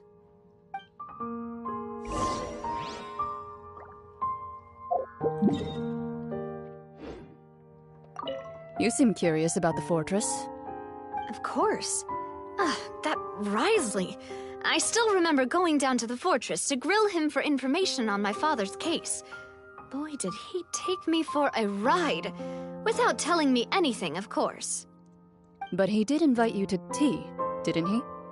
2 large pots of it, in fact. It was good tea, though. I have to agree. The tea there is very good. Speaking of that, would you like to have some today? I mean, you've got time, right? Well, I'd be partial to some shortbread. Wow, it's like we've got a menu or something. Sure. Good. What flavor of biscuits would you like, Mr. Snezhevich? Me? I'm fine with anything. But I would prefer chocolate, should you have it. All right. Leave it to me. I'll go over the newly arrived supplies with you later, Mr. Snezhevich. We should be able to finish the preparatory work today. That works great for me. Huh. Is it just me, or did you get a new lipstick? I did. It was a gift from Sijwin. Want to give it a try? I think the color would suit you, too.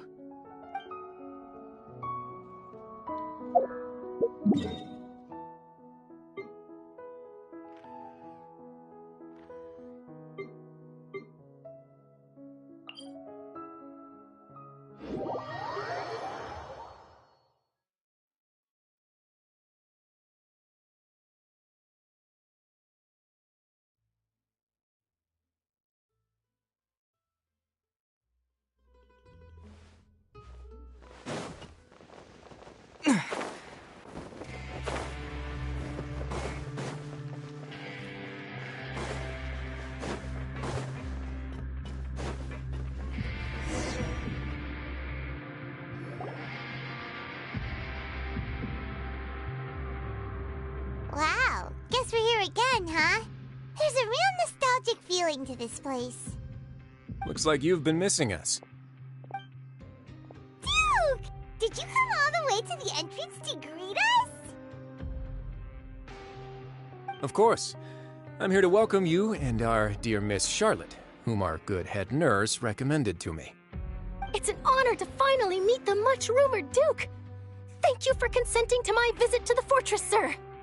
No need to thank me. But that said, I shouldn't be the focus of your interview. I trust you recall our agreement? Of course, of course.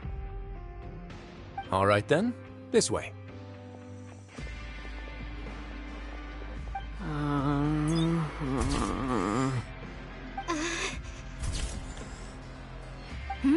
Hey, no need to be so nervous. I've already taken all the photos we need. Miss Charlotte, do these pictures really need to be published on the cover of the Steambird? It would seem that Miss Lorvine doesn't want her face to appear beside that of Mr. Jurier, Sir, please don't say things like that. But it looks like dear Mr. Jurier denies it.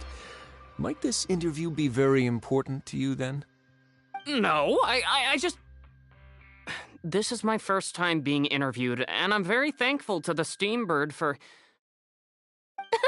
Now, I might not look it, but I actually did meet Mr. Edwin once.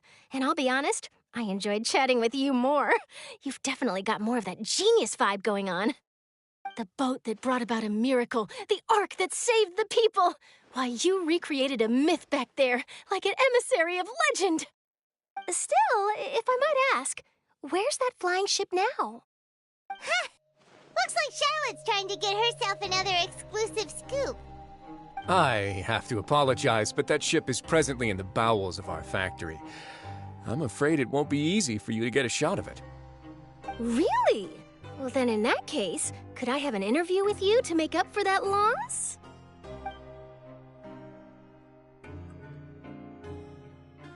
You already know my answer, I'm afraid. Best you interview our head nurse instead. Or perhaps you'd like to take another photo of this couple of researchers? Did you really have to use the word couple? Well, then, 2 solo photos will do. Is my hair messed up? Please, someone help me have a look. Things sure are getting pretty lively here. We've seen this kind of thing before. Oh, seems like everyone's here. Would any of you like to try this new drink I came up with? Ah, Sijwin. Hey, Miss Charlotte. Why don't you, take some pretty photos of our head nurse? Sure. Come on, Miss Sijwin. Over this way. Let's find a brighter spot. Huh? Sure. Do I have to smile? So, how have things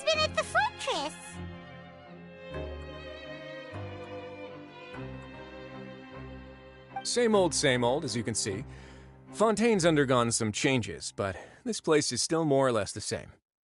Other than that flying ship, it got a tad too much attention, I think. That's why I decided to let the interview go through. We should direct more public opinions toward the behind-the-scenes heroes. Am I right, Mr. Jurrier? Miss Lurvine? You're too kind, sir.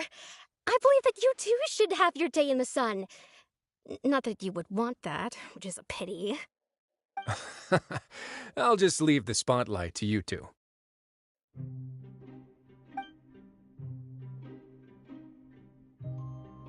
I see. Lots of things happened that day, huh? Anyway, regarding that Harbinger, I'm not sure you remember, but his 3 young followers are still waiting for his return. He sure did win them over, huh? I'll tell them that there's good news and bad news. The good being that their boss seems fine, and the bad being that they must face extended sentences for abetting his escape. Oh, actually, what about you? Are things gonna change for you too? What change can there be? The fortress will keep chugging along, and so will my duties. As to what Miss Farina's departure will mean for the nation, and if our laws and governance will be transformed, we'll leave those to the folks in the overworld. Hey everyone, the photo shoot's done. Good. In that case, let's call it a day here. Thanks for your cooperation. Come on, Traveler, let's go. Till next time, everyone. There'll be a next time? Maybe. Who knows? I might write a story about the underwater factory next time. Until then. All right. Last stop, the docks. Oh, you know, I'd love to see you in one of Charlotte's photo shoots one day. Is that really necessary? Our line of work doesn't really require much photographing. It's precisely because we don't need the picture that they'll have value as keepsakes.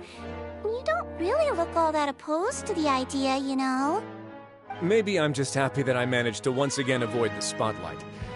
I think this interview went well either way. Yes, you successfully kept prying eyes away by using Mr. Jurrier and Miss Lurvine as shields. Very good. You should be happy for them. They have a bright future ahead of them.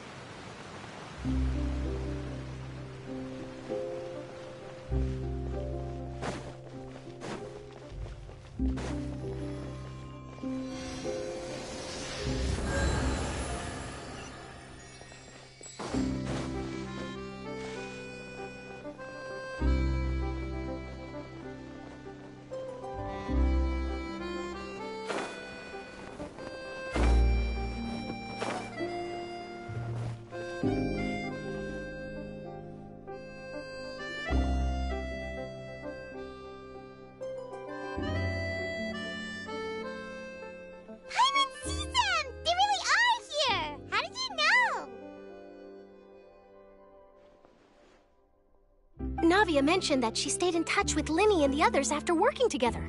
Apparently, they've been at the docks distributing these strange pockets the whole time since. Traveler, Paimon. Ah, and Miss Charlotte, too. Would you like a magic pocket? What sort of gadget is it? It's a wondrous bag that can be used to carry many things. The water level has returned to normal. But if you see any of your things floating around, you can use this to carry them. Or you could trick a friend into doing it for you. Trick a friend? I wonder which of my friends would fall for that.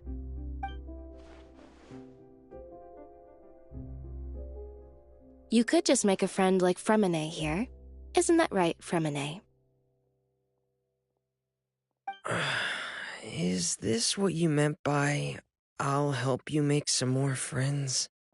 To be honest, that sounds pretty sweet. Could I have your contact, please? Sure. Please, write down my address. You sure are working hard to help Fremine socialize. He was the one who proposed doing this. He even wants to assist in our magic shows. Yes, I was planning to first introduce Pear as an assistant, and later Fremine himself. In the future, I think we can leave underwater escape magic to him too. That said, would anyone want to see a diver escape underwater? Oh, it'll work out. Every journey begins with the first step. He'll become a part of our show eventually. Lynette, could you come over? Miss Charlotte says she wants to take a picture of us. Got it. My, that Charlotte is rather perceptive. She got rid of everyone the moment she realized I had something to say to you. So, how have things been, Traveler? Father says that you did a great deal during the latest events. She's very grateful for your contributions to Fontaine. That's all right. We were more than happy to help. So, what's she doing now? Oh, I guess you haven't heard. Well, after Lady Farina left, Father and Monsieur Neuvillette opened negotiations, during which he gave Fontaine's gnosis to her as a diplomatic gift. A diplomatic gift? A gnosis? Yes, I was quite surprised at first myself. But when I thought it over, there were actually a number of things going for it. It could have been done as an apology for the incident with Lord Child, or as thanks for his help in tying the all-devouring narwhal down. Furthermore, Father did also lend significant aid to Fontaine and Poisson. Well, that's true, but this is a gnosis we're talking about. Doesn't this seem a bit irresponsible? I would agree, but I've also heard that it seems that Monsieur Neuvillette has had a significant change of heart regarding the matter. So there's some reason for this that only Neuvillette knows about? I suspect you'll have to ask him about that yourself. Yes, speaking of which, I did see him strolling around the entrance to the Fortress of Meripede a while back. Isn't he real busy and stuff? Paimon didn't think he'd have the time for that. But back to the topic. The gnosis was given to the knave, right? What about Child? They say that he's returned to Snezhnaya to recover from his wounds. I hear that the recent disaster really did a number on his health. That's true. When you think about it, we've had loads of run-ins with the Fatui. To think we'd be allied with them this time. So shocked by such a simple switching of sides?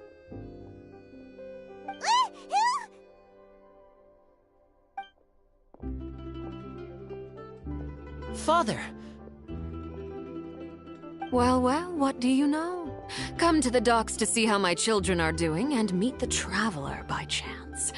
Please do not pay my accomplishments in Fontaine too much mind. I would have done them regardless. Are you going to take the gnosis back to Snezhnaya? That is our duty as harbingers, yes. Don't be too preoccupied with sides. The goal of the Fatui concerns not a single place or person, but the entire world. With such a grand goal in mind, it is inevitable that we must wear many masks. Switching my masks is something I've always done. Well, that depends on many things. No one truly knows what the future holds. What good is honesty if you can't rely on it forever? As for you, I very much look forward to our next collaboration. Good things cannot be achieved alone, and you've proved yourselves to be great partners. A vision? All right. I'll remember to return it. Thank you for keeping it safe for him this entire time. And that's a wrap for me. Huh? You're... Greetings, Miss Journalist.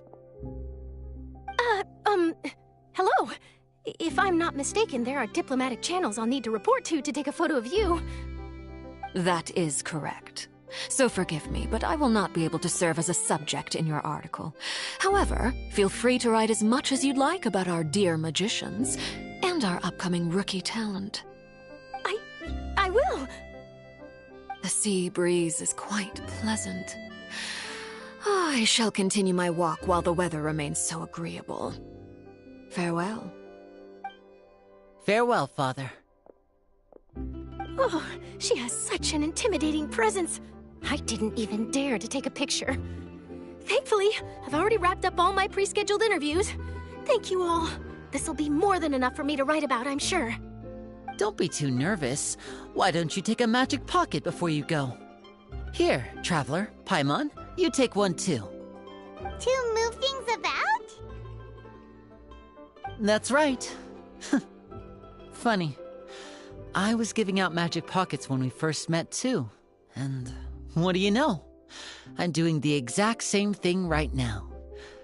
So many things have happened, but the pockets are still the pockets.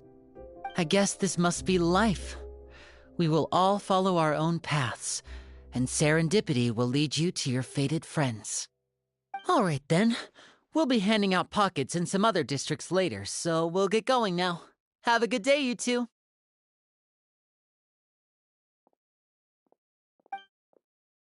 Well, guess we sent Charlotte off. Shall we go see how Nevelette's doing?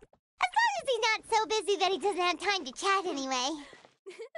One more story to add to my collection.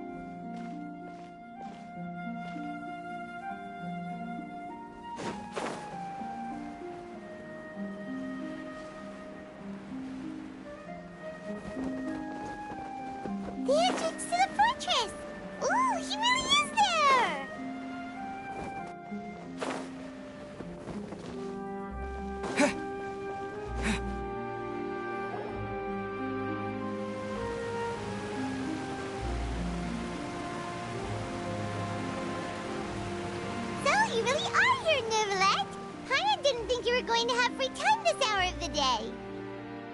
Really? Oh, I suppose you must have met Mr. Linney. He took the time to greet me earlier when he passed this way. In any case, you came at a good time. I was just considering reaching out to you to set up a meeting, so I may explain some things that I haven't had the time to before. Aw, Paimon's glad that you remembered. Thank you for keeping us on your mind, what with you being busy and all. Alright, let's have it then. How was Fontaine actually saved? The whole business is still quite the mystery to us. It is strange how words can often leave a bitter taste in the mouth when it finally comes time to say them out loud.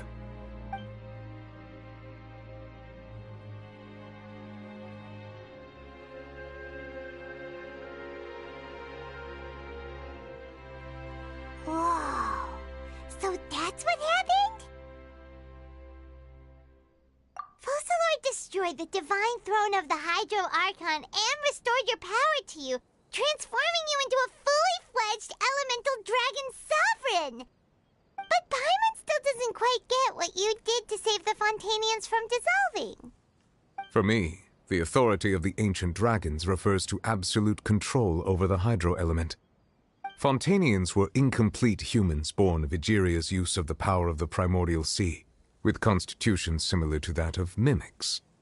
But so long as those primordial energies remain within them, I could use the ancient dragon's authority to grant them true blood, after the fashion in which life was first brought into being on this planet.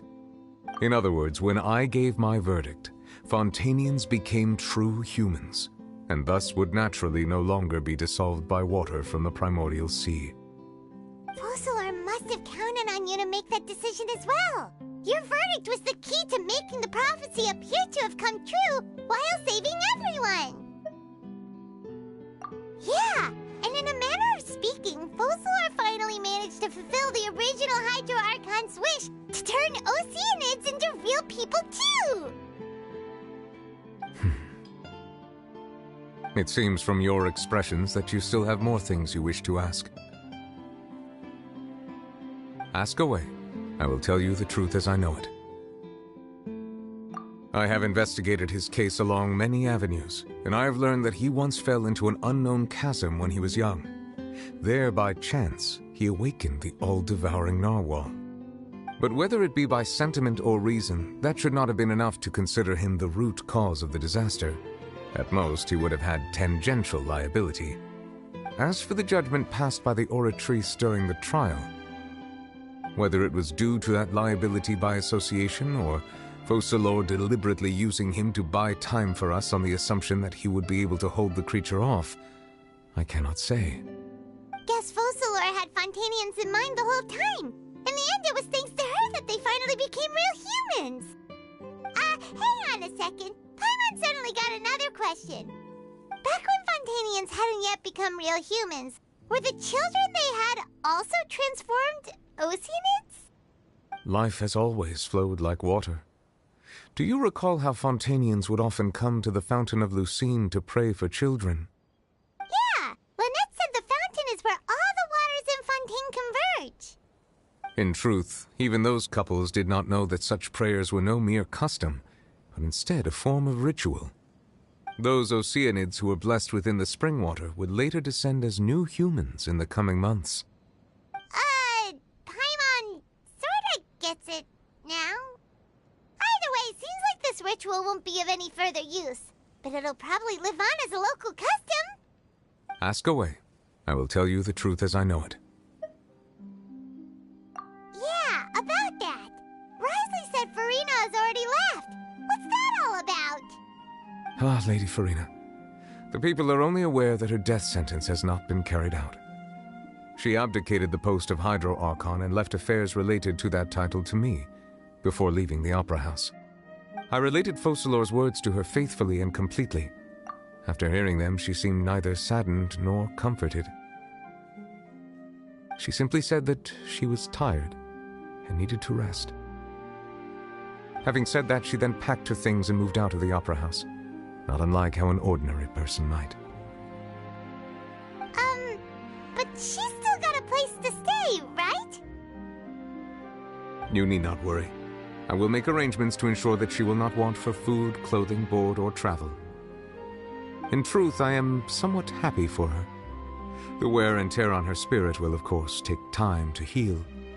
But now that she no longer has to play the role of Focalor the Hydro Archon, she can finally lay down her burdens and lead a normal life. What about you then? What are your plans now that you've regained your full powers as the Hydro Dragon? After Focalor passed on, the Oratrice also ceased to function. This matter will directly affect our trials. After much careful consideration, I've decided to take over its role in our courts. From now on, I shall hear cases and pass verdicts by myself. Looks like you're still considering stuff from the perspective of the Udex, huh? As an elemental dragon, there are indeed many things that I must do. But this power and this duty, in a manner of speaking, you could say that both were granted to me. As such, before I attend to my other responsibilities, I must first and foremost continue to serve Fontaine as its highest judge. The duty of the Hydro Sovereign and the duty of the Udex shall coexist within my person. Additionally, the Hydro Archon's departure has brought about another problem, which is that the Opera House shall no longer produce indemnitium. That's true. That power was derived from the people's faith in the Hydro Archon, wasn't it? Wait, but the various mechs and machines in the city are all still okay. Where are they getting their energy from? As I am now, I have full command over New Musia, and it can serve as a complete substitute. Another reason why I cannot quite leave Fontaine immediately. Wow. This ancient dragon's authority stuff is really quite useful, huh? Ask away. I will tell you the truth as I know it. Oh, that's right! They say you've given it to the knave as a diplomatic gift or something! Leaving aside their intentionality, the two Fatui Harbingers have indeed done much for us during this crisis. Their sole remaining goal in Fontaine, at least at this point, would seem to be the Gnosis. The Oratrice has ceased to function. The Hydro Archon's divine throne is now no more, and I do not need the Gnosis's power. As such, it has lost all meaning for Fontaine. If the Fatui have impure designs, then we might as well accede to their request now, and avoid unnecessary conflict. What complicated considerations! Paimon thought you were just giving it to them out of gratitude to the knave and as an apology to Child. Ask away. I will tell you the truth as I know it. You will soon be heading to Natlan, I presume. I'm afraid that I have little talent as a travel guide, so all I can do is tell you what I know about that land. As far as I'm aware, Natlan can be said to be a nation of dragons. A nation of dragons? You mean like you? No, I suspect that I would not find myself welcome there. Unlike ancient dragons such as myself, the dragons of Natlan have undergone long years of development and evolution. Large numbers of them have entered a form of coexistence with humanity. Natlan is also the nation of war. War ravages those lands like an undying flame. There is one other piece of information I got incidentally from my negotiations with the knave that I believe may be useful to you. The harbinger known as the Captain has thrown his hat into the endless ring of war. The Captain. Sounds like a real tough customer. Seriously, everywhere you look, there's a Fatui Harbinger doing their thing. I suggest that you fully prepare yourself before going to Natlan. In the meantime, Fontaine's doors will always be open to you. Ask away. I will tell you the truth as I know it. Hang on a sec. Paimon's still got a question about the Gnosis. When we spoke to Linny earlier, he mentioned that your attitude towards giving away the Gnosis had clearly changed. We guessed that there might be some reason for it that only you were aware of. No wonder the House of the Hearth is the Fatui's intelligence division. They are certainly sharp. So regarding this specific issue, I was just getting ready to share something with you. What is it? In truth, I exchanged some further words with that lady named Skirk after sending you two back to the surface. It went something like this.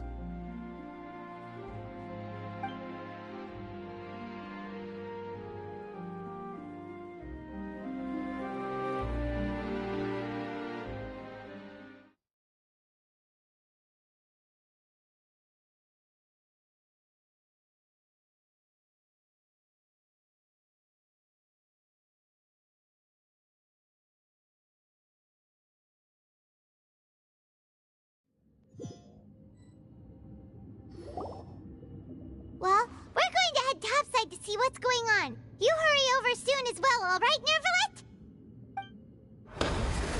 Whoa! What next? The all-devouring narwhal isn't here, so I'm no longer getting any interference. I can finally catch the scent of your power, what it's made of.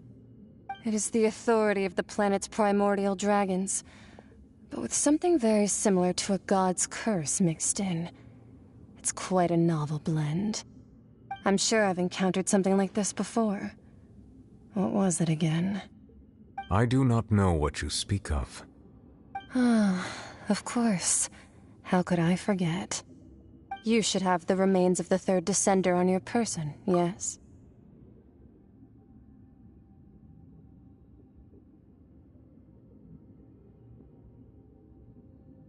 Remains? I've never heard of any such thing. According to your parlance, I believe it may be called a gnosis. Well, that much is true. After Focalor's divinity faded, she handed her gnosis to me. But I fear I have never heard of it described in the manner that you just did. I've been training with my master, the Fowl, ever since I was young, and I have never returned to the surface since. So most of the information I possess, I got from him. It is only natural for those who are greater than humanity to possess a different sort of common sense, which is why there are so many problems in our attempts to communicate with humans. Regardless, you should probably get rid of objects of misfortune to prevent any disasters from befalling you. To live in itself is a blessing, but once a person dies, the bonds he once had with this world shall all turn to curses. What do you mean by that? No need to fret. These are just my personal thoughts, and my reason for no longer wishing to return to the surface. This third descender you refer to, who are they? And when did they die? Master never mentioned them to me. Perhaps it just wasn't that important for me to know. If you're interested, though, I could ask him. I'll be sure to pass the answer on to you next time. Next time? You believe we will meet again? I do. Wait. I have a disciple of my own, don't I? He can be the messenger, then.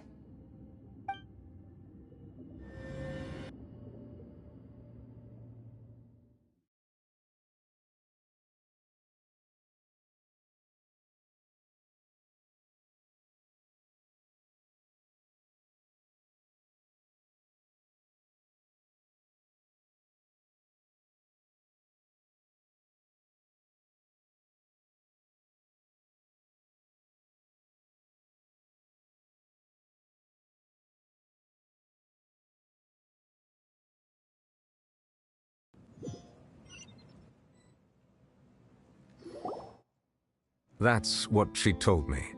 Whether it would prove useful or not, I wanted to pass that information on to you. The remains of the third descender? So that's what the Gnosis actually are. Paimon just thought they looked like chess pieces. How could they be a person's remains? All the same, assuming that there was no misunderstanding or special metaphor at play, that is what she meant to say. And she said that it would bring misfortune and that you should check it, which is why you gave it to the Fatui. If she speaks the truth, then I would simply be putting Fontaine at unnecessary risk by keeping it here.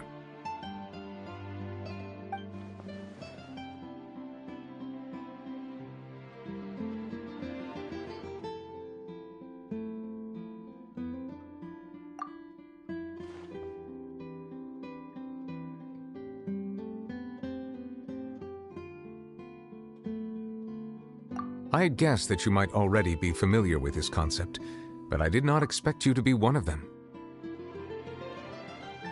That means that the Gnosis, which are exceedingly element-compatible and can even enhance elemental abilities, do indeed come from the third descender.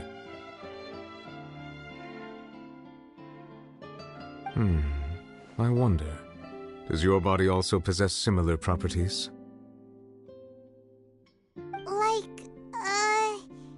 Like being able to use elemental powers creepy, right?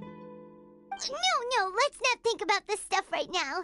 It just feels creepy. Comparing the Traveler to the dead third descender and all. That's what you say, but this topic still feels like bad luck. Once Child recovers, let's get some more answers out of him. Or go look for his master and get the answers that way. I too believe it unwise to make too many blind guesses when information is lacking. The same is true of being at court. All right. Whatever the case, it seems like the crisis here in Fontaine's over for now. Yes. All of Focalor's efforts were for this moment as well. But she sacrificed herself in the end as a god, and she suffered through all those years as a human. Was that really what she wanted? I suppose that would be the mystery of a god's will. I suspect not.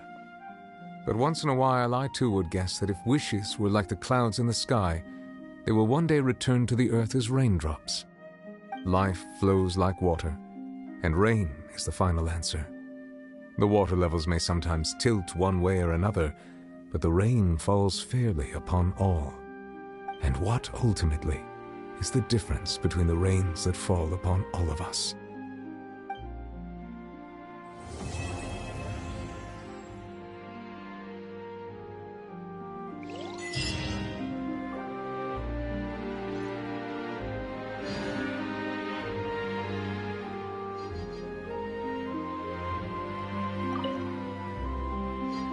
It seems from your expressions that you still have more things you wish to ask.